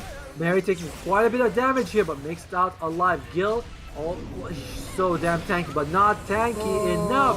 Has the buyback available. Does use it. Gia's also available to help defend the base. And for Roar, they're like, we got so much out of that fight. Literally getting 4 buybacks so far, and they haven't expanded much. Oh, there we go. They jump in. Look Another Dream Coil. Gil, oh my God, Gil, you're dead. That's pretty much it. The fat lady has sung, and she's saying that not today for Red Horse, and GG is called. Roar playing it absolutely fantastic this game. The team fight potential from them just too much. Yeah, and those overwhelming damage from that TA, you know, they can't withstand that damage from Sherry. You know, she's so well farmed, and good job for Team Roar for investing on her so much. Like in the early game, the 2 supports did take time to do the stackings and stuff. They placed the visions very well just for Templar Assassin to be safe from ganks. And you know, I would say that Red Horse did a great job in the early game as well, especially Gil. You know, the role for the carry is to just farm and get your items. She did that actually, but you know, they just can't slow down that Templar Assassin. Yeah, I don't. Again, it just feels like I feel like it's definitely a draft issue. You know what I mean? Like, you have Roar with all those great space-making heroes. When I saw that, we were like, man, this is so easy to execute. You know, Coil, Epi, Tombstone, so good. Moonlight Shadow to come close. You look at the other side. It's very pick-off centered, but it's hard to play pick-off when the enemy team is grouping up as 4 or 5 people, and Cher just farmed up a Storm the whole time. Amazing performance, easily the MVP. NM had a tough lane, but she also recovered very nicely. And that's game 1. That's Roar. Roar has, by the way, beaten Red Horse consistently. They beat them. They sent them to the lower bracket. They beat them again. And they just need one more win to win this FSL Open. Yeah, I do agree with you. And you said earlier that Team Red Horse are winning the FSL consecutively, and this might be Yeah. the first time that another team is going to get the championship. But we will see. Again, this is a best of 3 series Mm. for FSL. Let's see how Team Red Horse is going to adjust on their draft or play style just to bounce back on this series. Again, Yeah, we're gonna take a little bit of a break. Hopefully we'll be back to you guys in about 10-15 minutes, and then we'll see what could potentially be and we might crown a new winner, and we might go to a game 3. We'll find out in just a little while. We'll see you guys in just a bit.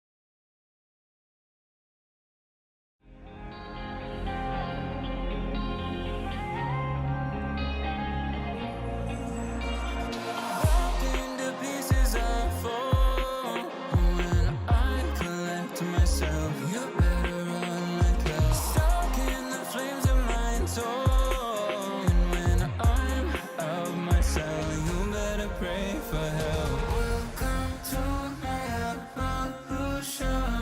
Leveling up, leveling up. Welcome to my evolution. Leveling up, leveling up.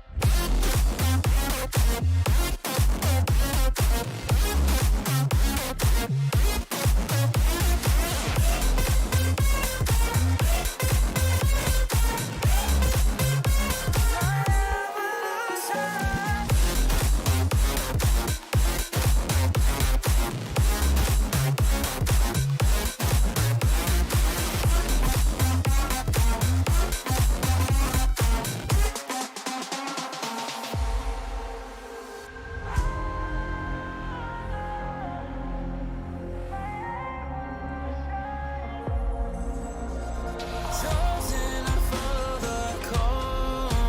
My soul is breaking free. You awaken me. Stolen my time to move on, but now I can see seizing destiny.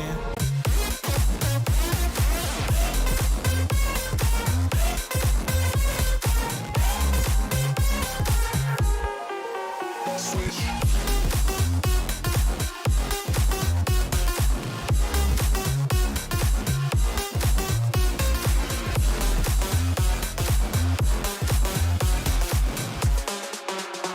My evolution.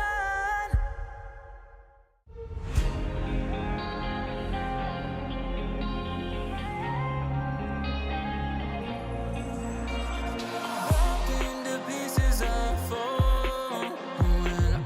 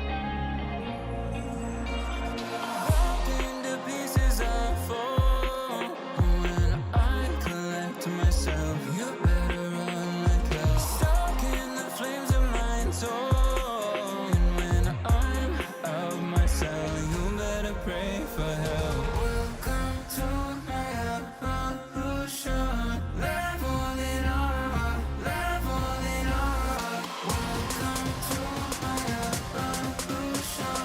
Leveling up, leveling up.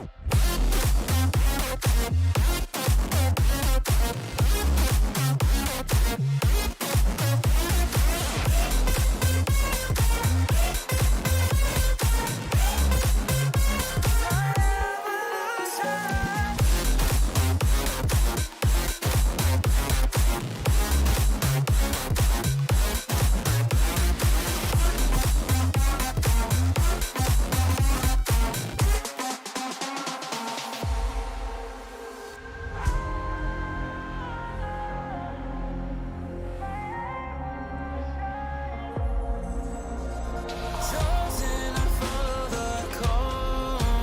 My soul is breaking free. You awaken me. Stolen my time to move on, but now I can see seizing destiny. Welcome to my evolution. Leveling up, leveling up. Welcome to my evolution. Leveling up, leveling up.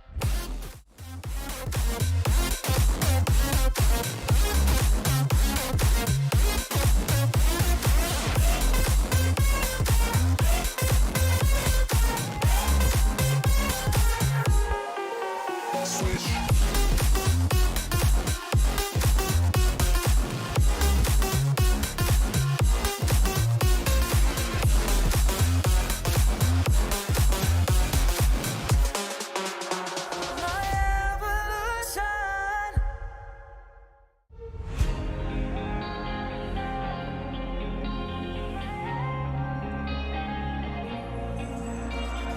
Broken to pieces I fall.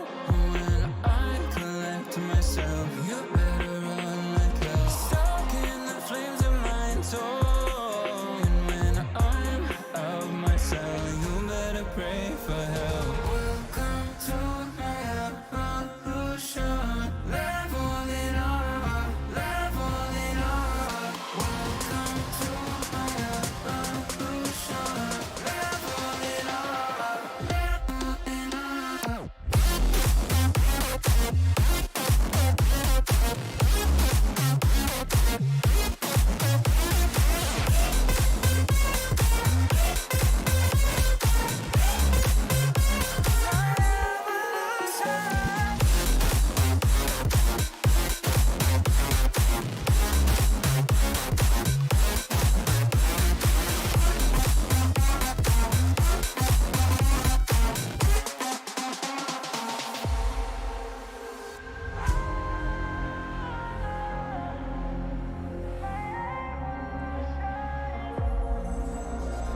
Chosen to follow the call. My soul is breaking free. You awaken me. Stolen my time to move on, but now I can see seizing destiny. Welcome to my evolution. Leveling up, leveling up. Welcome to my evolution. Leveling up, leveling up.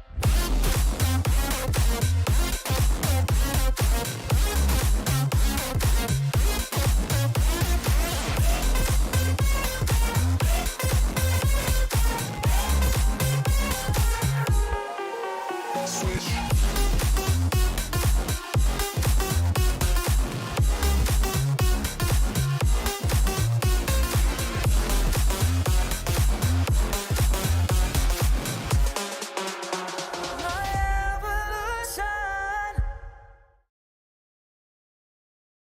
And we are back with the FSL Open, the grand finals between Roar as well as Team Red Horse. I'm OTOMO, joining me is Aki, and we are It's one game for War, Team Red Horse. They had a tough lower bracket game, and I'm thinking maybe the fatigue is playing the factor here. Aki, what are you thinking here? The biggest factor here is, I think, um they both outplayed themselves. The team strategy is Mhm. almost the same. They have an aggressive play styles, and it will just matter on who gets to initiate well, who gets to use their items and skills very well. That's the thing for me. Both teams are so good. As for Mhm. me, Gil and Sherry, they're both great carries. KJ and Mary, they're both amazing mid laners. So I don't have much to say, but as for me, it's just an outplay for this one. I don't know if I can fully agree with that. I feel like it was a better draft by Roar. They went with this team fight style and they stuck together. On the other side, they tried to go for pickoffs, so it wasn't exactly the same like type of. Both teams had different ideas of how they wanted to play, and in the end, it did come down to which team had the better team fight. Puck, Sand King, and Undying definitely better than something like a Storm Spirit, Grimstroke, Earth Spirits. Like, just wasn't the same. But that's done and dusted. That's game on. That's in the past. Yeah, but I think I would like to add, I think the thing that also mattered in the game number one is also the timing. Like, Team Red Horse was, they're ahead in the Mm, early to mid game. They weren't able to finish that game or to maintain that advantage up until the late game. I think their draft can work. Like, they lost, they defeat NM in the lane, mm, and Storm Spirit, she's quite rich. She's yes. quite farmed in that one. So the goal for Team Red Horse is to end that game before the TA gets fat. Yeah, I mean, we saw them like even bottom lane. We saw Gil doing very well. Top lane, Yeah. Hazel was able to get a few of those dual kills going on for her. So it was like you said. Once the group up started, it was a bit too late. It's like, yeah, we want to win lane, snowball off of that. But TA, we saw the sports. They were like, oh, I don't care about the lane. I'm just gonna go stack ancients for Sherry, and Sherry rewarded them with a big W at the end. So. Yeah. eh, And also I'm, they did a good job in, delaying the game I'm and holding surprised up. that we haven't seen any Mars. It was the game that game Mars wasn't banned, so I was like, all right, we're gonna see Mars, but just nobody cares. I was surprised by that. Sand King looks like he's a hot property though. Roar has used him in both of the games that they've won. I imagine if you're Team Red Horse, you're looking at this, you're like, yeah, I think maybe we'll be banning the Sand King at this point. It seems too strong. We see Sand King Hoodwink, we see Sand King Mirana. It's like it's the Sand King. Like the Sand King is the problem. Yeah. And if we're going to look back on Team Roar's first game for Mm. today, the game that really sets for the team was NM, Yeah, her Sand King. So it's really taking a toll for the team if she loses her lane. So yeah. I mean, luckily, even though when she loses her lane, like she recovers pretty well. Like she doesn't suffer for too long. In that game, she had like 14 deaths, but you still feel like, wow, she is bringing a big impact. Just a Blink Burrow Sandstorm had so much impact in that game. Other than that, well, all right, it's like we're done with that. The draft is ready, and Red Horse, they do not ban out the Sand King. They keep that in the pool. Roar getting rid of the Shadow Shaman as well as the Dragon Knight. I believe Shadow Shaman is one of Gia's best heroes. They start out with this. What is this? What is with this Storm first pick? I don't like this meta. I think it's because of the confidence that Mary has and the confidence that the team has for her. You know, uh, they 10 can seconds really remaining. rely on to Mary that she can win her lane, even if they pick 5 out seconds remaining. Storm in the first phase. So it's the Uh, trust that they have to Mary. I respect that. I respect that. Although but again, I just feel like Storm Spirit has not had the best performance in today so far. But we'll see. Roar, I expect they'll open up with the Sand King +1. We'll see if what they go for. I don't know if I'm not a big fan of of Mirana versus Storm Spirit, but we'll see. Radiant That's only team they want to go with. What they go with? They'll go with the puck. That's KJ's puck. Very impressive performance in game one, and I like how she's like, "Oh, you go with your mid laner first. I'll do the exact same. I have no fear." Yeah. I think one of the heroes that can really match up against 10 Storm Spirit seconds besides remaining. the other spirit heroes is like Bach, 5 seconds you remaining. know, and I think Queen of Pain is also good, but as we've seen on KJ's performance in the last game with Bach, I think they won't have any problems with it. Yeah, but I also like the hold. Like Puck and Storm Spirit. Puck, I feel like is less damaging, but it does give you a lot more team fight. And Snapfire, there's Mortimer. Team fight galore coming out from the first two picks on Roar's side.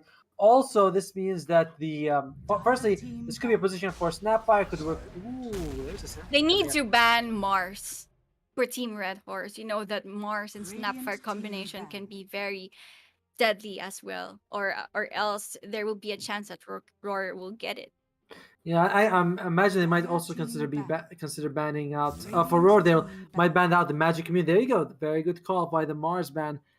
They could take. I'm thinking that they're going to take something like a Tide Hunter. Tide Hunter Snapfire is a very strong lane. Lardar Snapfire is a strong lane as well. And of course, there's also the Phoenix, which if you pick Snapfire, Phoenix 10 becomes an seconds option for you, remaining. not an option for the enemy though. Yeah, it was 5 countered out seconds already remaining. by Snapfire, but let's see who'll be the next ban for Team Roar here. And I think, do you think this Snapfire can be a core? I mean, when we've seen Snapfire core, it's usually played in the mid lane. I feel like that's going to be Puck's Oh role. yeah, We could see a support Puck and a mid Snapfire just to flex it. I don't know. I mean, I've seen like we've seen Yopaj on the Snapfire, Blink Dagger, Yule Scepter into like Daedalus, and just in very impressive performance with that. But yeah, I don't know. Well, I don't know if KJ plays it that way. yeah. But one thing that I Dire like team about ban. Snapfire is you can Radiant transition it team into a ban. core when the game progresses. Like, the damage coming out from that little shredder, Yeah. and with the shard, at least that stun coming out from that scatter blast. By the way, this ban on Mirana makes me feel like we might be seeing a Phoenix. I mean, I've been saying Phoenix a lot. I know. 10 I'm just like, oh seconds my god, remaining. there are other heroes besides Phoenix in this game. But it does feel like it might 5 be a good seconds Phoenix game right remaining. now. Like no Juggernaut, No no jog, Mira. yeah. So that might be something. Roar, I think we might want to consider banning out the Life Stealer. Two infest bomb targets, immune to everything from the pocket Snapfire. Like Radiant definitely. team pick. Oh, okay. They go with Anti this. mage? Are they going for Dire team Medusa? pick. They go with Yeah, there you go. well I said. saw it coming. She saw it from a mile away. Even before the game starts, she's like, "I think this is a Medusa game. I'm feeling it." But yeah, Yeah. Medusa on the Roar side, though, they definitely need some 10 some seconds beefy remaining. boys in the front line. Tidehunter, I'm loving. 5 Slaughter, I'm seconds loving as remaining. well.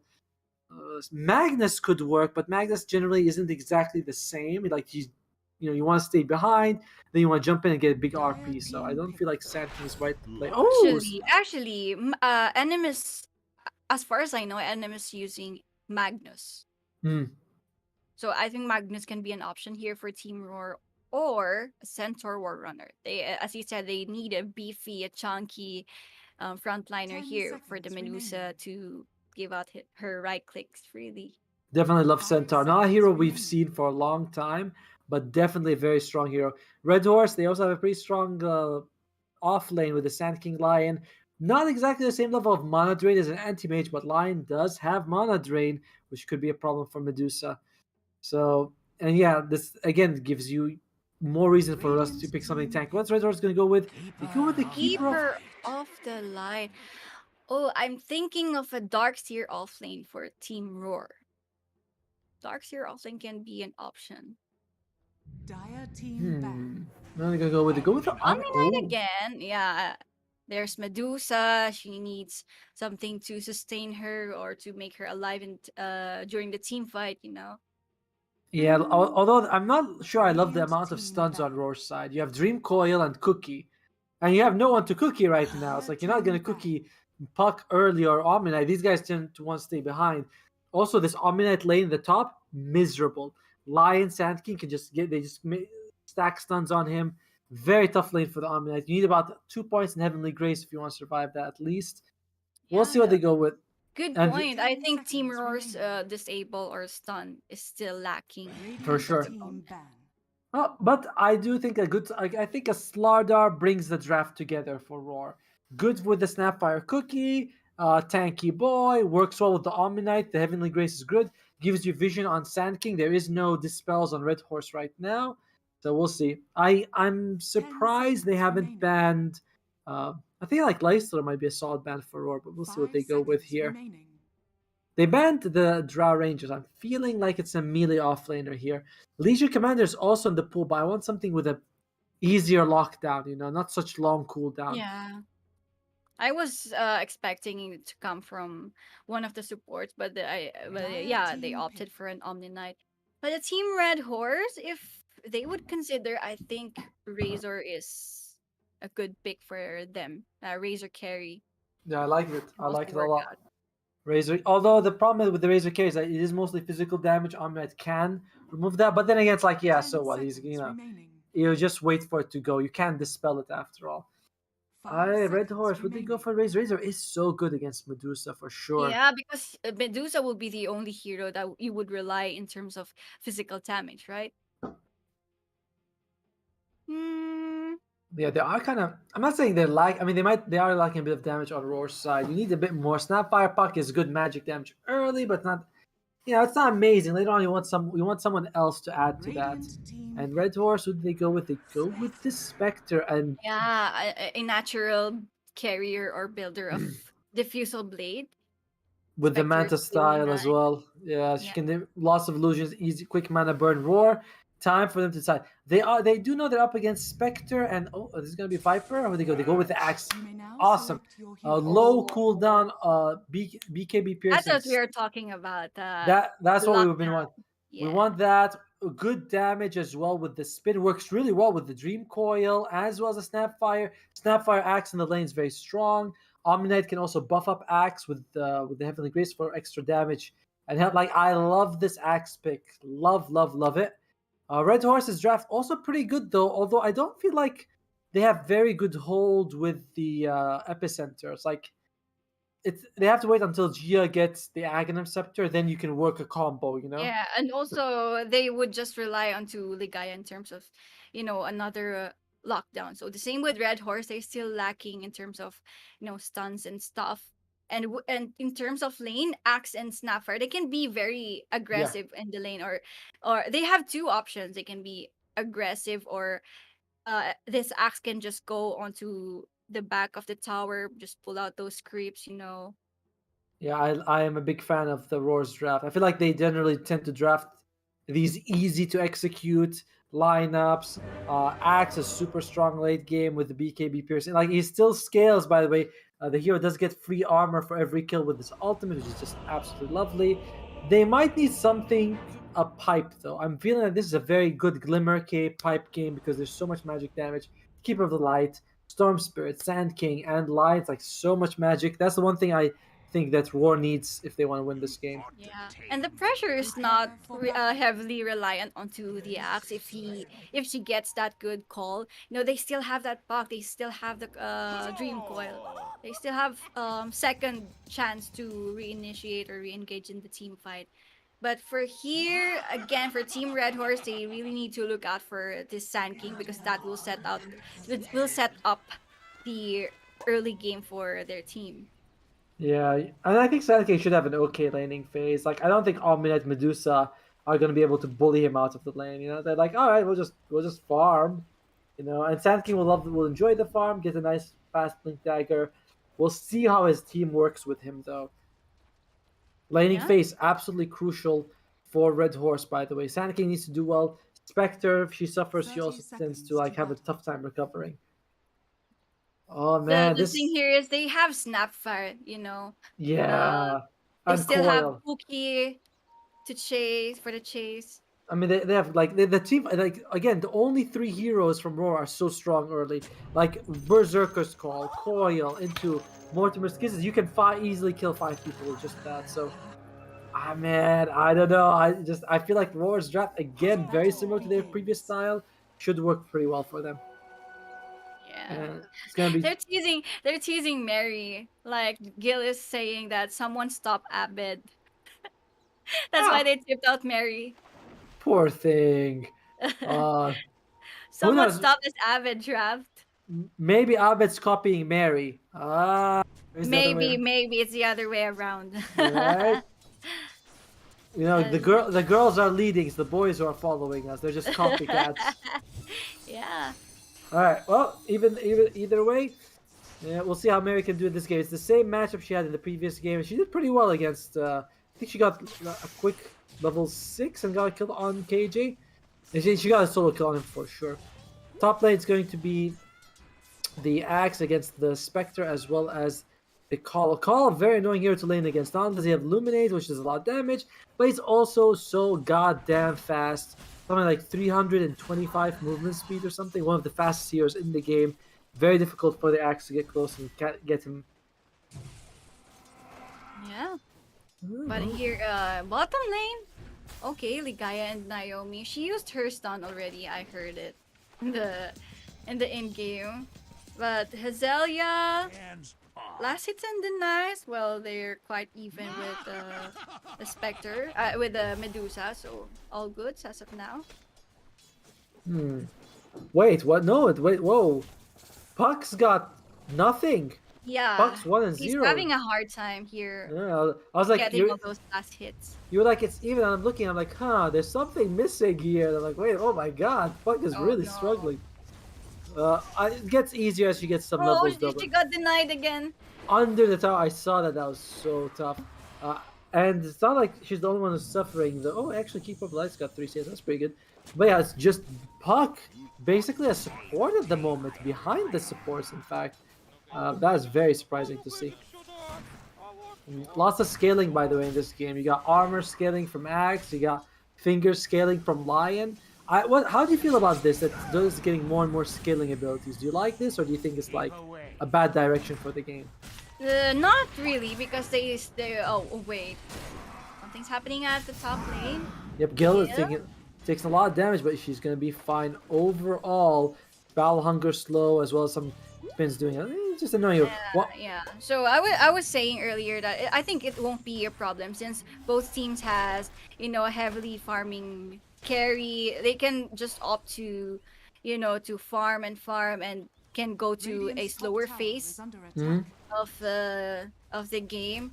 They can be aggressive and they can both play safe at the same time. Looks like Roar might be securing both So- bounty ruins at the 3 minutes mark. But yeah, what I meant was like, what do you feel about heroes getting scaling abilities? Like we always had dual damage, but now we have Yeah. So Necrophos. you like you're saying like the pressures in there that they need to get some kills and stuff. Yeah, like how do you feel about the mechanic? Do you like that Axe has free armor, or do you think like that's too gimmicky? Oh, meanwhile, bomb lane though, it's some damage, but Sherry should be okay. Oh, Sherry. I like it. I like it because their draft is pretty aggressive here, and if they get more kills, they have some frontliners. Yeah. Axe can just tank up all the damage, and there's Medusa at the backlines giving out some right clicks. Axe surprisingly not taking Berserker's Call as level. Berserker's Call is level 3. Naomi taking quite a bit of damage here, but she should be overall fine. Ligaya, I can't chase for that one. Oh, this level 2 Omni. Level 1 heal is so bad. You need to get level 2 before it becomes actually useful. Yeah. Alright, CS starting to even out a little bit here. Puck definitely recovering. Axe is the one who's Able suffering to the most. recover. Yeah. Axe is the one who's suffering the most right now. That 10 and 1. Oh, wow. Naomi, careful, bro. Or sis. Really just going forward. Double two stun. stuns.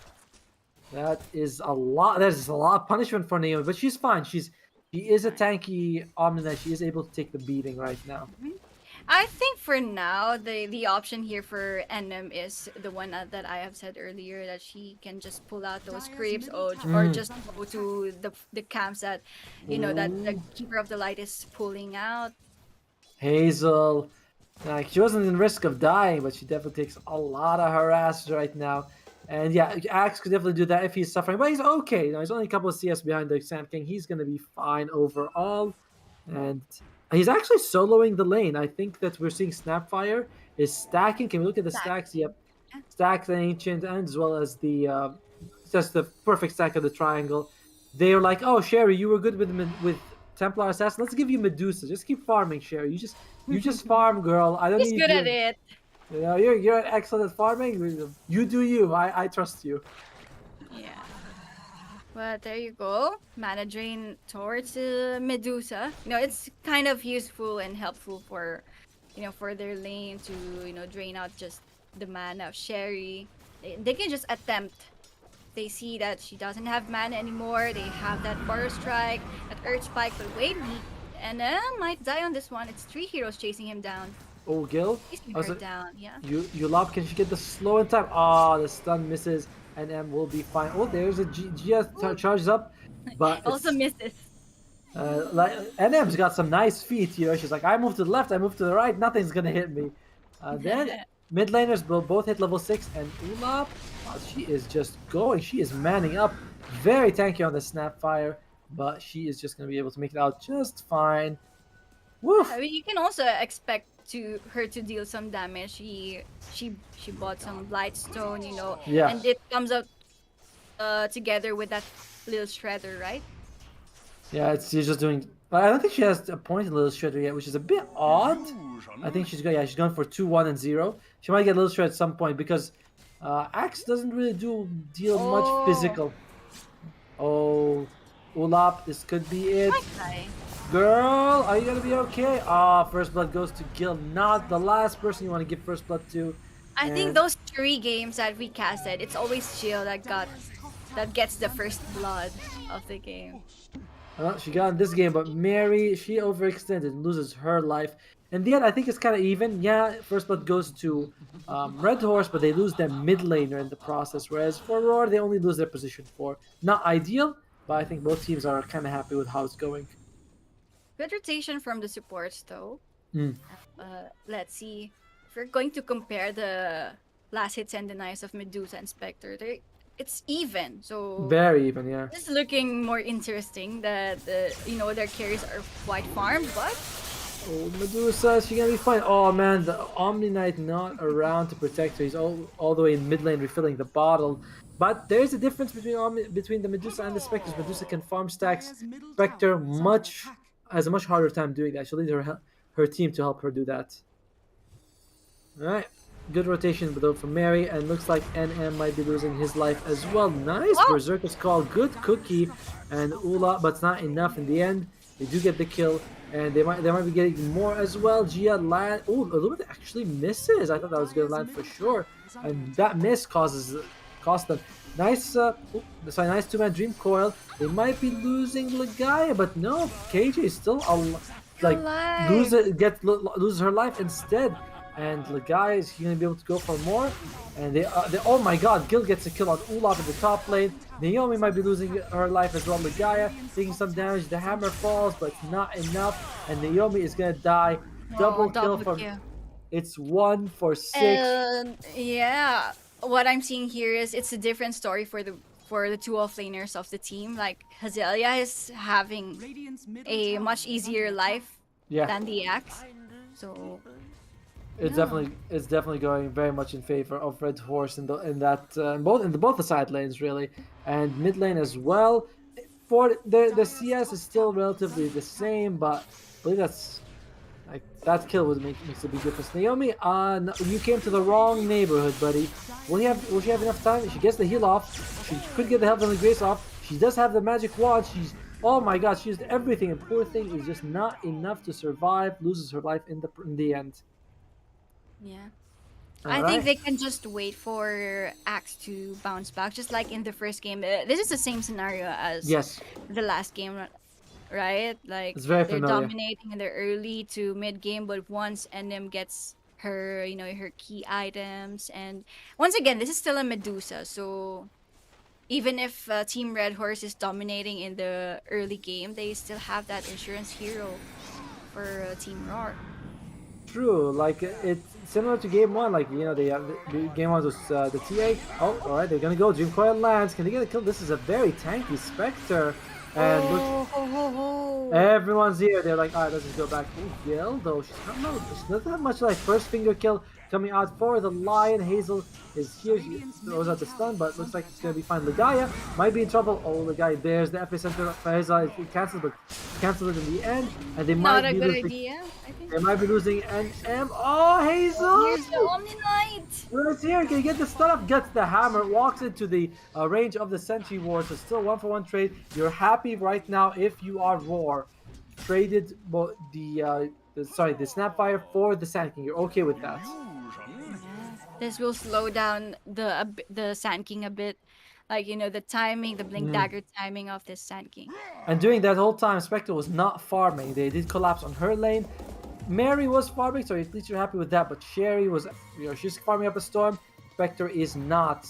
Yeah, 20 Spectre is fighting, right? He's He's engaging in team fights. Oh, very close. Naomi's making it out, and instead Naomi is gonna loses her life in the end. I was like, is there hope? Is there hope? TP is just a millisecond too late, and it's Naomi's not having a good game at all. It's fine though. Ulap level 5. Needs a level 6. Just the supports on the Radiant side still level 5. Both supports on the Dire side level 6. So Red Horse, that's making a big difference. They're able to just do so much with their supports that the other team cannot. Mary's going for Orchid of Malevolence again. Okay. Yeah, I mean she goes for that in general. And, I don't think she's. It's an item that she likes to get. We've seen her get, I think, in pretty much every game that she's played. So why not? If it's not broken, why fix it? Yeah. But I yeah, agree. Cherry? Mary Wait should- for Manta style. By the way, they should change their names. Mary and Sherry? No, that's not. No, it should be like Mary and Harley Quinn or something. It can't be Mary and Sherry. It's too. It's like too complicated. right, Lena, Luna. I don't know. This is too much. I can't handle it. Smoke comes Sherry out. and Mary. Smoke comes out from Mary, and I think they're looking for Sherry. So That's so witty. this is gonna be a nightmare for me. All right, let's see who they can go for. Oh, Pop KJ. is here. KJ is gonna be fine though, and they don't have the lockdown. Only Lion can hold down the puck right now. Yes, but I'm liking what Team Red Horse is doing right now. They're invading jungle area of Team Roar. So as you can see, Sherry's just farming on the towers. Oh, and a bit too far. I don't think they're gonna be able to make it out. They do have more kisses are thrown out, but only a few because it looks like the stun came off from Hazel. And beautiful two-man stun. Ulap with style points. They didn't get any. Like they got the tower, but they lost the axe. But Ulap also got my heart with that cookie. That was very well done. That was very good, Cookie. Stunning up 2 heroes. It prevents it from killing her, and they're going for smoke again. I think By they the will way- still wanna go with this tier 1 tower. Yeah, but the problem is that they have Dream Coil, but they have no other spells. Oh, Ulap is probably gonna lose her life. Okay, nice Heavenly Grace keeping her alive. There is no Mortimer's Kisses here, and that might be the dead Hazel. Good kill, by the way. Sherry shows up. She's like, "Oh, thank you very much. Delivery? I will take it." And the good thing there is she gets that kill. But again, they need to address this ward placements of Team Red Horse because they have Hunt, and the heroes can easily connect to Spectre, and they do have a good vision on I'm seeing- where Sherry's farming. Yeah, they're definitely showing all those deep wards right now, and it's definitely hurting them. You can't have that. Like wards on the triangle. Sherry is always gonna be at risk when she farms. They also have a ward very deep in the other side of the jungle. So Well, then they ping out. They're like, "Hey guys, Sherry's right there. You know, if we want to kill her." And they're actually making a beeline. And they're all going there. There is a blink on the Sand King. Sherry. Okay, she's. By the way, she does not have the armor on. The mana shield. Oh, they turns it on in time, and Sherry should be okay. She's womaning up, and she's going to go for them. And look, nice TP by Naomi. Nice play from that Omni. Omni will they be able to go for more puck? Oh, Dream Coil misses, but it doesn't matter. They get the kill anyway, and it's going to rule up. Even though Naomi was the MVP in that fight, beautiful TP into Heavenly Grace. But Yeah, I mean, you would get it. They would really do everything to save up the Medusa, but NM on the bottom lane. Now Kisses come out, and by the way, this has been the second time we see Kisses being wasted. I feel like at this point, Olaf has to be like, all right, I'm gonna be playing with the puck, not the axe. The axe so far twice has been wasted. The ulti. Are you gonna go for more? They are. Finger comes out, gets a kill. Ligaya very happy with that. 2 finger kills. That's gonna be a lot of HP later with the talent. Yeah. Mary, yeah, she has the malevolence already. But on the other side of the map, you know, Sherry's still on the top of the net worth. She have a decent amount of stacks. Just like in the game one. Yeah, and also another thing is that I don't know how I feel about Orchid this game because there is an Omni who can dispel it. Yeah. You know, it's like either do you Orchid the Omni, but he's always gonna be kind of deep. I think she can just use it for pickoffs, you know. They have deep wars, they do know if there's an Omni Knight or not. She can just use it in the pickoffs. That's a good point. Yeah, but the problem is that you spend a lot, like 3,000 gold on an item that doesn't give you value in team fights. Yeah. Unless you catch the Omni Knight, but we'll see. Sherry, by the way, she's not turning on Mana Shield, which, by the way, makes me feel very anxious. It's like, turn on Mana. It's too scary, and she doesn't have any items for life steal. It's on, but the visual doesn't look there. Apparently, it's on, right? It's on? Yeah, it's on. It just doesn't look like you can see Maybe it's a bug. It is a bug. Like you can see the HUD. No, it's not on. Oh, now it's on. But it has the. Do you see the icon? It has 2 of them. The shield icon. Oh, the first one is the 250 mana. That's new. Oh, okay, all right. Okay. All I right. get it. I see it I was now. quite confused for a moment. No, definitely. I was also confused. I was like, what the hell is going on here? I think they're having internet issues again. They're asking Mary if she got some internet issues. But anyway, do you like what the Team Roar is doing right now? That they're just being defensive. You know, they're not initiating anything. I think they need to regroup and take a second. You know, we've seen Axe die a bunch of times without being able to work. He has a blink dagger already, so this might be the time that they need to group up. I like the Hood of Defiance on the Axe, by the way. But yeah, they need to get all they need to work with Dream Coil. So far, Axe has played with Snap, and Puck has played with Omni. They haven't played as a 4-man unit. I think as a 4-man unit, we'll see their full strength. I think it'll be pretty terrifying. It's a smoke on smoke action, and M has the blink daggers. Naomi's way in front though. Holy crap. Naomi. Okay, looks like they're just gonna go with it. Okay, Naomi gets the Heavenly Grace off, and looks like they might be losing the pocket, but no Dream Coil comes out, and the Heavenly Grace was supposed to be used on the NM. And alright, Sherry's here though. Sherry's here. She might get a kill on Mary. My god, that's gonna be confusing again. And looks like they lose the Omni as well. Nice kill. So by Axe. Can they go for more? Oh, that push. That push actually saves. Right, it moves away from Burrow Strike. And meanwhile, though, Cherry, she needs help. Yep, is anyone gonna come to help Cherry? Axe is here. He's ready to go. Axe, are you gonna jump in? Will you risk your life? Oh, Axe jumped in, but it wasn't a bit too late. Oh, the magic wand comes out in time, but not enough to get the kill, and they lose. It's so kill much. Again. Double kill for this Spectre, and you don't want to give kills to a Spectre. Yeah, it was. It's not. She doesn't have any farming items. You know, she would get those gold in terms of kills, and there you go. She had the double kill. She had the highest damage in that fight, the most gold, the most EXP awarded, and a big bar back because again we are not seeing the Puck Snapfire kiss. This is the 3rd time we see Mortimer's kiss come out. She throws out like 3 or 4 globs, and then she's like, "Oh, I'm stunned," or "There's no one to throw it on."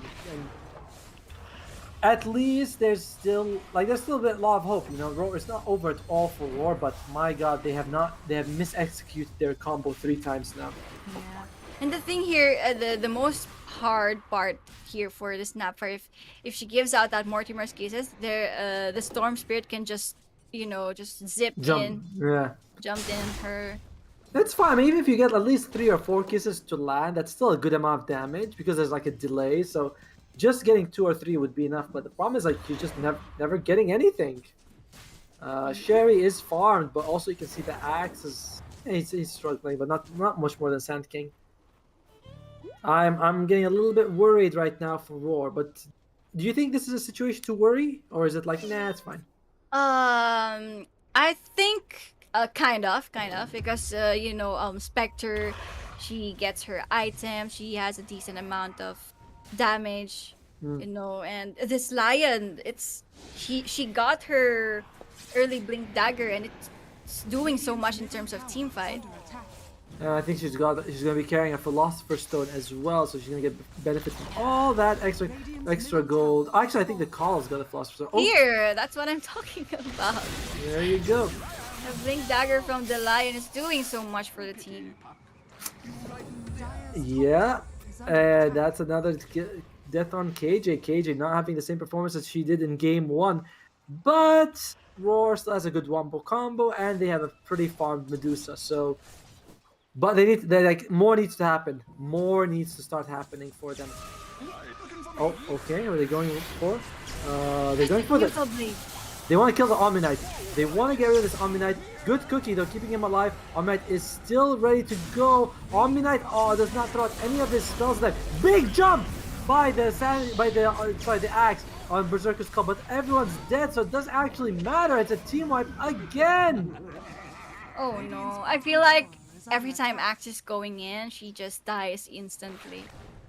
Again, Puck was down, so they need. I think it makes sense because I think the acid skills of Spectre is also proccing. Do you think? Yeah, it's definitely causing issues for the Axe here. She did get a great Berserker's Call. She got a 3-man Berserker's Call, but Medusa's dead, and there's no one else to. And the Mortimer's Kisses are like only.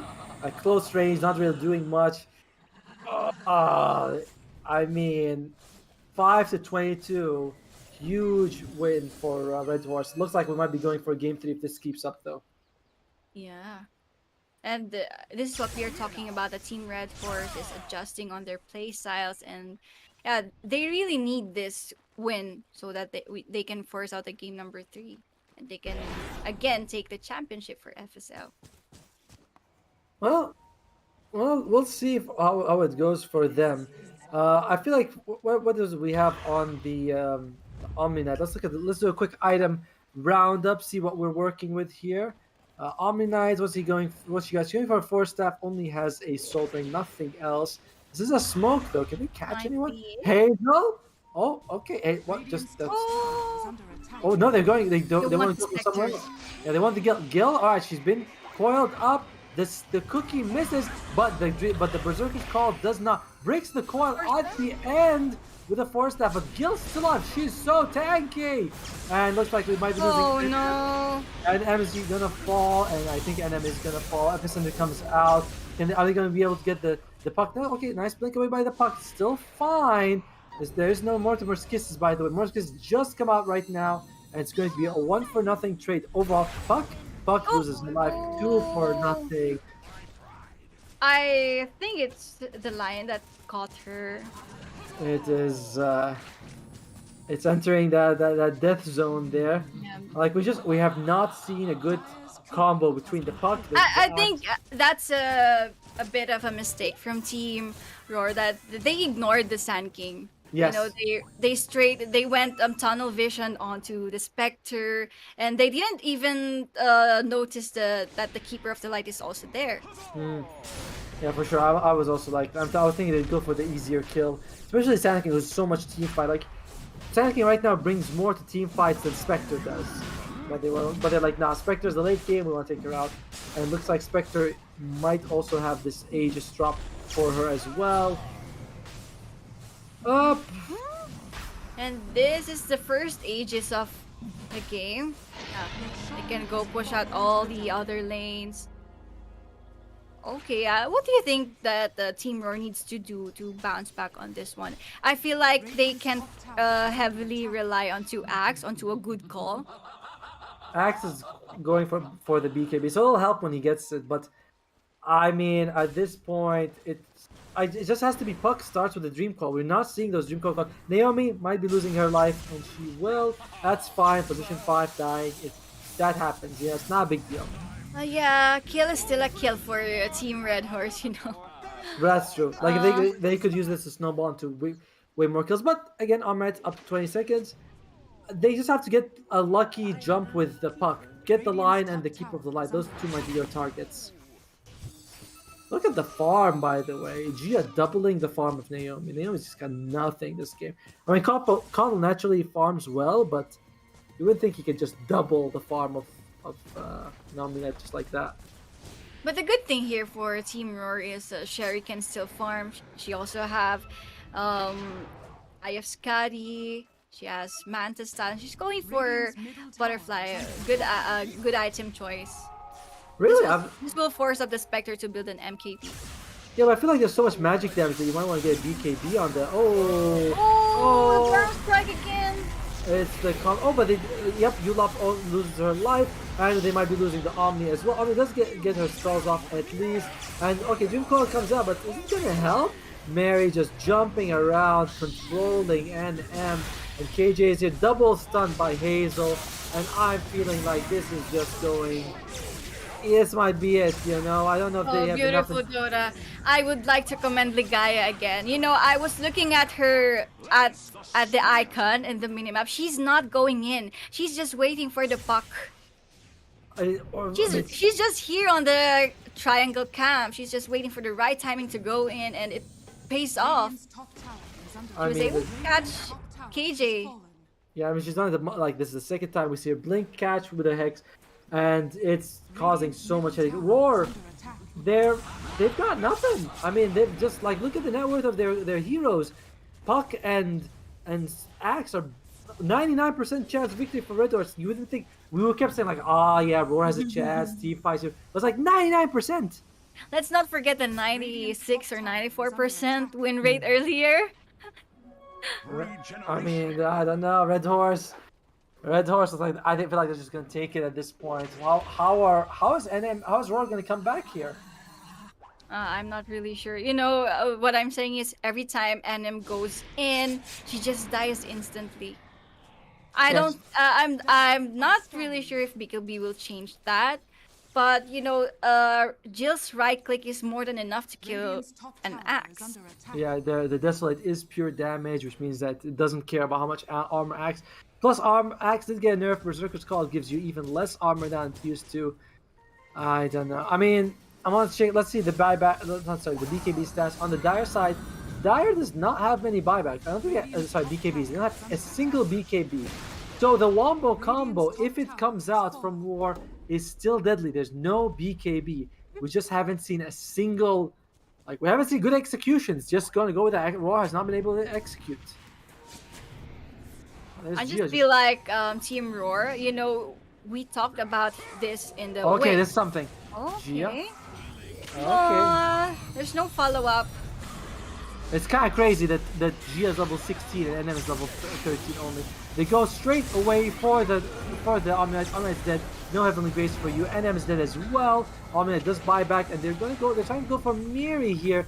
Again, where's the Dream Core? Oh wait, they get a kill on Gil, but it's only the Aegis kill. The Aegis. Buyback on NM. This is they're like, alright, this Naomi. What? KJ. Sorry, KJ loses her life again. Beautiful cookie here gets a stun. Alright, the two-man stun by Ligaya here. Yulop loses life. Hazel triple kill Sherry. I feel like you're gonna be losing your life very soon here. Nice jump by NM, but he's not tanky. Sherry loses her life. Naomi dies back, and at this point, I mean, just end the game. End the suffering is what I say.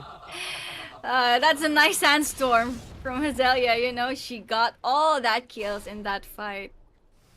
Oh Yeah. no. I mean, they got what they could. They tried to play it around, but it's like you guys are just so far behind. Uh, even if they execute the combo at this point, I don't think it's gonna be enough. Like they don't have enough to go through it. Well, but they are playing. Honor is at stake. Besides, honor is more important than money. Yeah. And once again, Radiant's they're middle tower fighting is under against attack. the defending champions of FSL. All right, that's a beautiful creep cookie, just so that they can stun the enemy creeps. All right. By the way, Nothing can stop them. Has fallen. Gil did use the Aegis in that previous fight, so there is something of an opening in that you can kill Gil now. Like before you couldn't, now you can. That could make a difference. But at what cost? I think every time they aim for Spectre, either the Axe or the Omni Knight dies. That's true. Oh, and KJ, I think KJ's dead. Oh, KJ, can you actually? She hasn't been able to do the blink thing. I like every time I think she got the hotkey or messed up or something because she can't do the blink combo, or she can just phase shift blink. Is she not maxed out? What's the problem here? No, she's level 16 and just seems to be unable. And Abed, there you go, everyone cheering on Mary. Oh, NM's dead again. I don't even know how, like our observers like how would she die? And there's your two initiators. Maybe she went in again. Right, she's like, it's alright, guys. I Gave got them. herself out.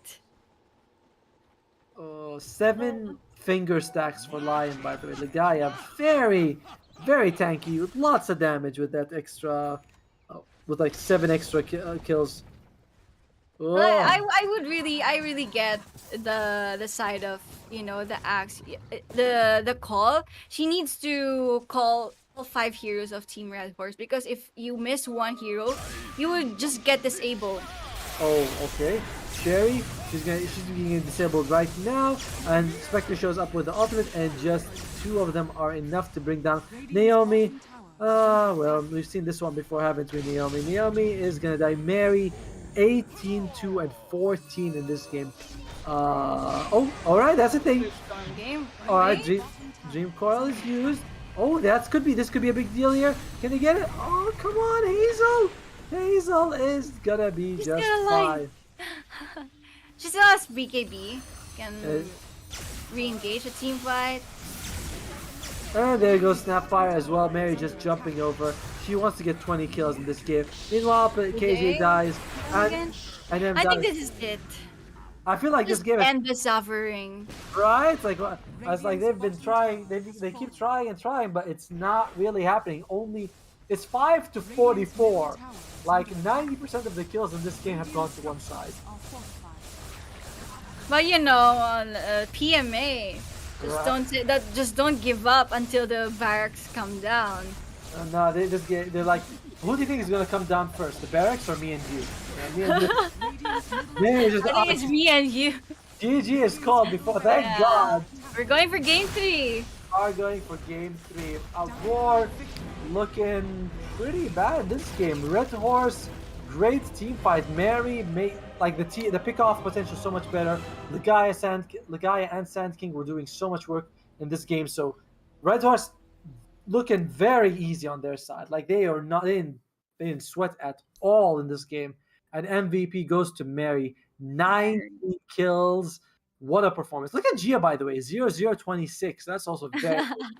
A nice Ligaya, KDA, yeah, especially Gil and Ligaya. It's Zelia and Mary just that gets to die in this game. And again, it all comes down to their laning stage. It's just the execution of hero. We're talking about in the drafting phase that we like Roar's draft. and Like, I mean, I yeah. like it still. It's just that we never saw Dream Coil, Berserker's Call together. It just always looked bad. By the way, look at the kills on Roar's side. Every one of them got 1 kill. So at least you like Evenly distributed. Everyone gets a kill. you get a kill, you get a kill. It's very much like Oprah was like, everybody's getting a kill. Everyone's getting 1 kill. But yeah, Mary, incredible performance. Hazel, good jumps. Gia, we didn't see her do too like 26 assists is amazing. She was just always in the back line. The guy, great jumps. Gil also just carried the team to victory. Roar, they need to pick Sand King earlier. Like this NM Axe did nothing for me in this game. I didn't like the Snapfire combo either. Yeah, I think maybe one of the reason is that the best heroes of hero of Ulap was banned. Yeah, I'm not really sure if Hoodwink was banned. she was. But I was doing anime on. Oh, Yeah. yeah. But So anyway, we're going for game 3. we are going for game 3. So we're going all 3 games of the grand final, which is what we want. I want a closer game. I don't like that game. I like game 1 more. There was a bit It's of so one-sided. I hated that. We want a good, not clean. We want a good, messy game 3. That's what we want. But we're gonna take a little bit of a break. We'll come back to you guys about 10 minutes with game 3. We'll be crowning our champions after that. I'm OTOMO. Join me is Aki. We'll see you guys in just a little bit.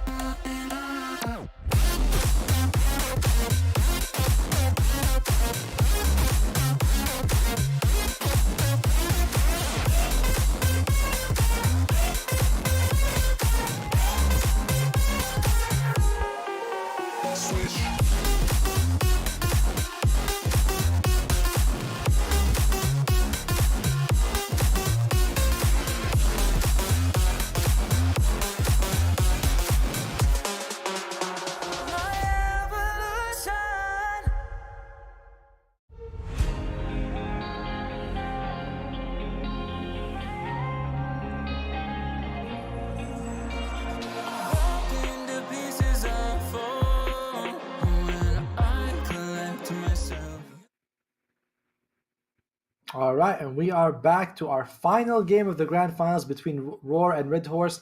Each team has taken a game off of each other, and now it's for all the marbles, for all the money, and for most important thing, the pride that's on the line. Pride. The pride is the most important thing. I'm OTOMO. Joining me is the prideful Aki. How are you feeling? I'm a bit tired, but it's really and I feel enjoy Mm. watching these ladies play because it's like a high level of Dota. I feel like I'm watching some kind of a DPC and stuff, a different kind of play. Mm. If you would compare it to my rank, which is I'm just a legend. I'm really amazed how these ladies play. Yeah, I mean, I know because people are always like, "Man, Aki, she's a legend. She's a legendary player, legendary good." So that's what we're going with. But yeah, Legend means differently in Dota. of course. But speaking of yeah, the two teams, they're playing for 500 USD. You know, the whole prize pool is 1,000. You go first place, you take half of it, which is pretty nice for a weekend of Dota. You know, you get up, you play with your friends, you take home a lot of money. I like that. That's how every tournament should be basically. So yeah, whoever wins this, uh, congratulations to them. Red Horse has won the last three FSLs. Roar has not won the last three FSLs. They usually like they're the only team who can take team games off Red Horse, but they haven't been able to actually beat them in a best of three yet. So this could be a really big opening for them. And this might be their chance to, grab that crown to these ladies from Team Red Horse. But let's see how are they going to do in this last game of the series. Are they going for a different approach, or is it? Do you feel like there's a problem with Team Roar's draft with And last game? no, I thought it was the execution problem. I thought their draft was very good, but I thought the way they executed was just bad. And Red Horse Oh, straight away this is taking this. kind of new to me that they didn't pick Storm Spirit in the first pick. I think they're gonna pick it second pick. They just want to make sure they get Sand King. They're like, Yeah. all right, we know you're good with Sand King. Let's just take Sand King. NM has played Sand King every game so far, except when they couldn't, when it was picked against it, and now they go with the Juggernaut. Okay, decent pick against the Sand King for sure. But do they they go with the Grimstroke, one of Gia's heroes, along with the Keep of the Light and the Shadow Shaman. There you go. Oh yeah, we Told saw ya. it coming again. Easy peasy. And I was like, I did the WWBW. No, sorry, WWBD. What would Bulba do? And I was like, there you go. What would Volva do? And Red Horse, let's see if they're still going to ban out, Ulap's heroes. Mars will be banned. One of one of the most contested heroes in this patch, and I'm expecting them to ban out again Mirana because of Ulap again. Radiant team back. Oh, it's Pangolier. They get rid of the Pango. It's fine. They still have time to get rid of the Mirana. Good combo with the Grimstroke and the Juggernaut, though. Very strong laning combo. Magic Immune, Ink Swell is just a lot of damage, a lot of disables. Put up a Phantom's Embrace as well. So I kind of like it. We'll see what other combos they want to put with the Grimstroke. I feel like that's not enough. 5 seconds I- remaining. I think this is the time that Team Roar has a big chance of picking out a Doom. It's one of KJ's favorite hero in the mid lane, and again, it's decent against the Storm Spirit. Yeah, I like the idea of a Doom as well. I think a Doom would be pretty good. Great Ink Slave, great with Soulbind combo. Lane's pretty decent. I think he should lane pretty deeply. It should be difficult for the Storm Spirit to bring him down at least. Red Horse, what do they go with? They get rid of the Queen of Pain. Roar. This is the last ban here. I'm wondering I think Team Roar, if they're planning to pick out Puck again, they need to ban Shadow Shaman or Lion. I mean, Shasham is already banned, right? So they could Yeah, definitely. it's banned. I do feel like Lion is the better catch hero among the two. You know, it's like the hero tends to get the Blink Dagger faster. Generally, you just tend to rush it on the Lion. Usually, Shasham is like, I want the Aether Lens, then I want the Blink Dagger. It takes a bit longer. Or what are they gonna go with? What are they gonna show? They're probably gonna they can pick whatever support they want because the offlane hero they already know the offlane pick for Red Horse is picked, and they're not gonna pick another one, so they should probably go for another support here. I want a hero that can combo with a Grimstroke though. Grims, they can just go for Lich again, but the issue there is it's really squishy. And Sand King Again, Storms. the combo there is the Soul Bind, the Almond Slash, the Chain Frost. That's kind of deadly. I can't honestly. I don't mind if they just go ogre, double ignite, double fire blast is pretty good. And ogre, and you're talking about Lich. I love the combo, but I can't help but think, man, Sand King and Storm, they just jump on them every time and kill them before the fight begins. So I want something a little bit more durable. Yeah, a little bit tanky support. Ogre What is- Magic is also Oh my considerable, girl, but Dawnbreaker, yeah, there she is. the sustain, the save will be there, the stun. I like Uh, this pick. I do too. Although I'll be honest, I don't think she's a good hero against the Storm Spirit, Mirana, or the Sand King. Like she's not a suitable hero against any of these heroes. She needs someone else to lock them down. Soulbind would be great. Like Soulbind, you could definitely get a good Starbreaker going. But if you don't have Soulbind, like these guys can just only like, what's Juggernaut gonna? How's he gonna catch anyone? They need someone to hold them down right now. But to be fair, Dawnbreaker is a bit tanky. She has a big amount of armor and stuff. But Team Red Horse looks like they got the Team Roar's draft in the game number 1. You know that Borrow Strike into Arrow combination, Mm. and that offlane. We have to watch that out because that's a very strong lane. Yeah, what can they go with here? By the way, we also don't know, is it Dawnbreaker support or is it going to be a core Dawnbreaker? I I think imagine it can be a support. I play Dawnbreaker support all the time. I think the hero is a good support, but competitively we haven't seen this hero picked for a long time, so you don't know what the players are thinking. But this Sand King Mirana combo is going to be very difficult. I wonder what they're gonna pick. I feel like they might need something that a range support that can help. Oracle would be okay. Omni and Abaddon feel like it's just too risky. It's too easy to get them kills. Legion Commander is also a good pick. You can do the ultimate and then Dawnbreaker shows up.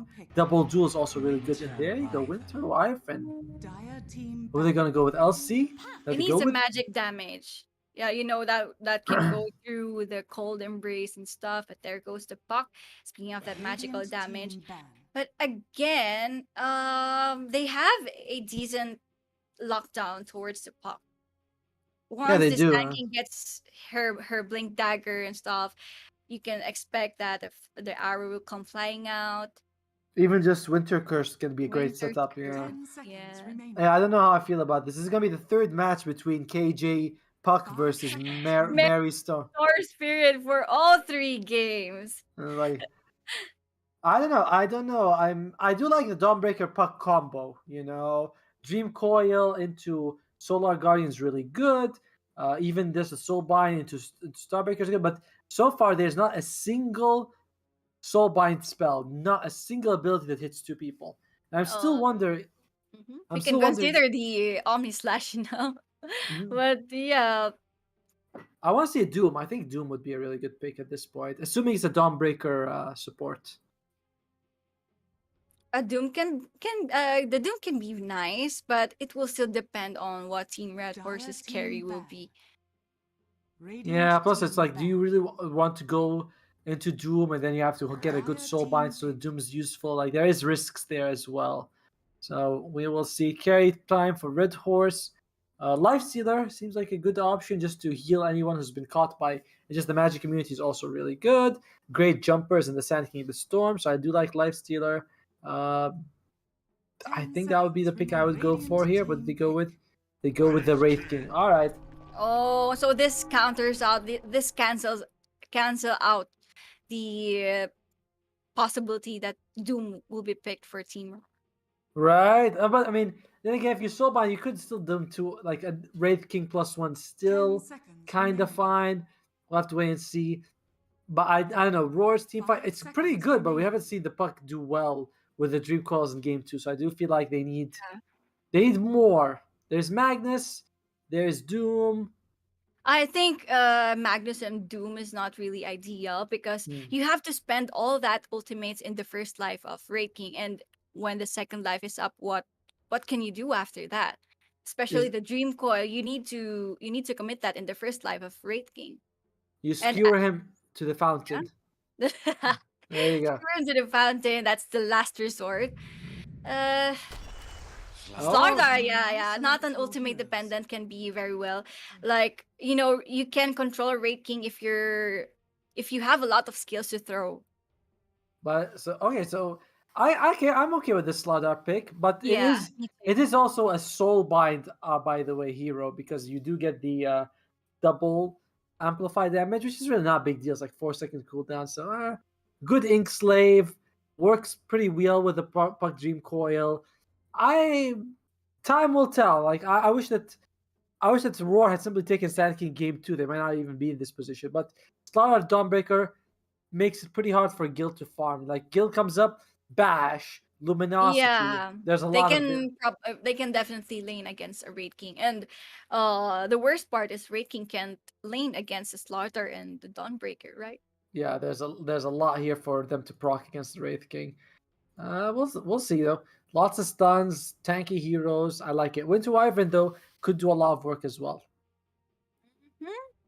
We will see. There's a lot of team fight potential for Team Red Horse. Again, the Winter's Curse and the Epicenter, they will revolve around these heroes. And again, for Team Red Horse, they just need to secure Hazelia's lane. She needs her dagger early on, especially for Team Roar. Again, their their spine Mm. is Slardar, is Nika, and as for me, she's the backbone of the team. I think the same. I think KZ will have to perform a lot as well. But Red Horse, I don't think they're going to suffer in the laning stage. Like Mirana Sand King is such a good combo. Grimstoke might just die like 3 or 4 times during the laning stage just to save Sherry.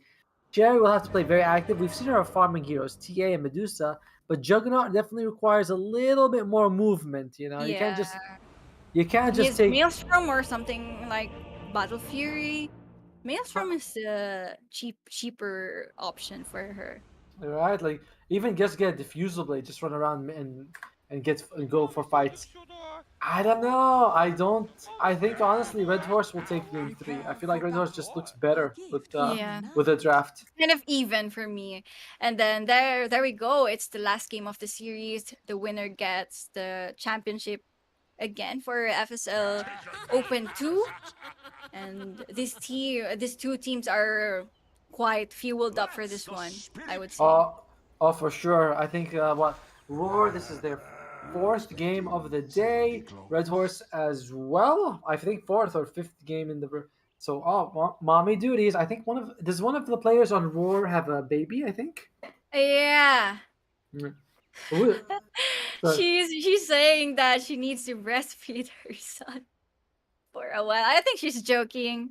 I think she's kidding. uh, That's so cute. I think there's some mommy duties. And I would say that they're friends. mm, They know each other and they would understand if mm.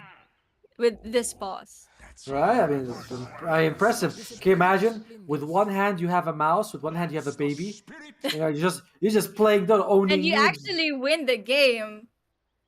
That's Yeah. that's a badass move. Right? It's like I'm not even going to like take a break from Dota to do like to keep my son to feed my son. I'm just gonna keep playing. I don't care. Like me and my wife, we have a baby, and it's like it's we can't even go to the bathroom with him around. She can play Yeah. Dota. That's amazing. Well, meanwhile though, Right. let's see what each team can do here. I feel like Raw has a pretty good fighting potential though. Like Inkswell, Slithering Crush, Starbreaker. They have a good fighting lineup. 30 seconds to battle. Very elusive heroes on Red Horse though. Burrow Strike, Leap, Jump by the Ball Lightning from Storm Spirit, Winter Wyvern, Arctic Burn. Like 4 of their heroes have some sort of mobility ability. Yeah, I do agree with you, but seems to me that Team Roar is looking for first blood here, but Can they catch someone? Oh, hoping to get something. They're like, do we want to go? Do we not want to go? And like, Adam gets the bounty ruin. Looks like Ulap's gonna get the second one. So it's a 2-for-2 trade, nothing crazy. And Dawnbreaker starting off with that Orb of Venom, so you get that nice bit of slow. One hit, you follow up with Starbreaker, Slithering Crush, punch, punch, punch, and that's a dead Winter Wyvern. Mhm. Maybe even dead Gil. Yeah, almost, almost. But again, Juggernaut on the bottom lane. I think he's kind of safe. You know, she has a kind of escape towards the Bar Strike and Arrow, but possibility here. Especially if you can get Phantom's Embrace at early levels, that will also be very annoying for the team to deal with. And by the way, we're seeing Gia utilize the new Arctic Burn buff, 2 seconds extra duration, so you really get like a lot of value out of it. It's just fantastic ability at this point. What's the cooldown? 38 seconds, 10-second duration. That's so good. Ah, Oh, thank you, Observer. Oh, and Ulap went for the look at first. her. She's so aggressive. Do you play a lot of Dawnbreaker? Not really, not really. Because I always find it weird when people take the first point Celestial Hammer rather than Starbreaker. I just feel like Dawnbreaker has a low mana pool. She And does. her really costing a lot of mana. Yeah, she basically has no mana pool, honestly. She's actually going to go for the Arcane boost, which makes me think that she's going to go for Holy Locket, just for maximum heal for the team. Which is alright, I'm okay with that. But yeah, I'm not a big fan of the Celestial Hammer level 1. Starbreaker is less mana, I think gives you more damage as well. Yeah. But here we go, bottom lane, it's Naomi and the Gaia doing giving out the right clicks to each other. And it's some kind of a casual lane here, but mid lane again, it's the Pocket Storm for the third time around. Both of them are like, alright, I take this Nothing bot. new. Yeah, I'll take this bot, this rune, you take this rune. And oh, Naomi, you just gotta be careful. And she will lose her life. Oh, Naomi. That was very costly for her. And yeah, not really the best tournament showing for Naomi. I think most of the games she just seems to have to struggle a little bit. And I think she's doing pretty good on her lane as well. 7 last hits. Oh, Here we go. Stun, those land. king stuns, a bash. Oh, there's one more hit, but so slow. Oh my, the Arctic Bird and the Splinter Blast. Very nice play by Gia. If she did not play that as well as she did, that would have been a dead kill. So that's all Gia, you know, supports winning the lane as we always do. Okay, but mid lane again is Mary. Harassing out KJ here. Can she go down? Okay. Very low HP here. KJ, I think she has enough mana for one volley of spells. There is 3 wand charges. Gonna be 4 if she's doing spells, so it's a little scary here. Oh, alright, Sherry, she's just spinning. She's like, alright, you're kind of annoying, so I'm just gonna spin and bother you a little bit. Oh, Mary. Mary. Probably forced to go back here, which means that she does forfeit the 4-minute ruin.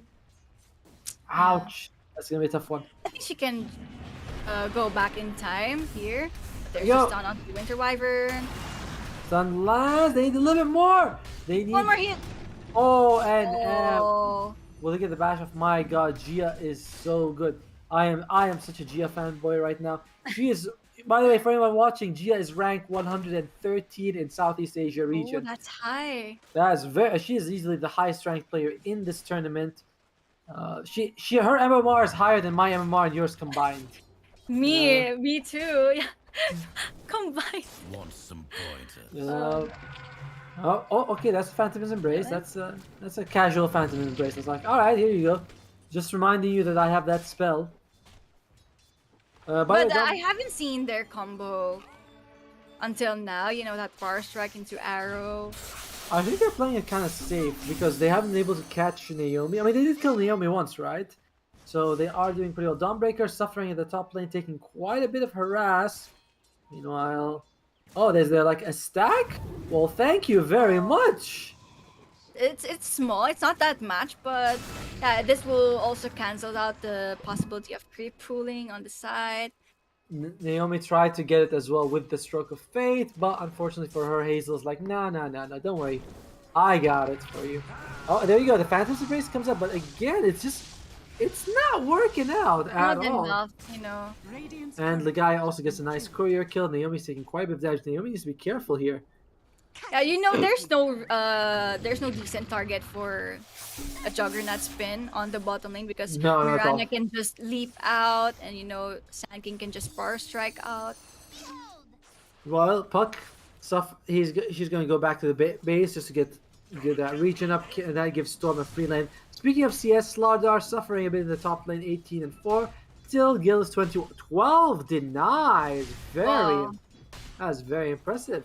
This is their chance to kill the Raid King because if she reaches level 6, it will be hard for them to kill a Raid King. Yeah, well, also, I imagine they might want to consider bringing up the Puck here. No, Puck goes back to the Yeah, mid lane. this is their timing. Yeah, Puck's like, nah. Why gank when you can farm is the real Yeah. question. Well, unfortunately, unable to get all the creeps, but that's fine. And the guy going in, stealing a bounty ruin.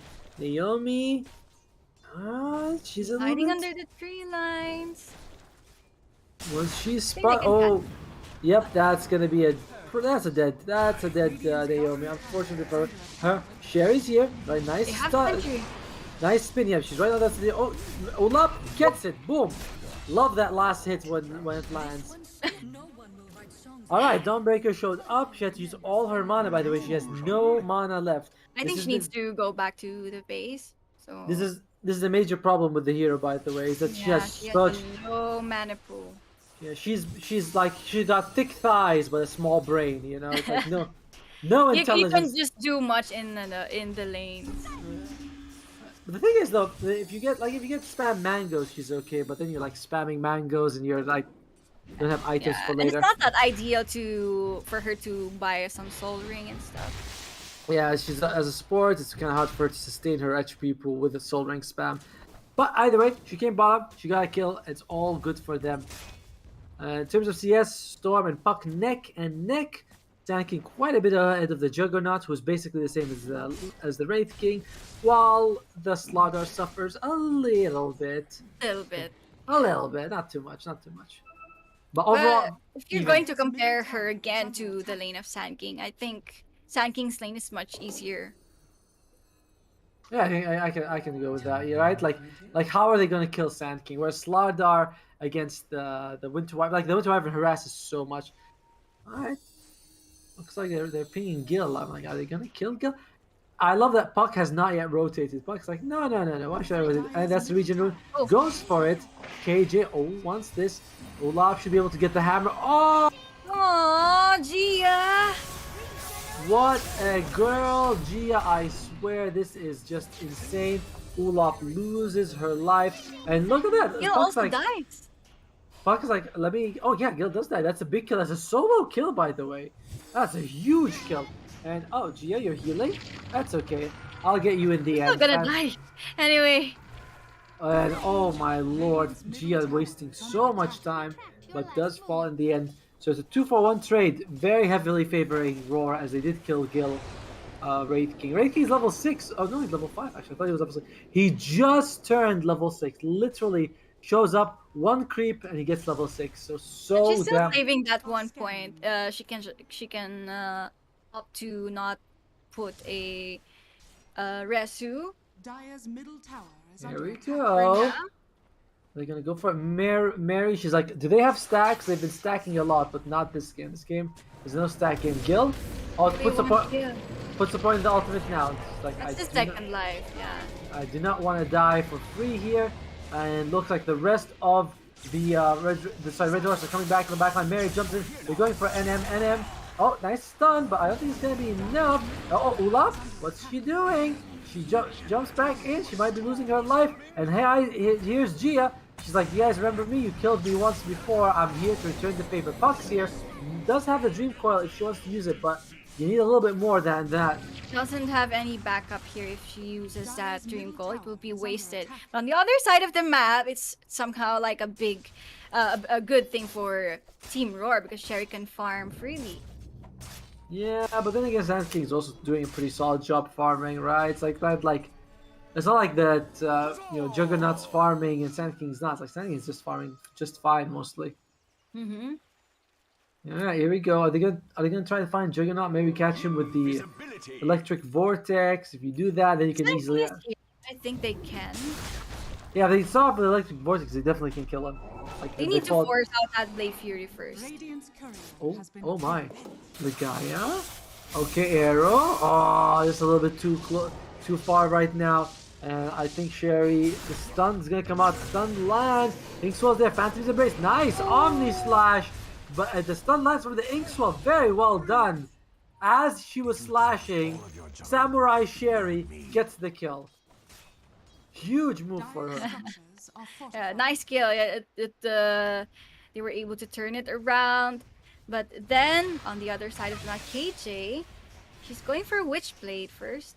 Yeah, I like that. I think it's fine. It gives you a good amount of Yeah. damage that Puck really needs. Not as strong as it used to be, but Dire's top still tower very, very is good. under attack. And I mean, in But the top lane meantime, tower, I think it will fall down. oh, can I get this? I think so. Oh, so close. Again, almost for Hey. Team Roar. Oh, Hazel, she's like, oh my god, I saw death just now. Is under attack. Meanwhile, top lane, Mirana is here along with Gia as well as the Wraith King. Wraith King does not have reincarnation though. And alright. Heroes are here. I Mm, need to be careful because Storm is just around the corner. I think she can just connect onto the top lane if ever Team Roar goes to commit on the top lane. But okay, breaking with that armlet of Morrigan. very good farm by the cores, right? Yeah. The jug as well as the puck.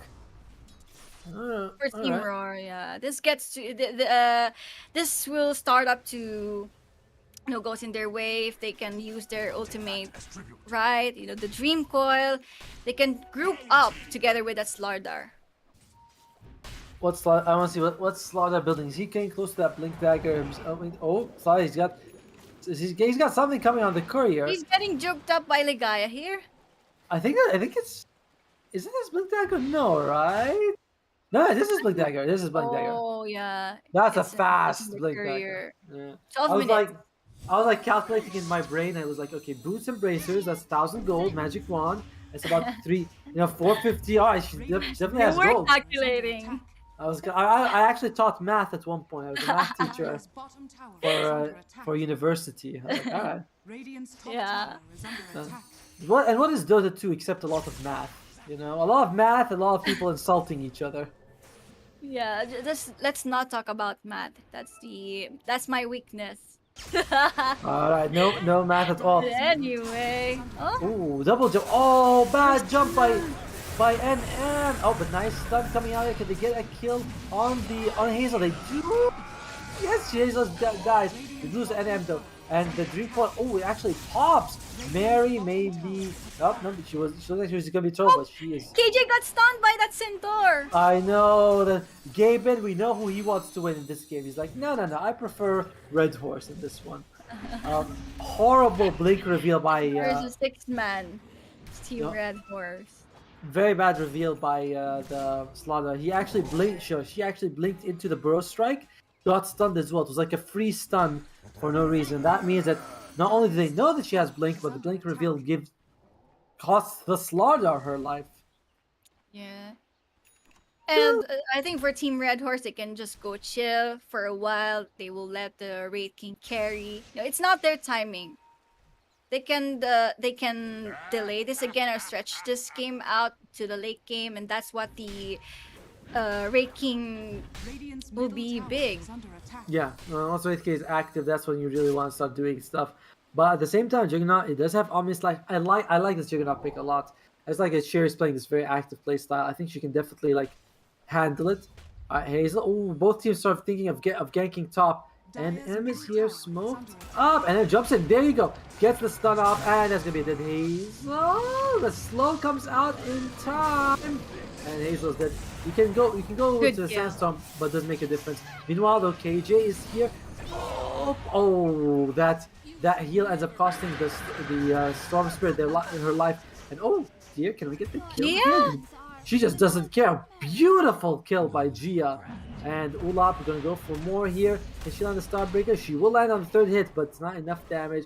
Ulap's just gonna go Radiant's away. bottom tower They is did under lose attack. Mary, but they do get KJ. It's interesting that it's the game is still even. It's 15 minutes into the game. It's just 1k gold lead. Yo, it's heavily favoring Red Horse in terms of percentage. Twice as likely to take this game. I find that very surprising since I didn't think that their draft was that much better. But looks like Valve really admires the Wraith King. They're like, Wraith King, good hero. Yeah.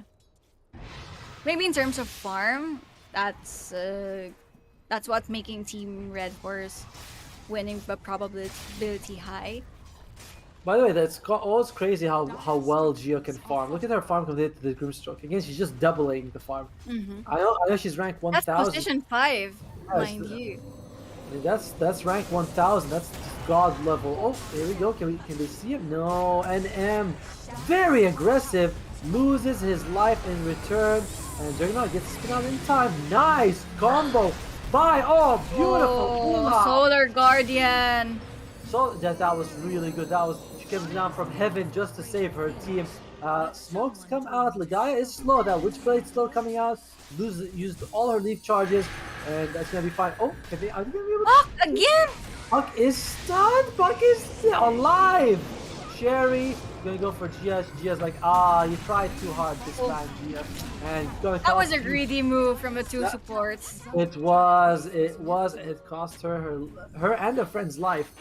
And just like that, Roar, is it still 34% Is win KJ rate? stocked? I think she's stocked. Oh, yeah. She has a winning reef. Radiant's bottom tower A puck is never stuck. Yeah. Right? I just Puck- realized it just now. Oh, by the way, Dawnbreaker is going for the full heal strategy. Holy Locket into the Aghanim Scepter, just wants to keep her team alive. It's an interesting approach. I've seen this before. There you go. She just gets the Holy Locket. You heal so much with this play style. Even if there's no burst, right, it's still a good item for this Dawnbreaker. She just needs to, sustain and to survive during the team fight. And the thing here is that Solar Guardian's cooldown is really high. That's true, but you can't drop it. Like, it goes from 130 to like 90 seconds or something like that, because as you level up, it reduces by 10. There's a talent that reduces it by by 20. So it's fine. It's not too big of a deal. Another thing. So yeah, I'm okay with it. So Guardian should be active. It does give her also the chance to farm. She can farm a lane, then join her team. Smoked by Red Horse. They want to find someone. Gil is joining this fight. They don't see that very often. And they're like, all right, Okay. this is a waste of time, everyone. Let's just go back. This is it. We're done. Let's just go. So yeah, Storm's got a DD Ruin. Also going to go for the Orchid. Philosopher's Stone is Again. Yeah, it's the classic thing. It's like I'm always going to get Classic Orchid thing. here. They're going for smoke. They have the Dream Coil up, and the Solar Guardian, the Omni Slash. They're just letting Sherry farm.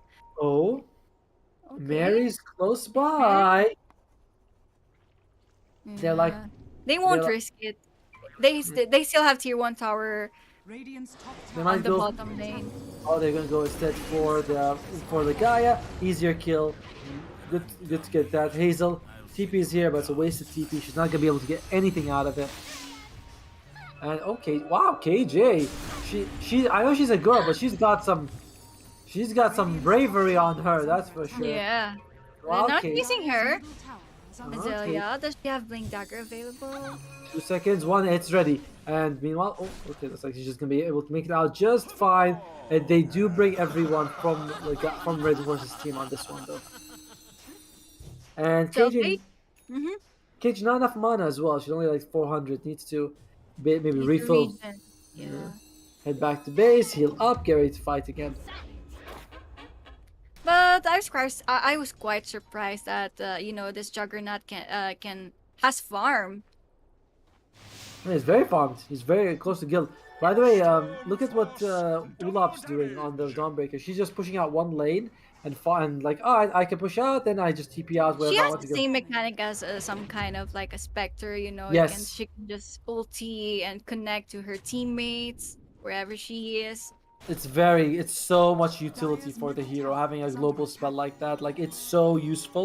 You can go anywhere you want and shop. It's incredible. Well, Mhm. in the meantime, though, she might not be want to be in the bottom lane too long by herself, though. And there you go. Moonlight Shadow is used. Smoke is used on Roar. Who's gonna find who? Oh, there you go. That's a dead Mirana again. Oh, the Gaia. Definitely not the Just same. wants to reward. Not the same performance as with the Lion. That's for sure. Yeah. 13-8, and Team Roar is doing a very great job to set up their early to mid game and get the Juggernaut ready, What? for the team fight. I love when they paused. I was like, "What? Is it the baby again? It's still I hungry?" think it's a mic Uh, issue this time. I was just like, is it really the baby? It can't be the baby again. uh, Back to the game. There surprisingly there's a wonky gold lead for Team Red Horse. It's tiny, right? It's like doesn't actually make too much of a difference for them. It's it's like an insignificant lead. Gia can do a lot this game. Like the ultimate for her can make a big difference. Everyone's sleeping mid.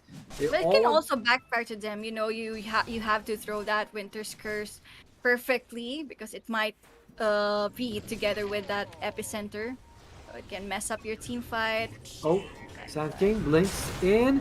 Oh, nice bro strike on two. But there's the Phantom's Embrace keeping him silent. Arrow comes out and looks like Hazel. She's got so much HP's coming back for her. She looks like she might be fine. Big jump by Mary here. And oh, Mary does eat the the Dream Coil. A heal comes out, but actually doesn't land. This could be very risky. Mary's down. All right, it's a 2-4-1 trade so far, and oh, misses the Starbreaker here. But Hazel might still be in trouble. Hazel's taking a lot of damage here, and Hazel still dies to KJ. In the meantime, they're going for Gia. Gia, she does There's not have. still a rate. Wraith King, he's just like, okay, this is crazy. I'm out of here. Gia was gonna lose her life in the end. Triple kill for KJ. KJ showing up. Has fallen. Whereas, like you said, the Wraith King, he was like, I'm getting the hell out of here. I did not want to fight this. Dire's bottom He's tower playing this is hero under for attack. 3 times in a row. What can we expect? And there goes Team Roar. Roshan was opened up for them. And yeah, the Storm Spirit is back again, but I don't think they can contest on this one. But they're on their way. Yeah, They need to be quick. this could be a big steal. Oh no, the arrow came out like just a little bit too late. Didn't get the vision, and oh, they're jumping on Mary. Meanwhile, though, they need to be careful. Hazel Stun comes out on the Juggernaut, but that's not the person you want to kill in general.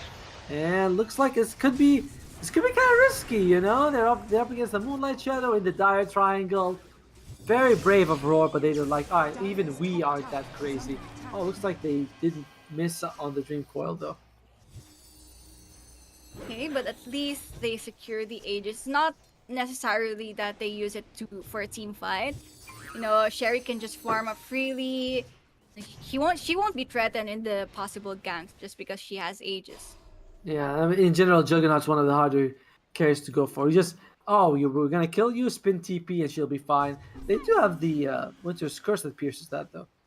And Dawnbreaker getting closer and closer to that Aghanim Scepter. Huge healing buff, as well as 6 seconds of heal.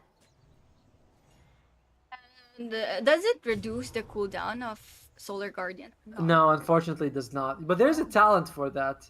But yeah, look at that. Yeah. It's a talent. Yeah, it's a level 15 talent. Look at the heal, the 120 HP heal per pulse. That's just kind of insane. Mm-hmm. You know, also we have to point out that healing ward for Juggernaut.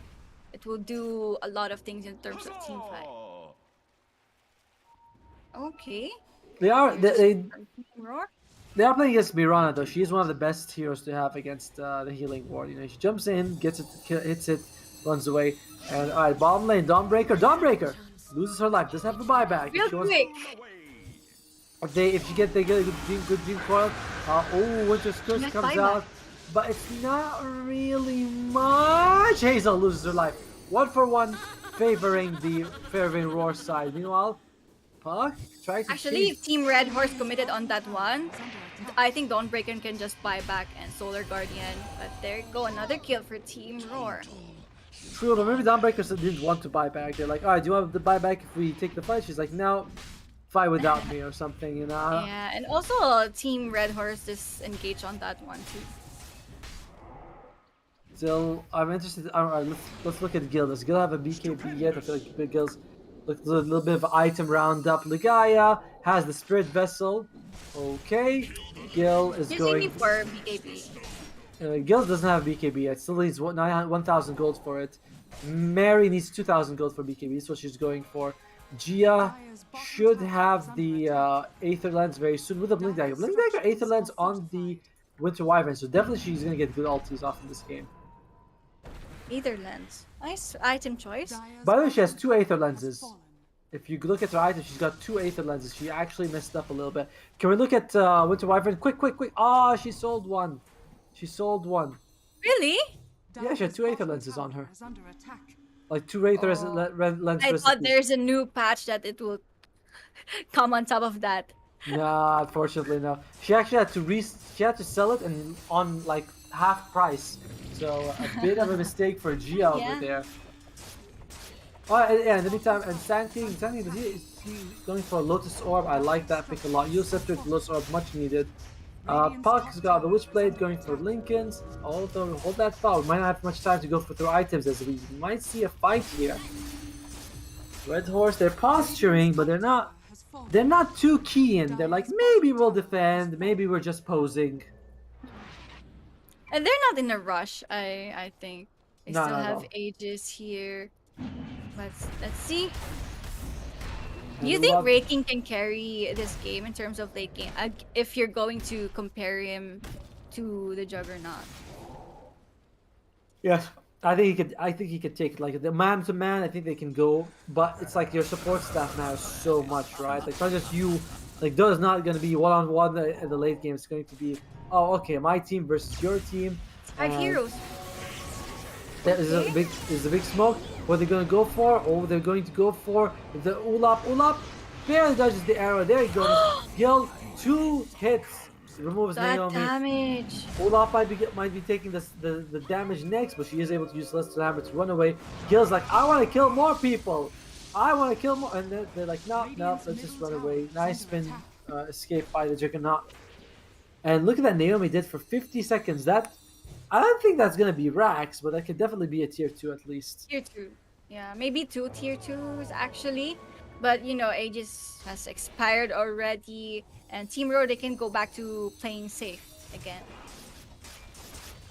Gil, I think they need to group up for Team Roar. I think so too. Like I'm a little surprised. They just need to get a good puck ultimate. They can follow it up with the Solar Guardian. Until then, yeah, not loving their team fight much. Meanwhile, Wraith King is going to go for Assault Cuirass. Super good against Juggernaut as well as Slaughter. Like all that minus damage, minus armor, physical damage, greatly mitigated by it. Okay, and for this game, she's quite farmed. This is the item that she needs, so she can just jump in freely. She needs to get her BKB first. I think that this is the thing that they're waiting. That's why they're playing safe as of now. Yeah, much better performance by NM compared to last game. Last game Yeah. on the It was really hard. You know, you can actually understand why it happened to that axe. no, I'm sorry. For me, I just report and move on. It's like, oh, I don't care what happened. I don't It was care. a hard axe game. Well, that's not my fault. I still report something. That's me. That's me in a pub, by the way. It was your choice anyway to pick axe. Right? Oh, meanwhile, Gia Gia? loses her life. 45 seconds no Gia, but big jump by Hazel gets a stun off on NM, but no follow up. Dire's top tower is under Which attack. I've We'll been. take the outpost, so they have a better vision right now, and they can just aim this tier 2 tower on the top lane. So yeah, I Oh. think the towers are pretty even for the both teams. You know, the map is some kind of like mirrored in terms of towers. Dire's top tower is Yeah, under bottom lane, no tier 2s, but looks like the mirror will stop now as Roar gets their second tier 2 in the game. They also have the outpost control on their side. Dire side's like, hey, how about we take the outpost? That's an idea. And they're like, yeah, let's just take the outpost ourselves. Mary is going to go for the Aghanim Scepter. Loves to see it. Love to see it. It's a mini black hole. We saw it last game, I think, or in game one, I think.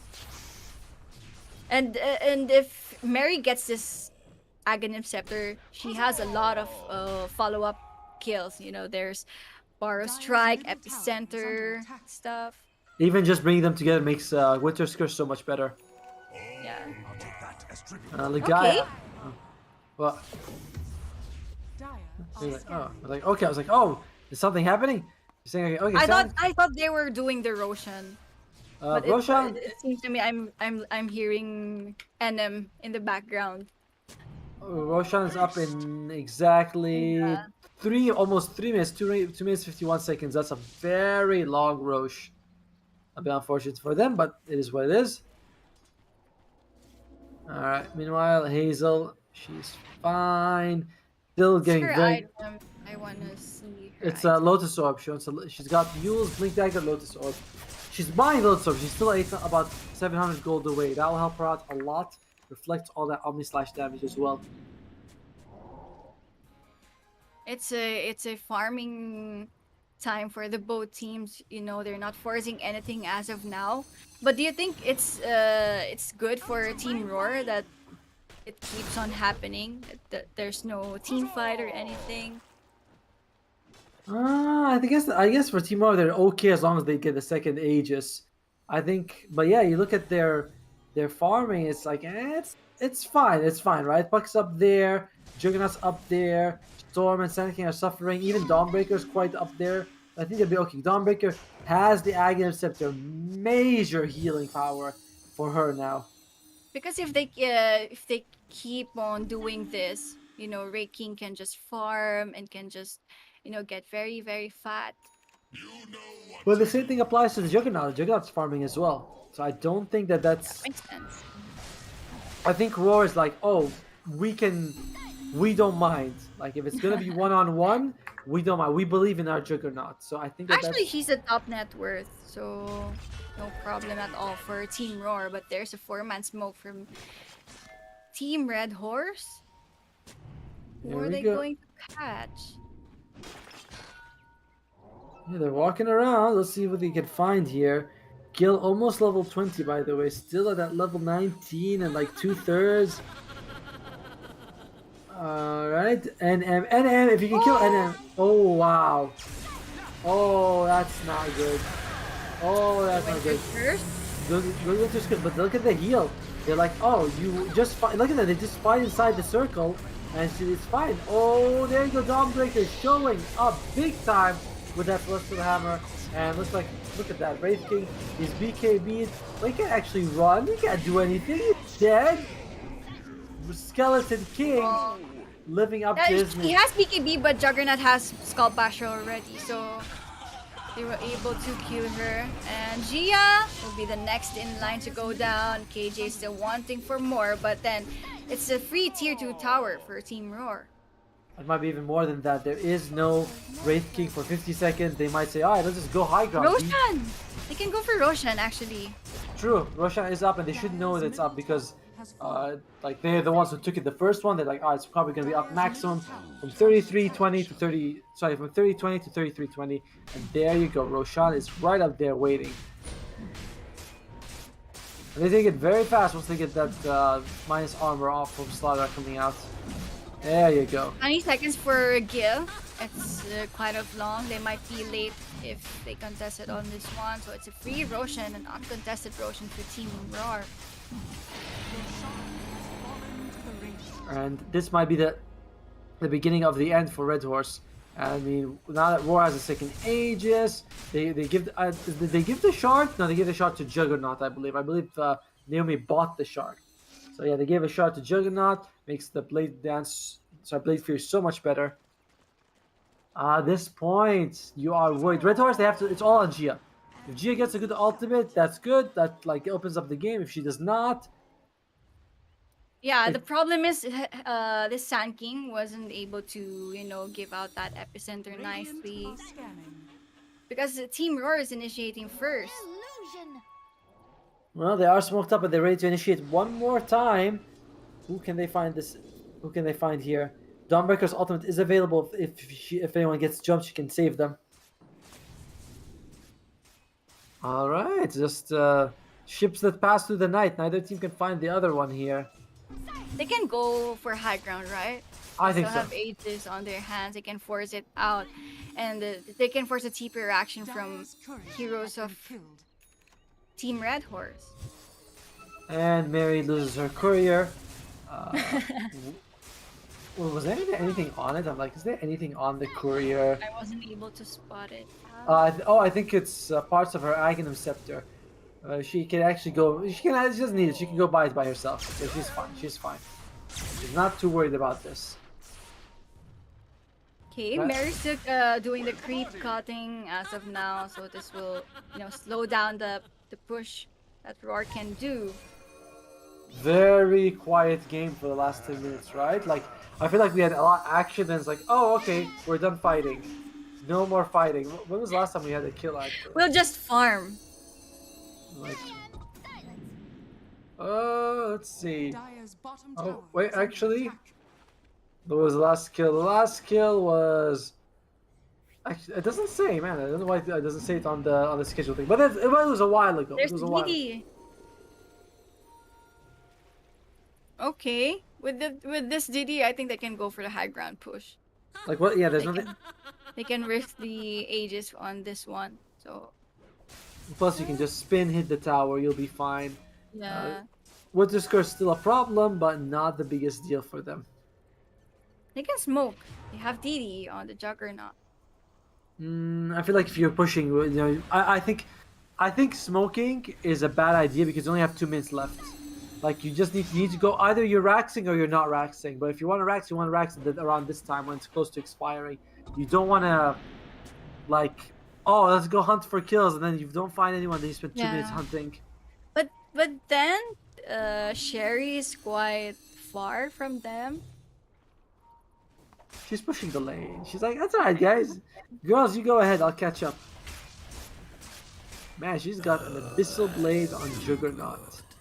They need Is... this to lock down the raking. They can burst him out, especially just the Storm Spirit. Trickster's Cloak available. We got 37 minutes. It's definitely been a very quiet game the last Yeah. the last like 10 minutes, last It's 10, all 15. farming and stuff. But here you go. Sherry's like, let me see what I can do to this tower.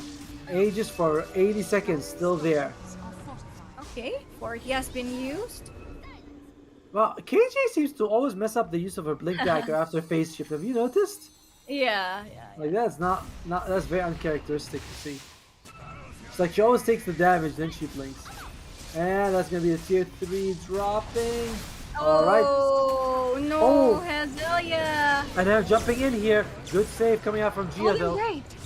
Cold Embrace keeping them alive, and oh, it's still a dead Hazel. And that Phantom Embrace turns out to be a problem when you're being Cold Embraced. The Yeah. embraces do not work together. It's some kind of a setup to the enemy team. Yeah. Meanwhile, You're just setting Jay- up yourself for something, but then tier 3 tower down. They can still go, they can still try. They have 30 seconds Under attack. on the Aegis, or they won't risk it at all. Yeah, Hazel had to buy back though, and now look at that, she's gonna go for it. Why not? 20 seconds left. Beautiful Dream Coil coming out here. Where is the mirror? Oh, there you go. Here comes our friend, and look at the heal. Look at the massive heal from Dawnbreaker. Absolutely insane. KJ does die at the end, but Mary takes, got bashed. takes everything that they need to. Gil? Oh, the fire from the Celestial Hammer, enough to bring down Gil's first life. And oh, Gil, sorry, TP's forward. Gets the kill on the Dawnbreaker. Looks like they might go for more here. Olaf turning around. Gets the Starbreaker off. Oh, but looks like she's gonna die before she can Celestial Hammer out of there. She got spinning. And oh my god, stop healing them, Gia, stop! You're killing all your friends. The Thunder Blast comes out, and like Gil's like, I don't want to kill anyone. They're all too tanky. Buyback comes out. Hazelia. Buyback comes out from the Dawnbreaker. She's TP'd in. She's ready to go. And looks like Sherry's like, oh, let's just take more racks. Another set of rack, I would say. Yeah, she had fun. She like, I killed so much. Let me just go get more racks. That's what I want. Dire's middle barracks are under Juggernaut Oh, is going for Arcane Blink, I think. Arcane or Swift Blink. Swift lane, right? There are people in chat right now flaming you for calling down King. Oh, all right. The stun misses the Got slide. foiled. Was a bit lucky though, but they do get a kill on Hazel. No buyback on Hazel. And Gil, alright, still in the first life, but he still has more to go.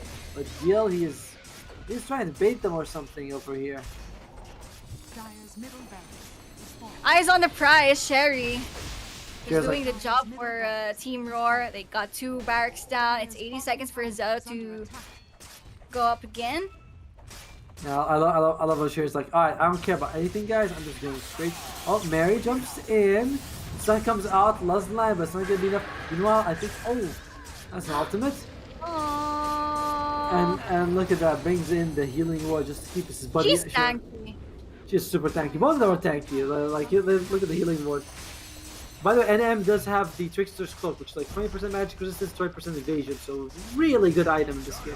Gil jumps in, Oh. unable to get that stun off in time. Gil does not have the ultimate available, but does have buyback. Meanwhile, Mary jumps Mary? again. Gia, she's gonna be just fine-ish, is she? Let's see what Mary's working with here. And oh, Juggernaut with the Omni slash Legaya. And she's gonna make it out alive, but they do lose Mary. Mary's dead. That's the spirit. They had all 2 right. different targets, right? You're like, But yeah, the important thing here is they killed Mary. She's down for 60 seconds. And GG will be called! Oh, Team Roar! what? I mean, game 1 easily the best game of the tournament. Game 2 and 3, bit one side for one side or another. But in this game, my God, KG delivered like the team. Great Dawnbreaker ultimate to keep people alive. NM also performed really well for herself. And just, yeah, really unfortunate. Like, we just weren't able to see Red Horse, I think, at their full potential. But they're used to getting the championships. I think it's better to, make the other team experience how to win the championship here at the FSL. I don't think Dota players are that generous, but sometimes, They can sometimes, be. I mean, sometimes my allies, when I play pub games, they're like, I break item, end game. So there are nice people like that who help the other team. I don't know if they do that with $500 on the line though, which is what Yeah, Roar we're wins huge. as the champions of FSL Open 2. They secure themselves 500 big ones. Congratulations! They are the biggest winner of FSL. This is the first time they win. They win the biggest prize so far as well for the Yeah. for Red Horse. They continue their tradition of. I mean, sorry, this is the first time they don't win. They've won 3 in a row. It's nice of them to give someone else a chance, though. Yeah. And yeah, congratulations to the both teams. They've come this far, and it's just we still have the open 3, right? Yes, there's still one more Uh open, as well yeah. as the elite. So there's still quite a bit of Dota for these women to compete in the future. So yeah, I mean, I'm looking forward to it. We'll get to see what they can do as well. And oh man, I mean, what a day, right? What a best of 3. First game, the best, but it like all of it was very impressive to watch. Yeah, but for me, it was some kind of fun to watch these ladies because it's like a high level of female Dota. I'm quite amazed with these ladies. Yeah, we want to make a shout out again to FSL for making this happen. It's like Aki said, it's amazing to see all these women get to compete on this high level. Seeing rank 100 players like Gia come into this tournament, and even if they lose, that shows you that there's even better out there. So, like, kudos to FSL for making it happen. We'll also shout out to the partners, Intel as well as Yahoo, both of whom Oh, have supported FSL all along in every tournament. So it's very nice of them to just continue to do this. And of course, none of this would have been possible without the production crew. Our observer, FSL, yeah. yeah, all the Shouts production. to John Get Wilson. Oh yeah, so John is unfortunately the producer. He's a little sick, so we want to shout out to the other people who were able to come in last minute to make sure that the show happened. There have been nothing but fantastic. Observer as well, and of course, viewers, if you've been watching and supporting the tournament, it's just been fantastic to have you. Aki, is there anyone else you want to say hi to? I just want to say hi to my friends. Actually, the Team Roar, I have friends right there. It's KJ. She's my friend, and I just feel happy for her. And once again, thank you guys for supporting the stream and looking forward for the third one. And I hope you still support us in Yeah. the next ones. Yep, I'll be adding all these women and telling them carry me to, get me to the next rank, hopefully. But for now, I imagine everyone needs to go and get some rest, and that's what we'll be It's doing. been a Thank. long day. It's been a bit of a long day. It's been 7 hours. It's been a bit. Oh, no, it's been a fun day. It's been a long day. It's been a fun day. I want to again thanks everyone for making it happen. Thank you for all for tuning in. We're gonna go take. We're not gonna take a break. We're gonna call it for now. We're gonna see you guys hopefully at the Open 3. Have a good night. Stay safe, and see you later.